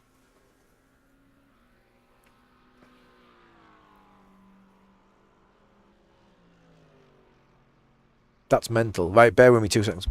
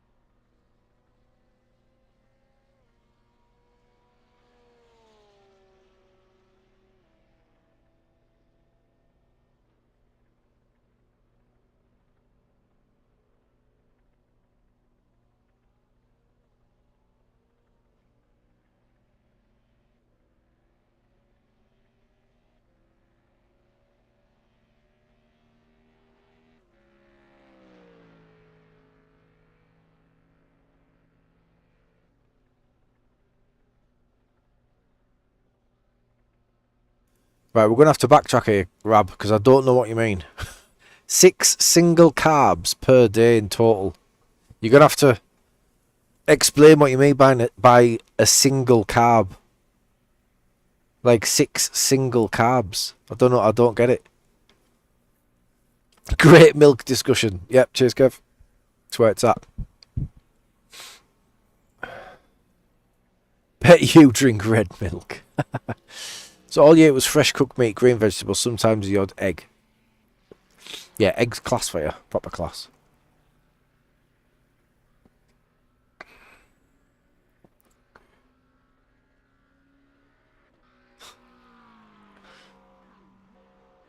So it can't be 6 grams of carbs, because that's like 1 bit of pasta. There was a variation on key. Under 20 grams a day was the okay. Gotcha, I'm with you. Yeah, 20 grams is low. Very low. I mean, there'd be more than that in vegetables, wouldn't there? Excuse me. But yeah, depending on what you do, I think, like, depending on your job and everything. Like, if you've got a proper grafting job, you'll never survive without eating carbs.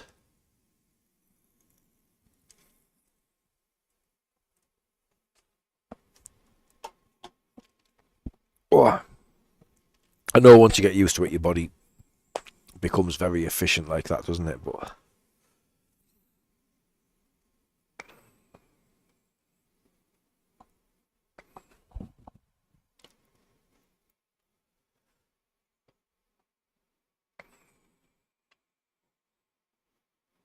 you must have struggled then at first, Rab, did you? When you first made that switch. I couldn't do it, mate, honestly. There's too much nice food out there. Because you got to stick with it, haven't you? To get the proper results, you have to stick with that.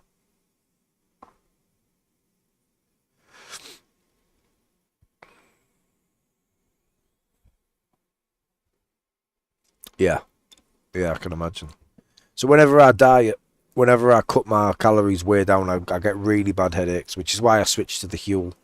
when I drink that, sorry, when I don't drink it, when I eat that, I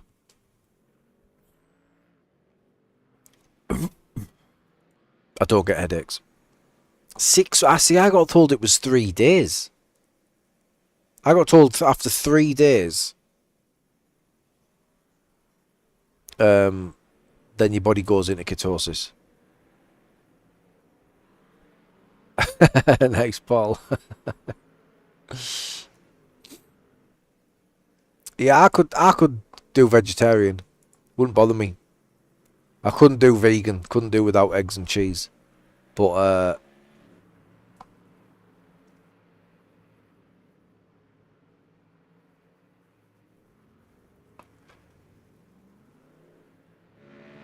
yeah, that's food choices, that though, Jack. That'll be what you're eating. Because if you're eating enough protein, you'll feel full. It's just how that works.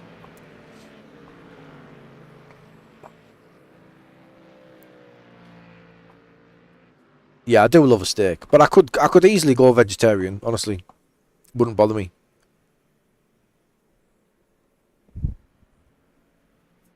I'd be overweight, like, again, because I just eat loads of pizza and shit. But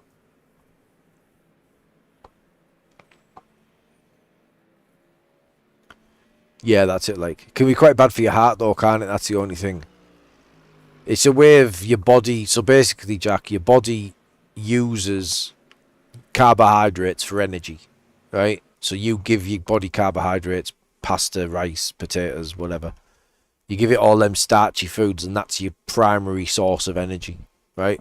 Once you don't have any of that in your body, then your body will use fat to fuel itself, which is a much more efficient, so to say, way of running.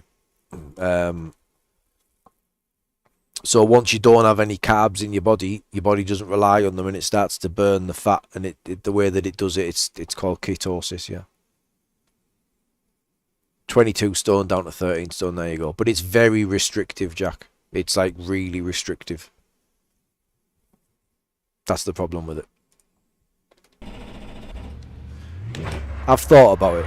You're basically eating like cavemen would eat, Jack, back in the day. You wouldn't have to kill the animal, but you would eat animal flesh and berries, you know.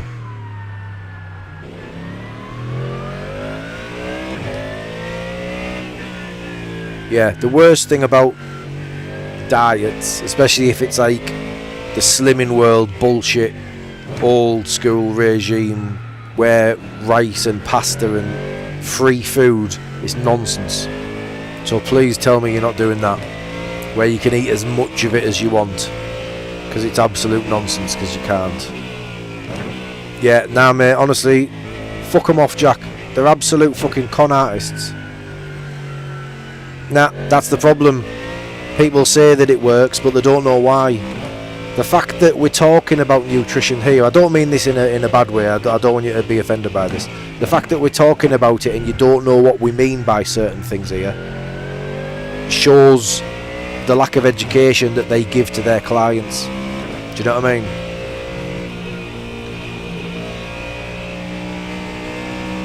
The reason that you'll lose weight on Slimming World is because your diet will be too restrictive and you'll end up putting weight back on. It's honestly, it's absolute nonsense, that sort of approach. So, are you on Facebook, Jack? Search for a guy called Richie Howie. Alright, Team RH. Look at him. Follow him. Sign up to his thing. He's cheaper than Slimming World. And he'll give you everything you need to know, information wise. Hiya!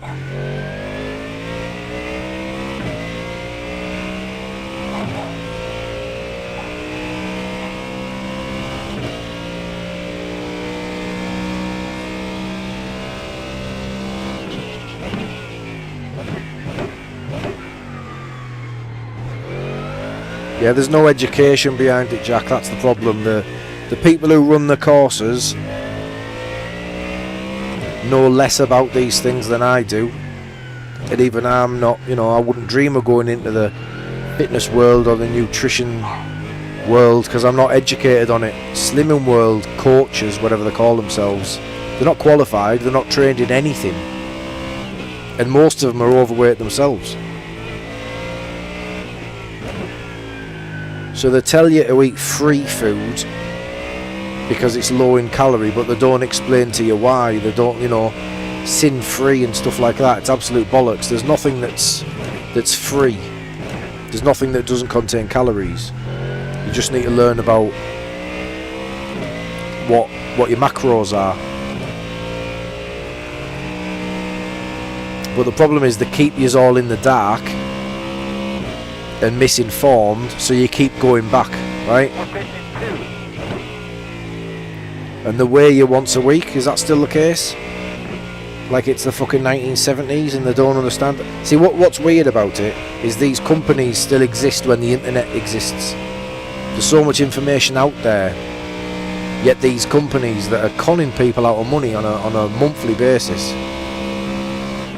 or weekly basis, however you pay, I don't even know. It's just an absolute scam. The people at the top are laughing their heads off. It's no different to Herbalife and Juice Plus and all these things. It's absolute garbage. Chili and rice is free. There you go. Chili con carne and rice is free, right? You eat, I don't know, let's say your body burns 3,000 calories. You eat 3,000 calories of that, you're not losing weight. Do you know what I mean? It's just not how it works.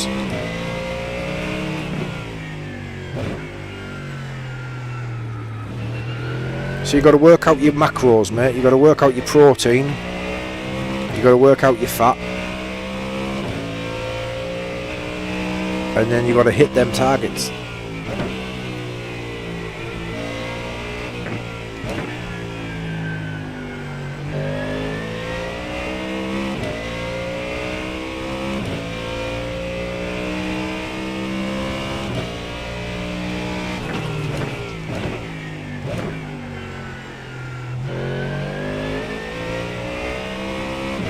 It's a very bad lap.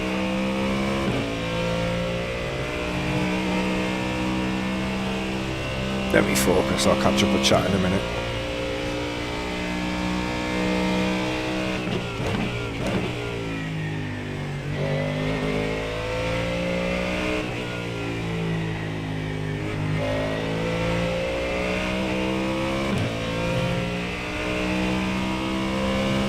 So I'm like 5/10 at least off here.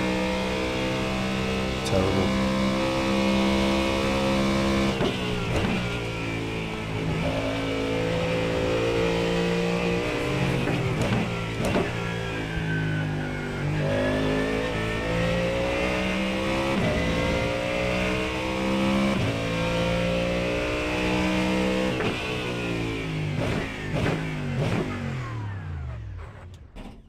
Check your flag, man.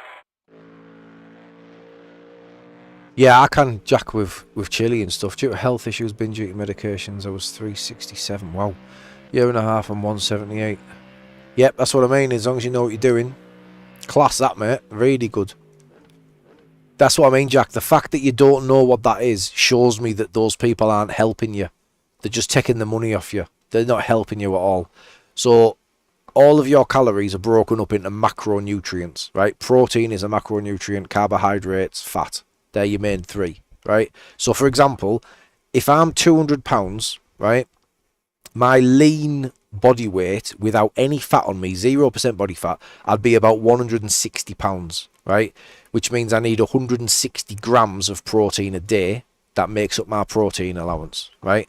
160 grams of protein a day, 64 grams of fats a day, and the rest of it can be made up with carbohydrates. You can swap out carbohydrates and fats, like we're talking about there. Rab didn't have any carbs. He can have loads of fats because he doesn't have carbs. You can't fuel your body with both, because whatever it doesn't use, it stores. Same with protein. If you go over your protein, it'll store the surplus, right?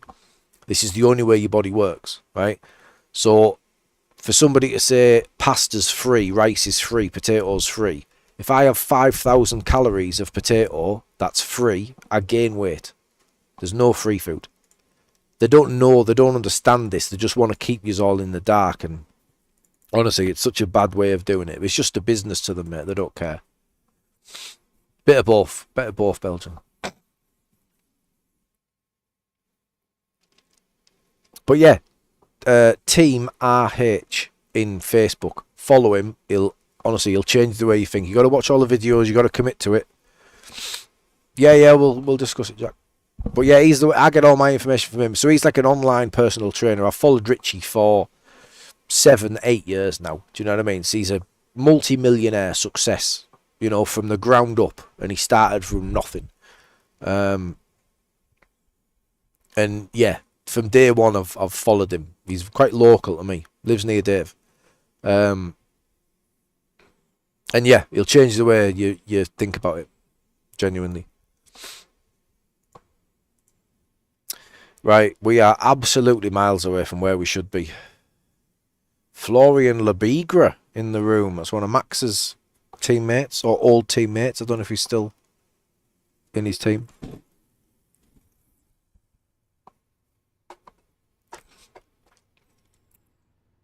Yeah, a lot of fat in them, isn't there, Rob? Right, let's go.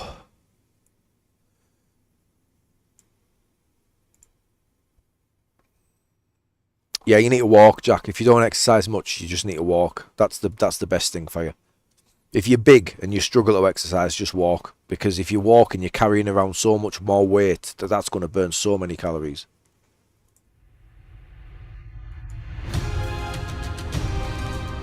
Bossman, we on 1 to go. Right side on the restart. The estimated strength of field is 4,943. Sticker guys, we got a ball buster here. Got to do it though, mate. Get a treadmill. Got to do it, mate. If you want to get healthy, you got to do it. Step out your comfort zone a little bit. Stick some music on. But yeah, get a treadmill if you want.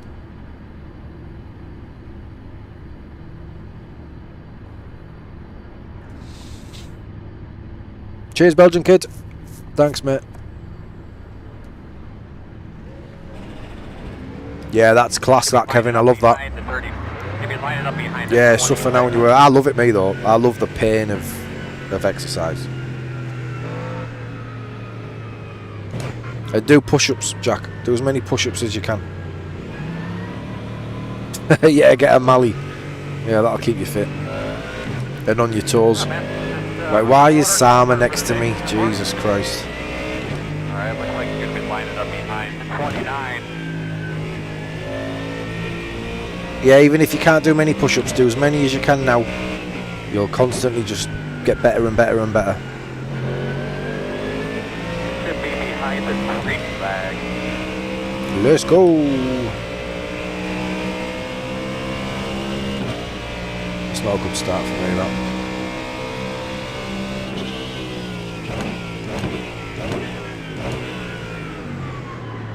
On your left. Clear him, clear. Normally I'd attack there, but because it's Sama, there's no point. Slowing up in front of you there. Slow car Here in we front of go. you, see? Here we go. Right side. Going clear.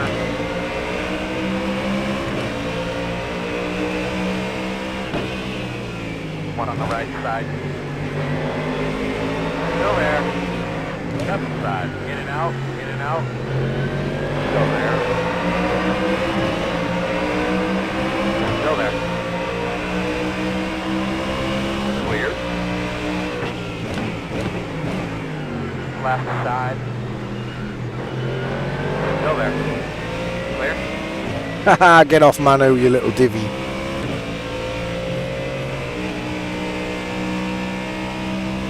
I didn't realise he was in this race. That's the guy that I did the YouTube short about, by the way. The iRacing bully. That's him. Just give me a little flash there, then got pushed off by Louis. Good lad, Louis. Oh, look at this. We're going 3 wide into the chicane here. It's got death written all over it. Get ready to clip this, Belgian kids.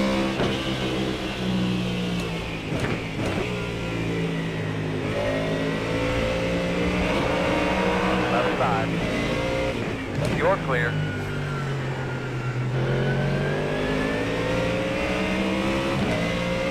Clip. 3.569. Gonna have a car off to the right.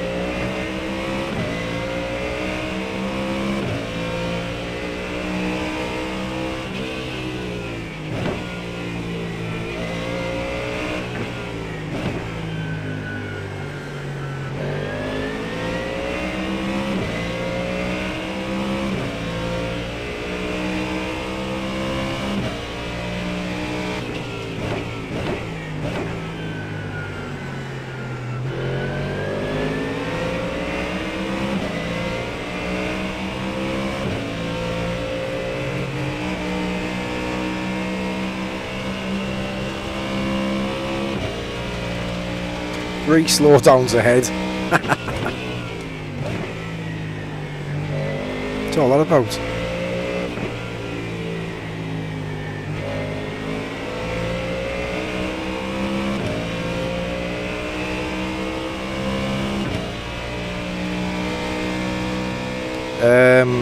It depends on how much you get, to be honest, mate. If you're struggling with portion size, though, I wouldn't bother with that yet, because they're very small portions. But I pay £58 a month, but that's enough for 20 meals. 54. Basically 4 weeks at work. Keep your eyes open. Car off the track on the left. Keep going. One on the right side. Still there. Still there. Still there.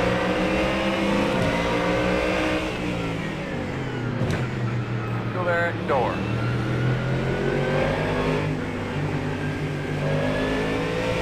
Your left half. You left me loads of space there, didn't you, mate?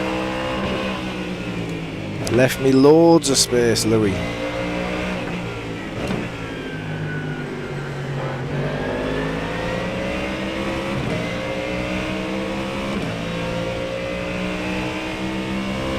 The reason he'll want to be past me is because of who's behind. Everyone knows this idiot, by the way.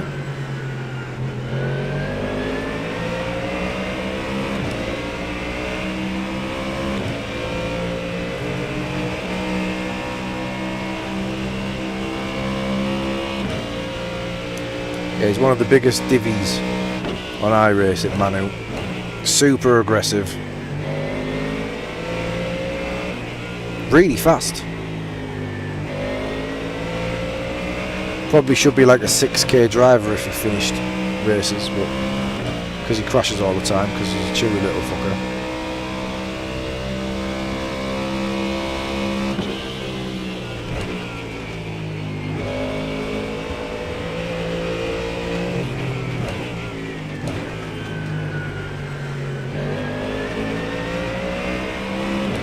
So he'll send it as soon as he can. Probably now. 55.553. On your right. On the right side. Clear, clear, clear.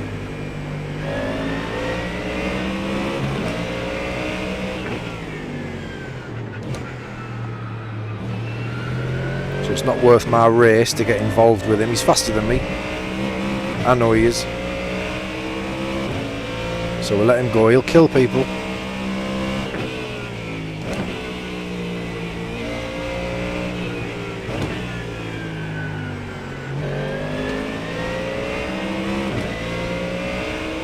Just try and stay with this lot for now.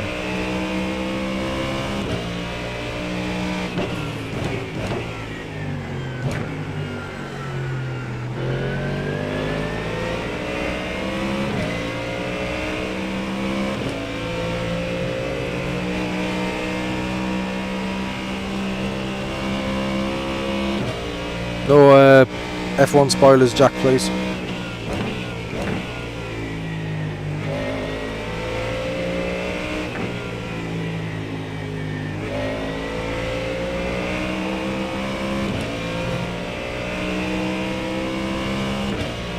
Right, we're still in a good spot here. A lot of people dead.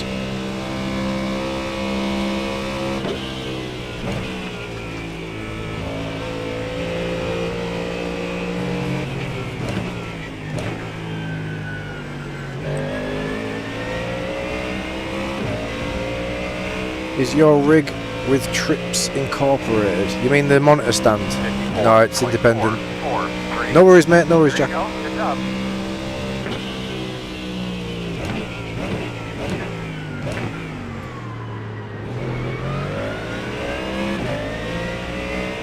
Number one dead. 2, 3, 4, 5. Now keep your eyes open. Still there. Jesus. Clear, clear.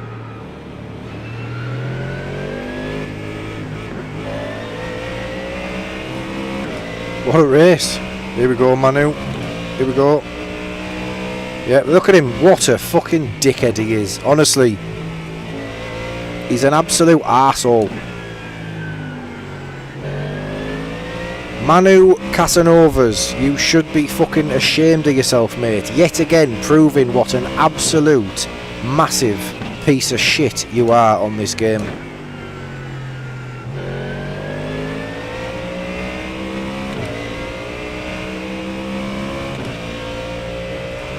Just deliberately takes people out all the time.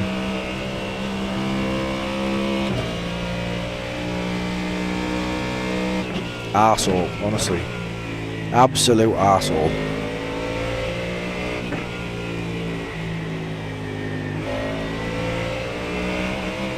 Other guy did nothing wrong. I think it was Louis.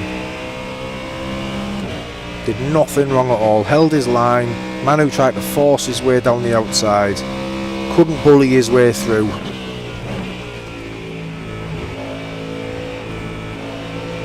So resorted to just turning him round. Probably do the same to the next person. Disgraceful.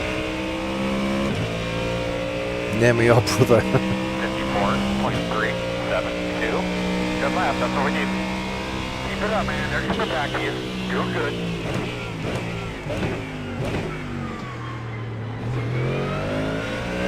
Yeah, he's a disgrace, honestly. He's an absolute disgrace.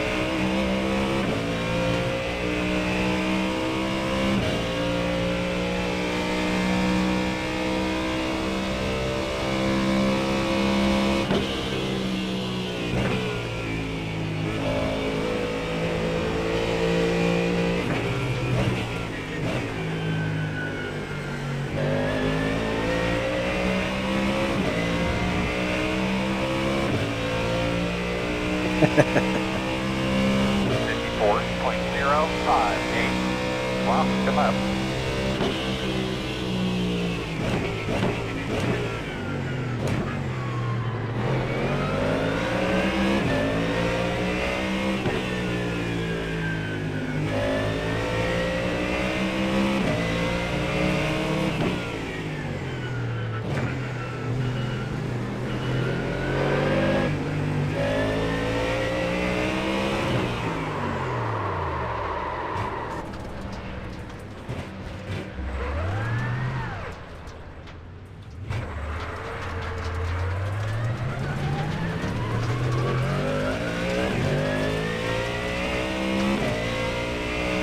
Idiot. Fucking idiot.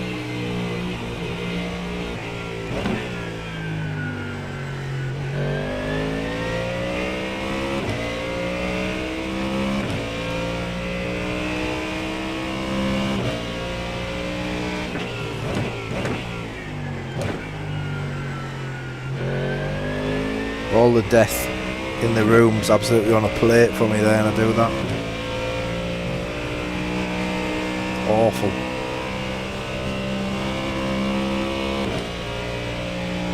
So dumb.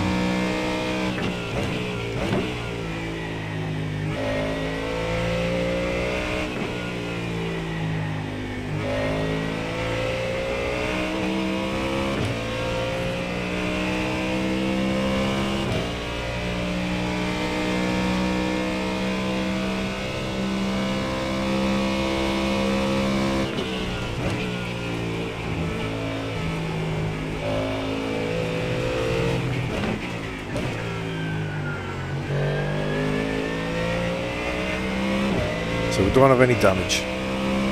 Just Span Jeff just dropped it on throttle over the curb. It looks like it's okay. Doesn't look bad.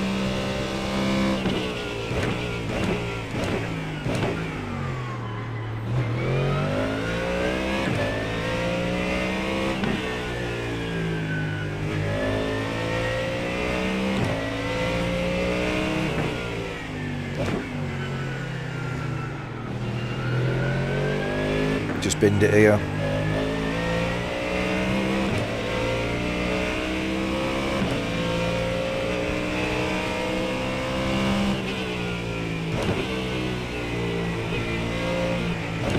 Probably get to a point where we're not losing too much iRating, but it's a shame because we're in a really strong spot there.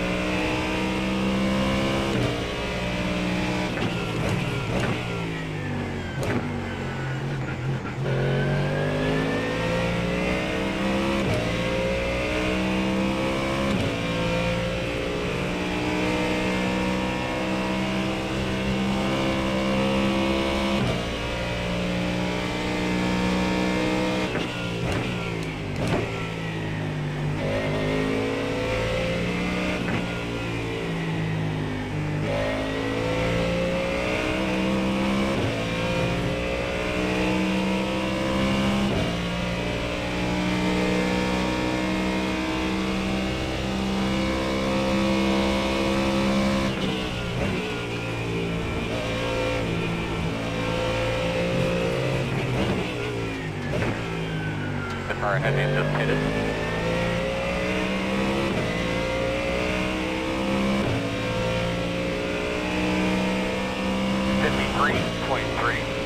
.387. Green lap, keep it up.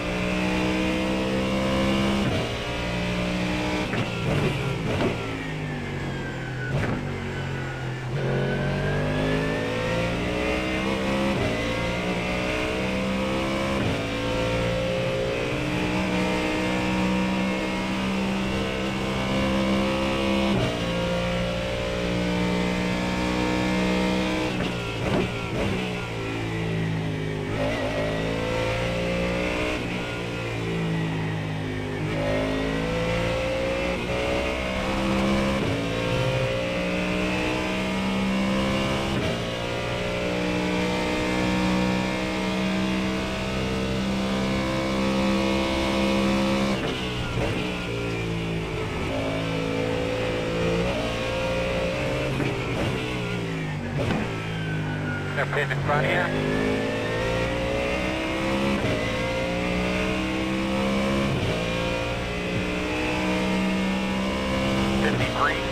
.536. You're catching those guys ahead of you, bud. Just shit ton. Shit ton's gotta be a lot, bud, from you bastards.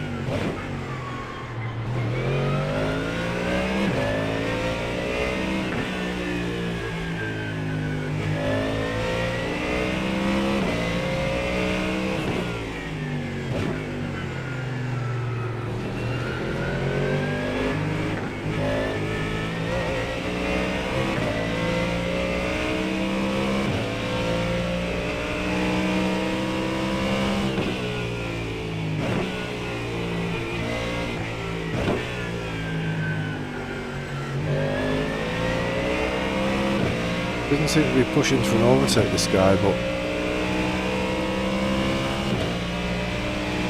it's probably quicker. Left side, clear.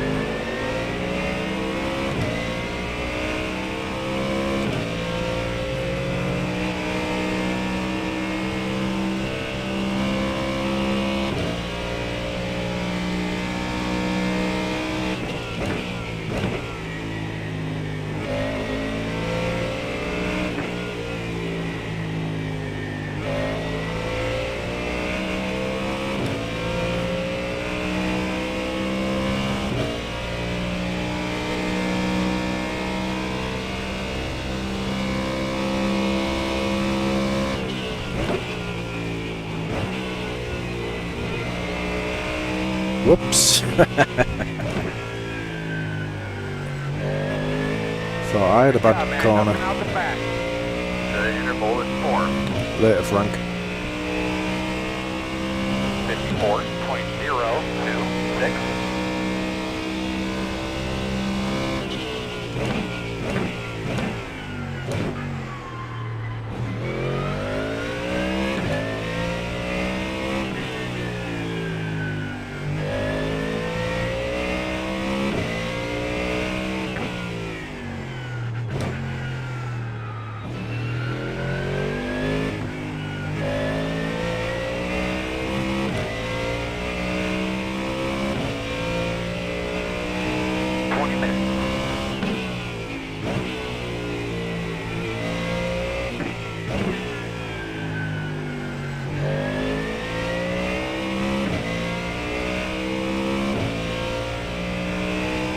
Look at all the B licenses compared to how the week started. Look at them all. Majority.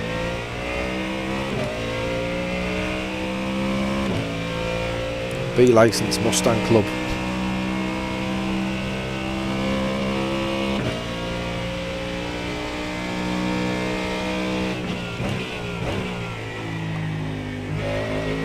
P1 is the fastest car on the racetrack.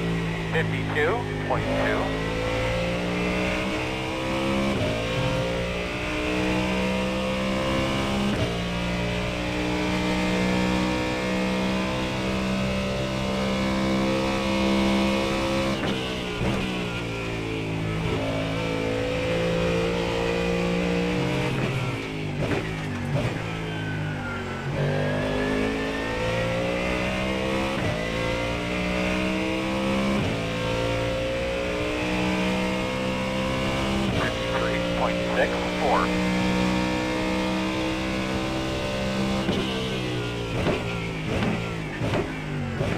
Did anyone see, did Louis hit anything when he got taken out by Manu?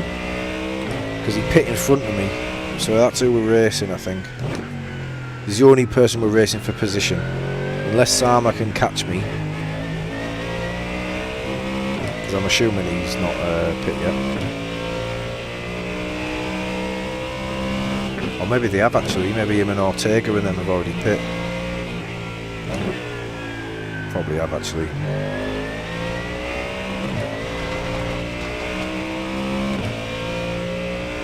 But we are probably in the fight with Louis. It depends if he's got damage. If he doesn't have damage, we're kind of the same pace. So if he doesn't have damage, then he'll just pull away. But he pit early, I would imagine, to get damage fixed. But he won't take all of it. Can't see him on the relative.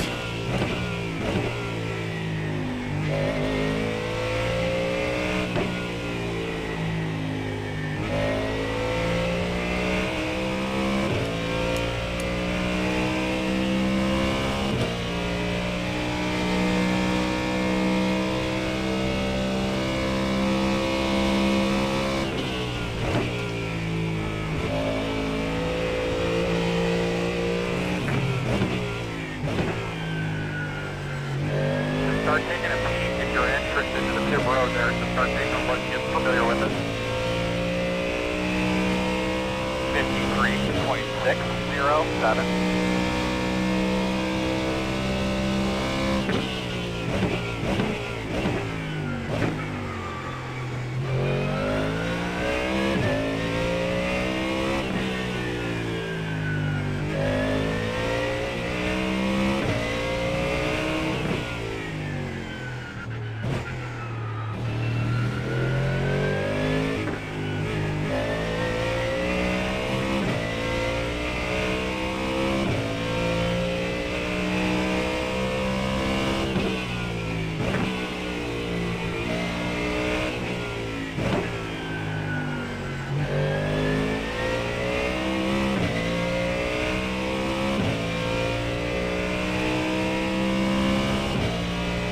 Really sure what position we are here.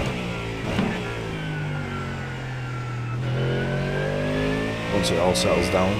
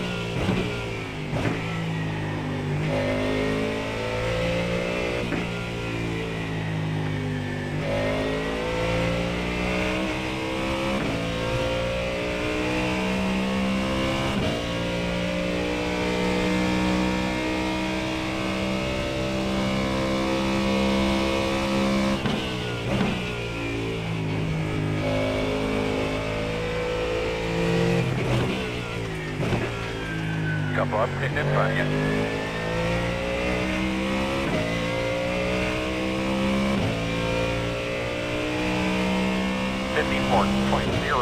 .074.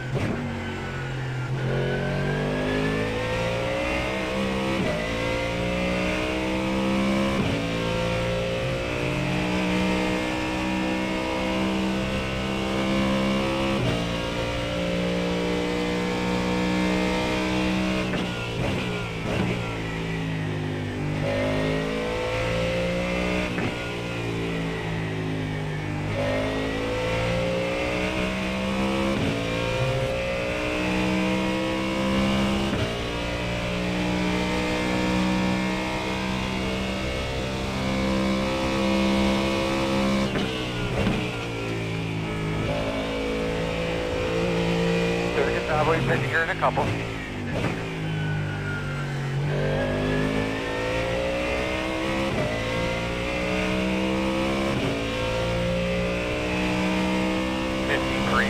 .922.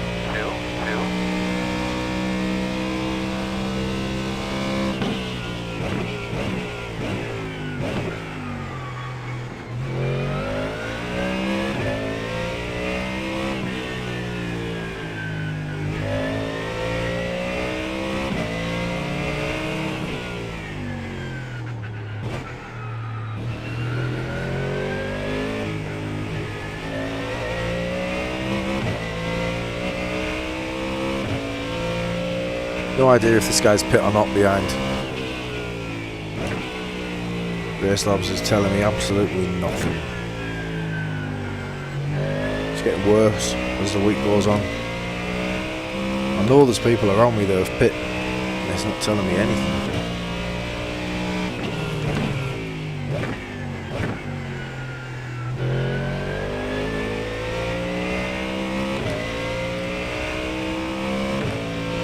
Pit road. 10 minutes. Keep those tires on a bed. You're doing a really good job. Maintain this position. You're doing fine.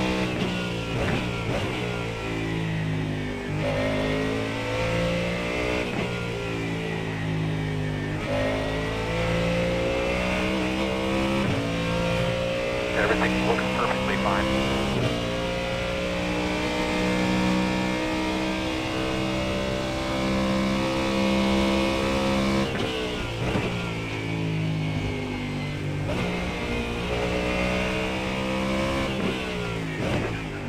Next car is pitting.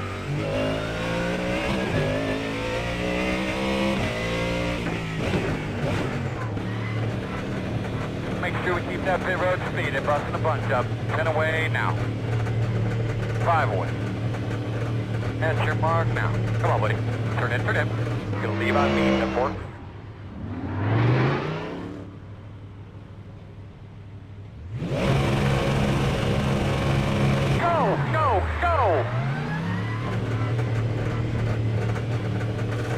Ja, så bra.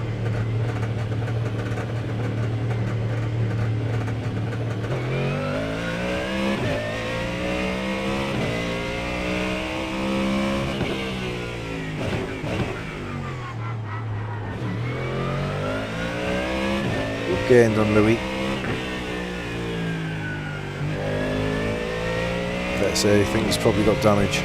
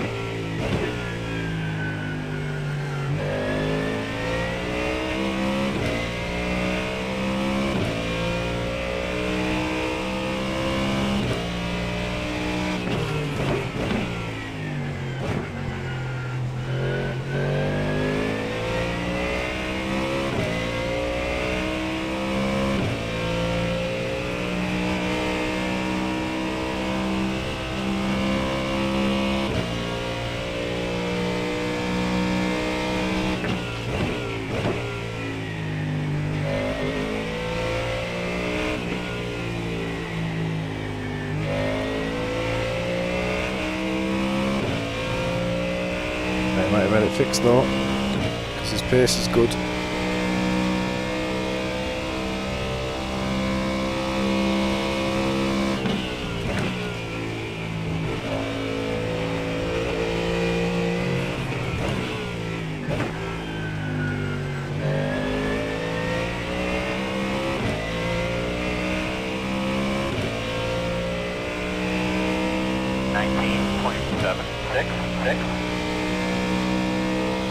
Start thinking about your entry to pit road. We think we might be losing a little bit there.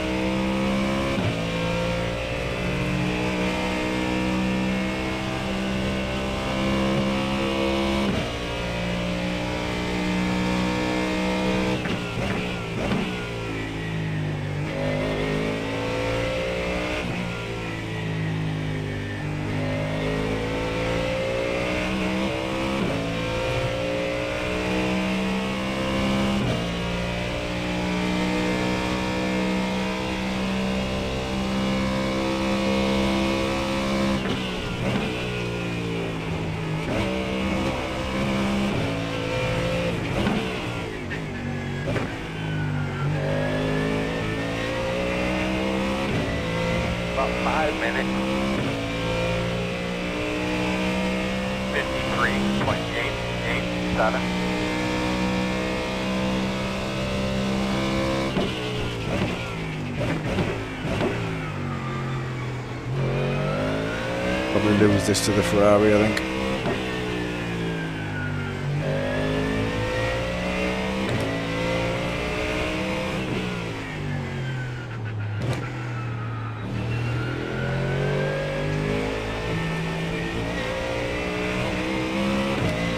Wow, how wasn't that an off track?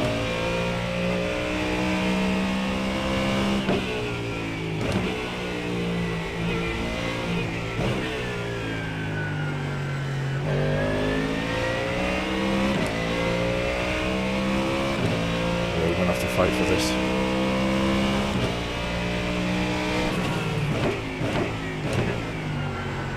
What an idiot.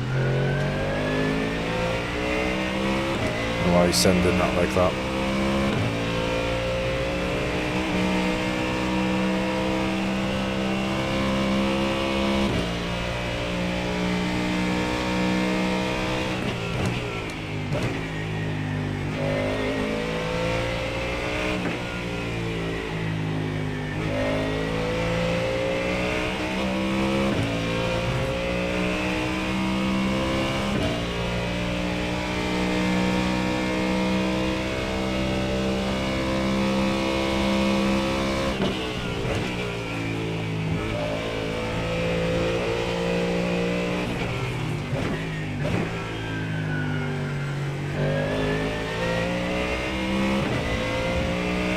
To the chicane there.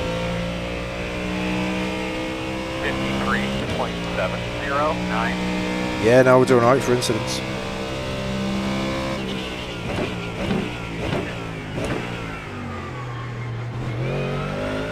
If he's close enough, he's going to have a look there every time, isn't he? What's this back marker doing here?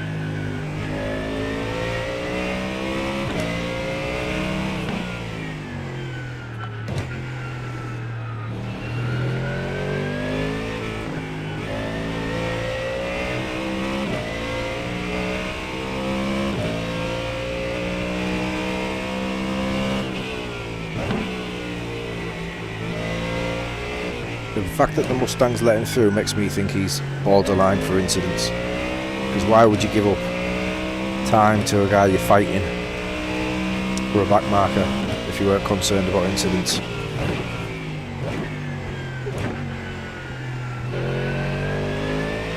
Louis is going to be annoyed because he's been taken out this race, so we might see a black flag coming here.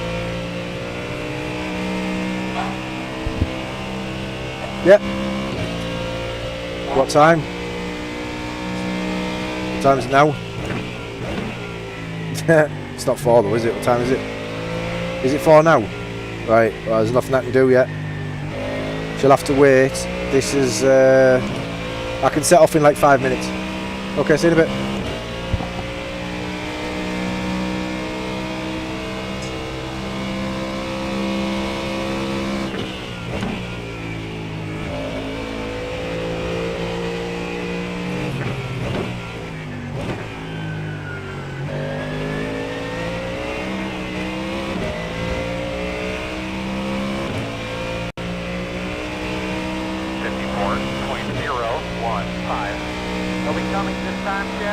Negative, next time. Left side, clear him. Right side. You're clear. Left side. Don't think so, mate. Go there. Clear. Left side. Clear, clear, clear.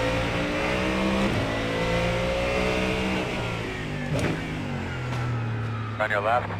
Clear. Left side. Still there. Still there, your door. Still there. Clear.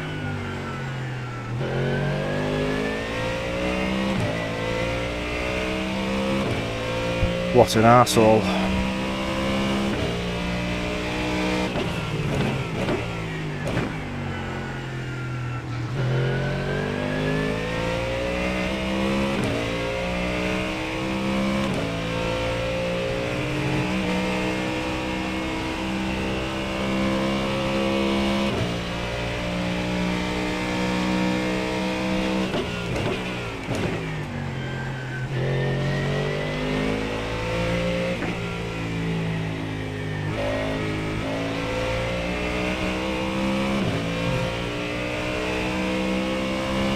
See what I was saying, you can't even defend a corner anymore, the way these arseholes drive.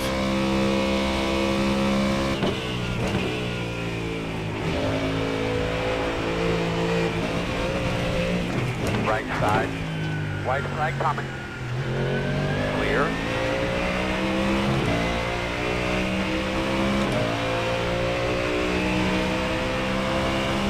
.237, one on the right side. Still there. Clear, clear, clear. Good job. Left side. Still there. You're clear. Left side. Clear, clear, clear. Yes, he's black flagged. Fucking get in, you little arsehole. That's what happens to you, buddy.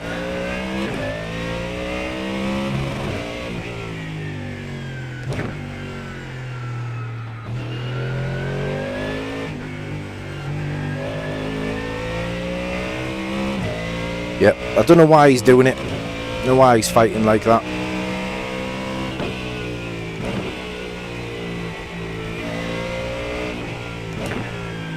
If you want to drive like an arsehole, we can all do it.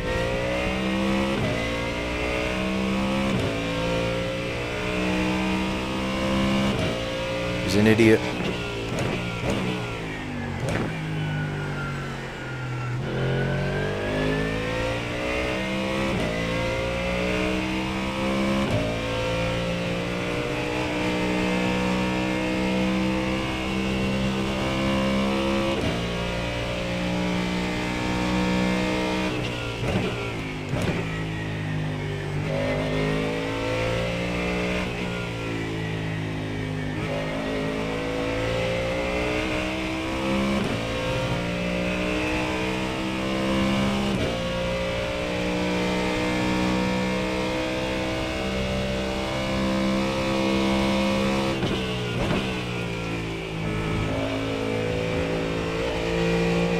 Heads up. Slow one in front of you. He's He's moving, he's moving. Left side. Good, man. You catch him. The interval is 2.2. Clear, clear, clear. Good job. Check your flag.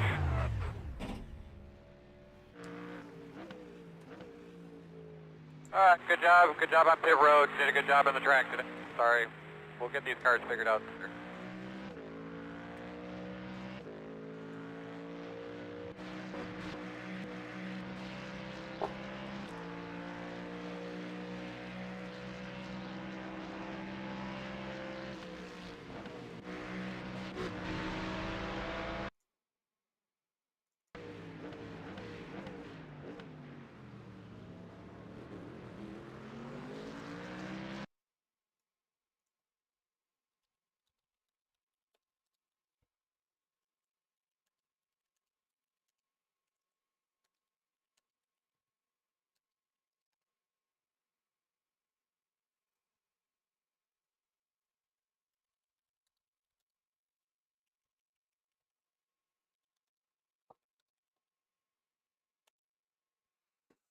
Right, we'll have a look at this properly when I come back. I've got to go for... I'll be back in like 15 minutes. I've just got to nip off. But I'm going to leave this here. I'm going to leave this running because I want to analyse this. So yeah, back shortly.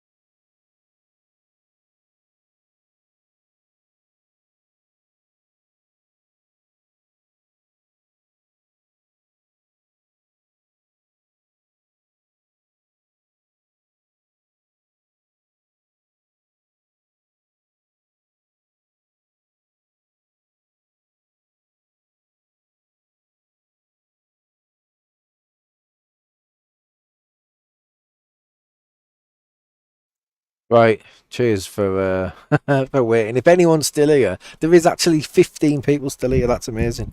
Cheers, guys. Right, let's have a look at this then, because I've been thinking about this. First of all, what did he say?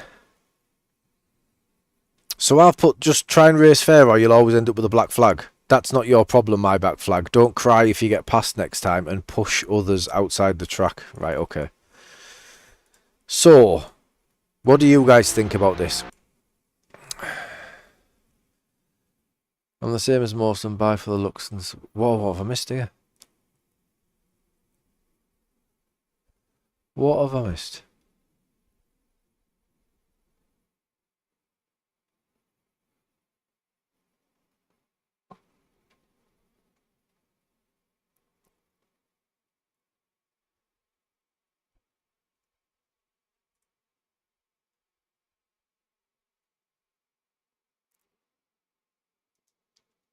Right, so...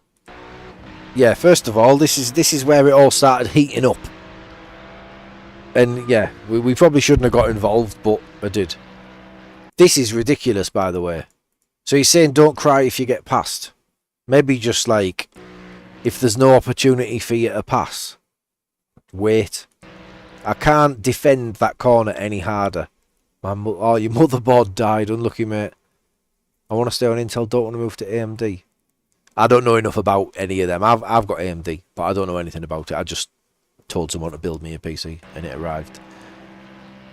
Look at that. I cannot defend this corner any harder, right? But at this point there is no move on whatsoever.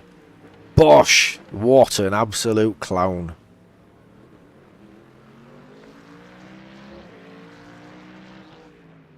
Anyway, that's where it started. I don't like this. I'd love to be able to build my own PC. I'd love to, but I've got one. So I've got, before we get into this, I've got a spare PC with my old stuff in it. But, yeah, I'm not that good at it. So we need to watch this, then we need to report Manu again. Well, I haven't reported him, but I need to clip it and report him because I'm sick of him. And it wasn't even me that he killed. Yeah, so there's the first one. Into the braking zone, Bosch, no car's width. Or maybe there is a car's width, but he doesn't know that from where he is. Absolutely ridiculous, that.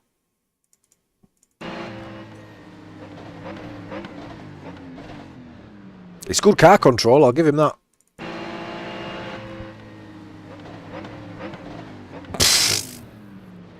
Fucking hell. Yeah, so I squeezed him there. Didn't like it. Dick move. And then we fight. There's a guy on YouTube who teaches these moves, right? Find out where he lives, I go smash his head in.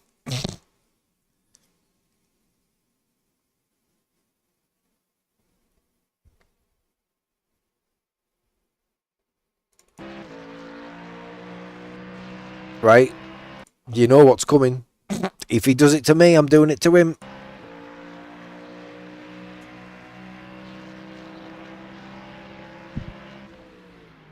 No different, is there? There's no different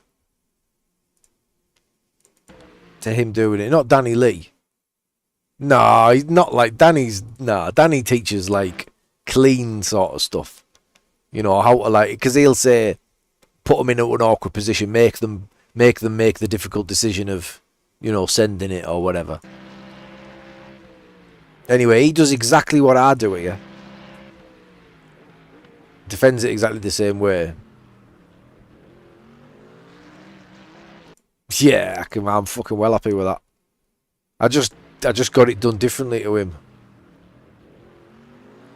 Bosh, give it up or you're going off the track. I don't think there's anything wrong with that.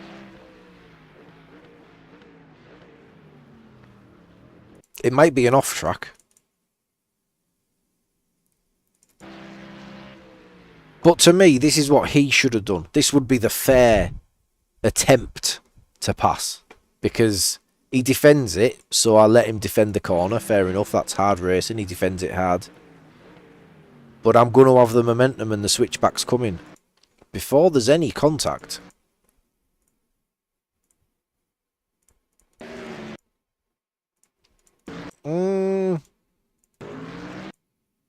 I don't know with this. I was about to say I probably haven't left him enough space. But I have. At the point of contact, I've left him space.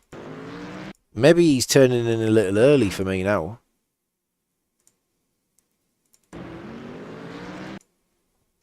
I think it's as fair as his pass. There's a little bump actually there. Bonk. Yeah, live by the sword, die by the sword is the way I see this. But I think I've definitely left him, haven't I? I've left him a little bit. It's not too harsh. Bosh. That's just a deliberate retaliation, isn't it? So he black flagged himself. I don't know whether it's reportable. I mean, it is reportable, but...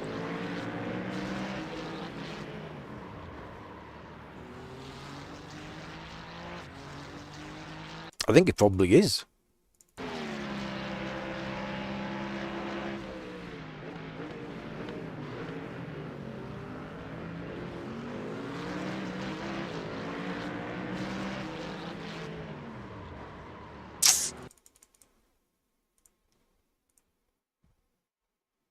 What do we think?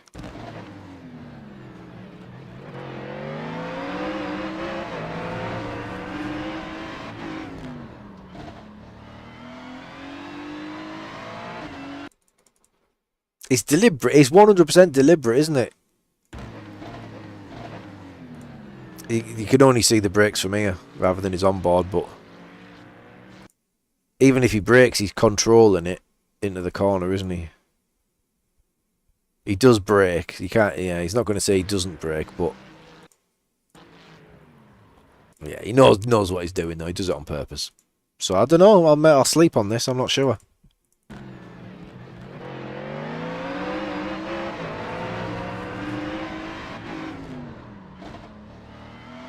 I think the way iRacing would probably look at this is you've sent it aggressively. You've got a bit back, but I don't know. One of them's hard racing. One of them's not. Like the initial contact. I think if he doesn't turn in so hard, his argument again could be you've pushed me wide because I've bumped him. Hi, Jim. Little argy-bargy, but mostly fair. Yeah, I think it is. It's one of them. Yeah, we've both give it a little bit. We've both stepped over the line in this one, I would say. I don't know if his driving here to be so is because we've given him a little bump. Bonk. Just, you can't really see it there, but there's a little bump in there. Where have we gone? Chop up. Just there. Bosh. Little bump. Why is that so fast? Bosh. Little bump there. And I think he's turning because he's understeering.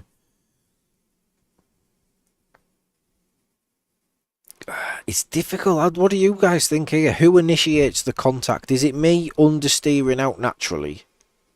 Or is it him turning too hard to the right? If he's over here, is the contact?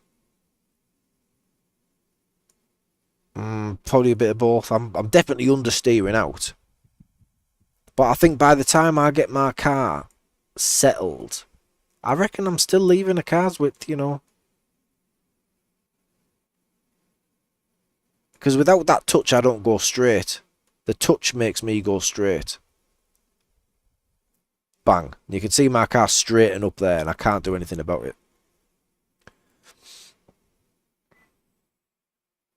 I'd always like to leave him the room on the exit and have a little fight into the next one. Normally. Not with this guy, because of the way that he did it, but...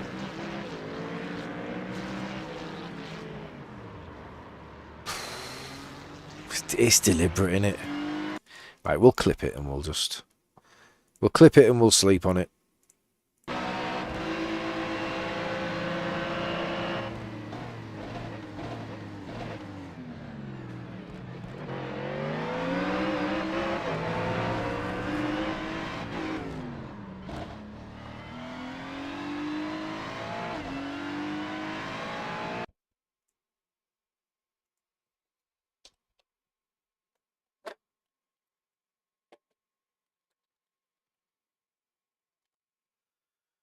Right, now the one I really want to look at is the one with Jack. If you weren't watching the race, do you guys remember...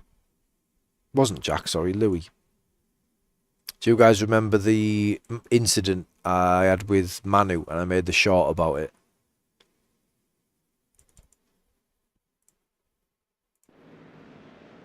Oh, don't say it's not going to show me.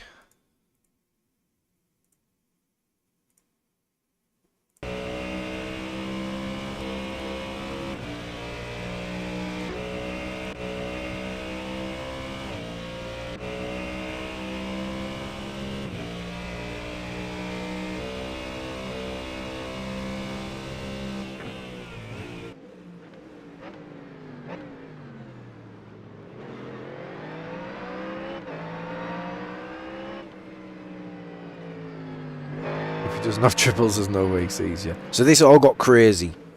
All got absolutely crazy, right? Now this guy tries to force a move on Louis that isn't on, in my opinion. I'm behind at this point.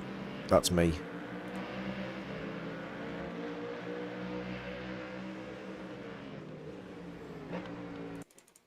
Doesn't look as bad here. For Mark on board.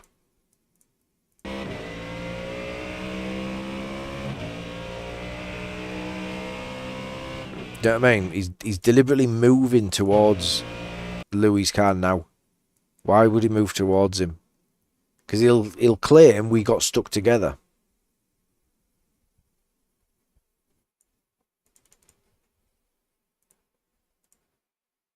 Now that's a closing gap. You can't put your nose there.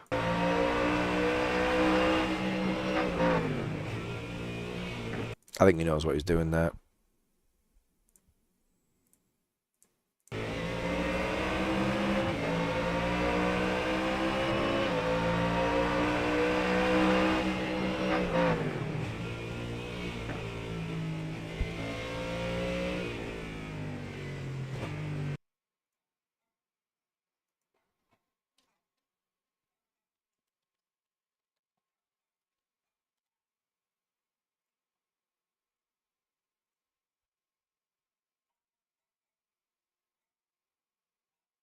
I think he'll be talking to Jack honestly, because he's on a single screen.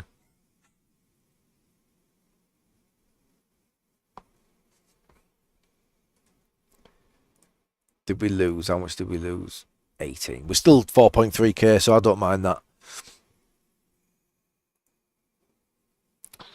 Yeah, that's the thing, Noel. You can't be wrong. If it's your opinion, you can't be wrong. Me and Craig. So Ark is Craig. Me and Craig disagree with racing incidents 90% of the time.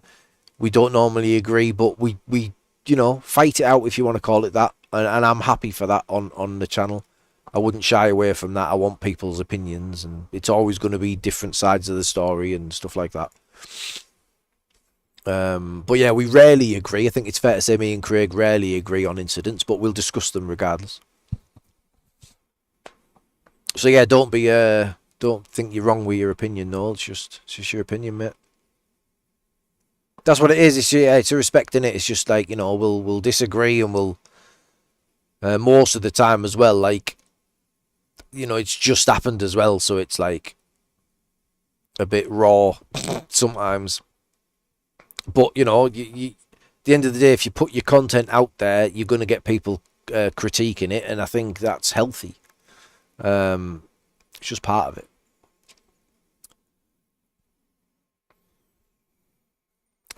Block pass, you got to leave somewhere for the opponent to go. If you're not clear, man, and you can't cut across your opponent's racing line if you aren't clear. Yeah, I would agree with that, Noel, as well.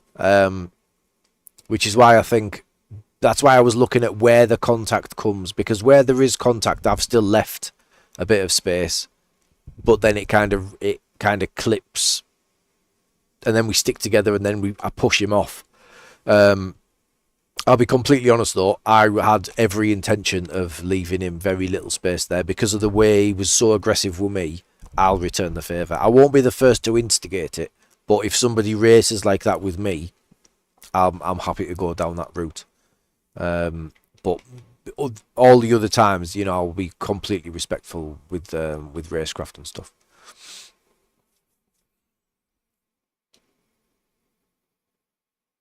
I couldn't race on a single screen though. Couldn't do it.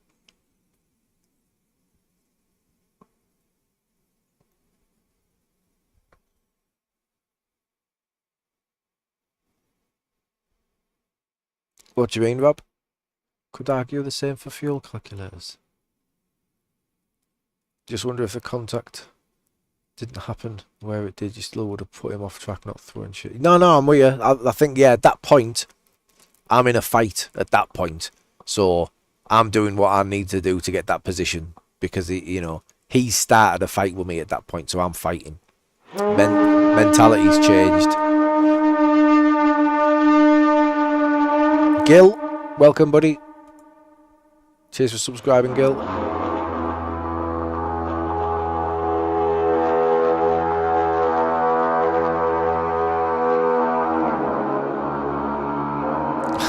Cheers, Gil.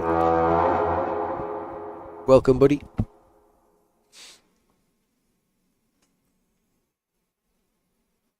Yeah, that's why I think it's healthy, Noel. I think the discussions, I think it's always good.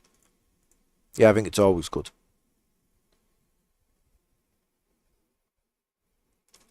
I didn't sign up for the 5 o'clock, by the way, because I've got beers that need drinking.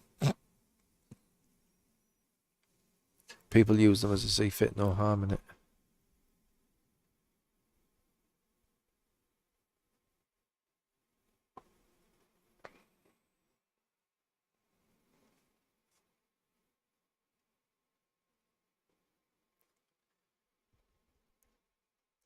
Oh, Gil, tell me about it, mate. Honestly, he fucking tortures me, that boy. Fucking tortures me. But yeah, thanks for stopping by, Gil. Appreciate it, mate. Welcome, welcome, welcome. The Discord link is in the description, mate, if you want to jump in the Discord as well. That's going to do it, though, unfortunately. This is the end of the stream. It's been a weird stream because we've only done 3 races today, but we've been streaming for like 6 hours or so. Nearly 7 hours. But we've only done 3 races because I was waiting for a parcel all day. But, we've been chatting and stuff, which was good fun. So thank you for your company today. Anybody who's jumped in, appreciate it. Mark for the gifted, thank you very much, mate, as always. Everybody who's jumped in on YouTube and Twitch. Next stream is tomorrow morning, Belgian Kid. We're going to do the endurance race. Is it? It is the Nurburgring, isn't it? Nurburgring GP endurance race. There we go. Tomorrow morning, 10 a.m. Got 3 hours round the Nurburgring GP circuit. Hopefully without Manu and Ivan. Can't be asked for that. Yeah, agree to disagree to what it's all about. I don't like radars, I've got to say. I don't like radars. No, I don't like Indy, Jack. Don't like Indy. Yeah, not a fan. I'll see. I don't know. I'm going to do Okayama, I think. Talk about buttered sausage, where it comes from, what it does. Why is it doing what it's doing? Get it out of my face. Buttered sausage. It's not my jam. I don't buy jam. I buy honey, and I kiss it on the lips. Cheers, Noel. Classmate. Mac Watkins got that as well. I'm buzzing that Mac got it. There we go. Get in, Mac. Absolutely class. Thanks, Noel. Honestly, mate, absolutely unbelievable support. Thank you. So, yeah, everybody who's tuned in, everybody who's hit the like button for me today, everybody who's subscribed, make sure bell notifications are on if you're new to subscribing. We'll be back online tomorrow morning for the endurance race. Yeah, but yeah, go and enjoy your Friday, and we'll see you bright and early tomorrow morning. Thanks again, Noel and Mark, for the gifteds. But yeah, take care, guys. See you in a bit. I'm back. See the things I do for the community. Yes, Mac. Sorry, Jeff. We're being held up. We're being held up. There's normally a delay on the stream as well, so you're lucky there, Mac.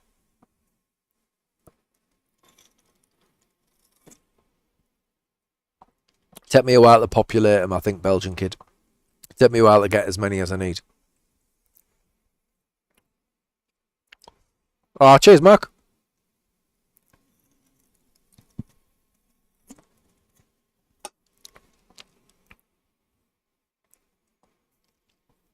You must be subscribed already to be typing.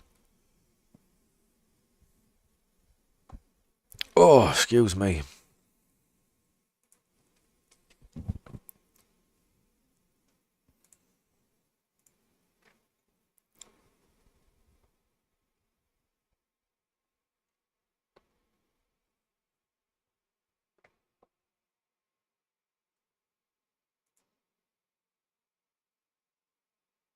Whoa!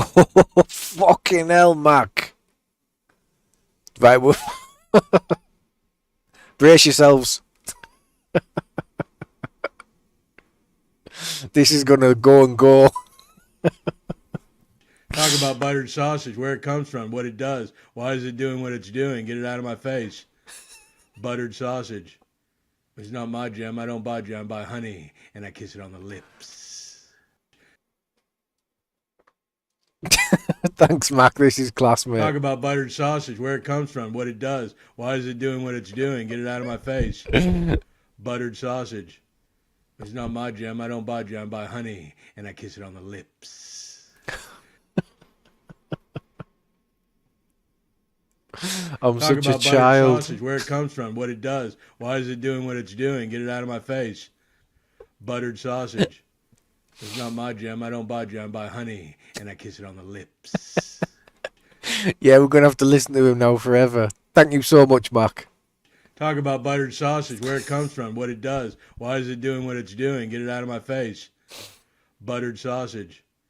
It's not my jam. I don't buy jam. I buy honey, and I kiss it on the lips. It's not over. Talk about buttered sausage, where it comes from, what it does. Why is it doing what it's doing? Get it out of my face. Buttered sausage. It's not my jam. I don't buy jam. I buy honey, and I kiss it on the lips. I think that's the last one, right? That's 5. Yeah, we can breathe a sigh of relief. Gary's gone. Good old Gary Busey. Yeah, thank you so much, Mac. That's unbelievable, mate. Jeff, Spike, Nashers, Ashley, and Van Drake, the recipients of that one. And obviously Mac, the recipient from Knowles. And then earlier Mark Haven, the recipients of Mark Hilton's. Unbelievable support. Absolutely unbelievable. Thank you so much, boys. That is properly class. That really helps the channel out. Like, it really does. There's the meatball. The meatball's out straight away. I don't know how that comes through, because it doesn't come through on chat.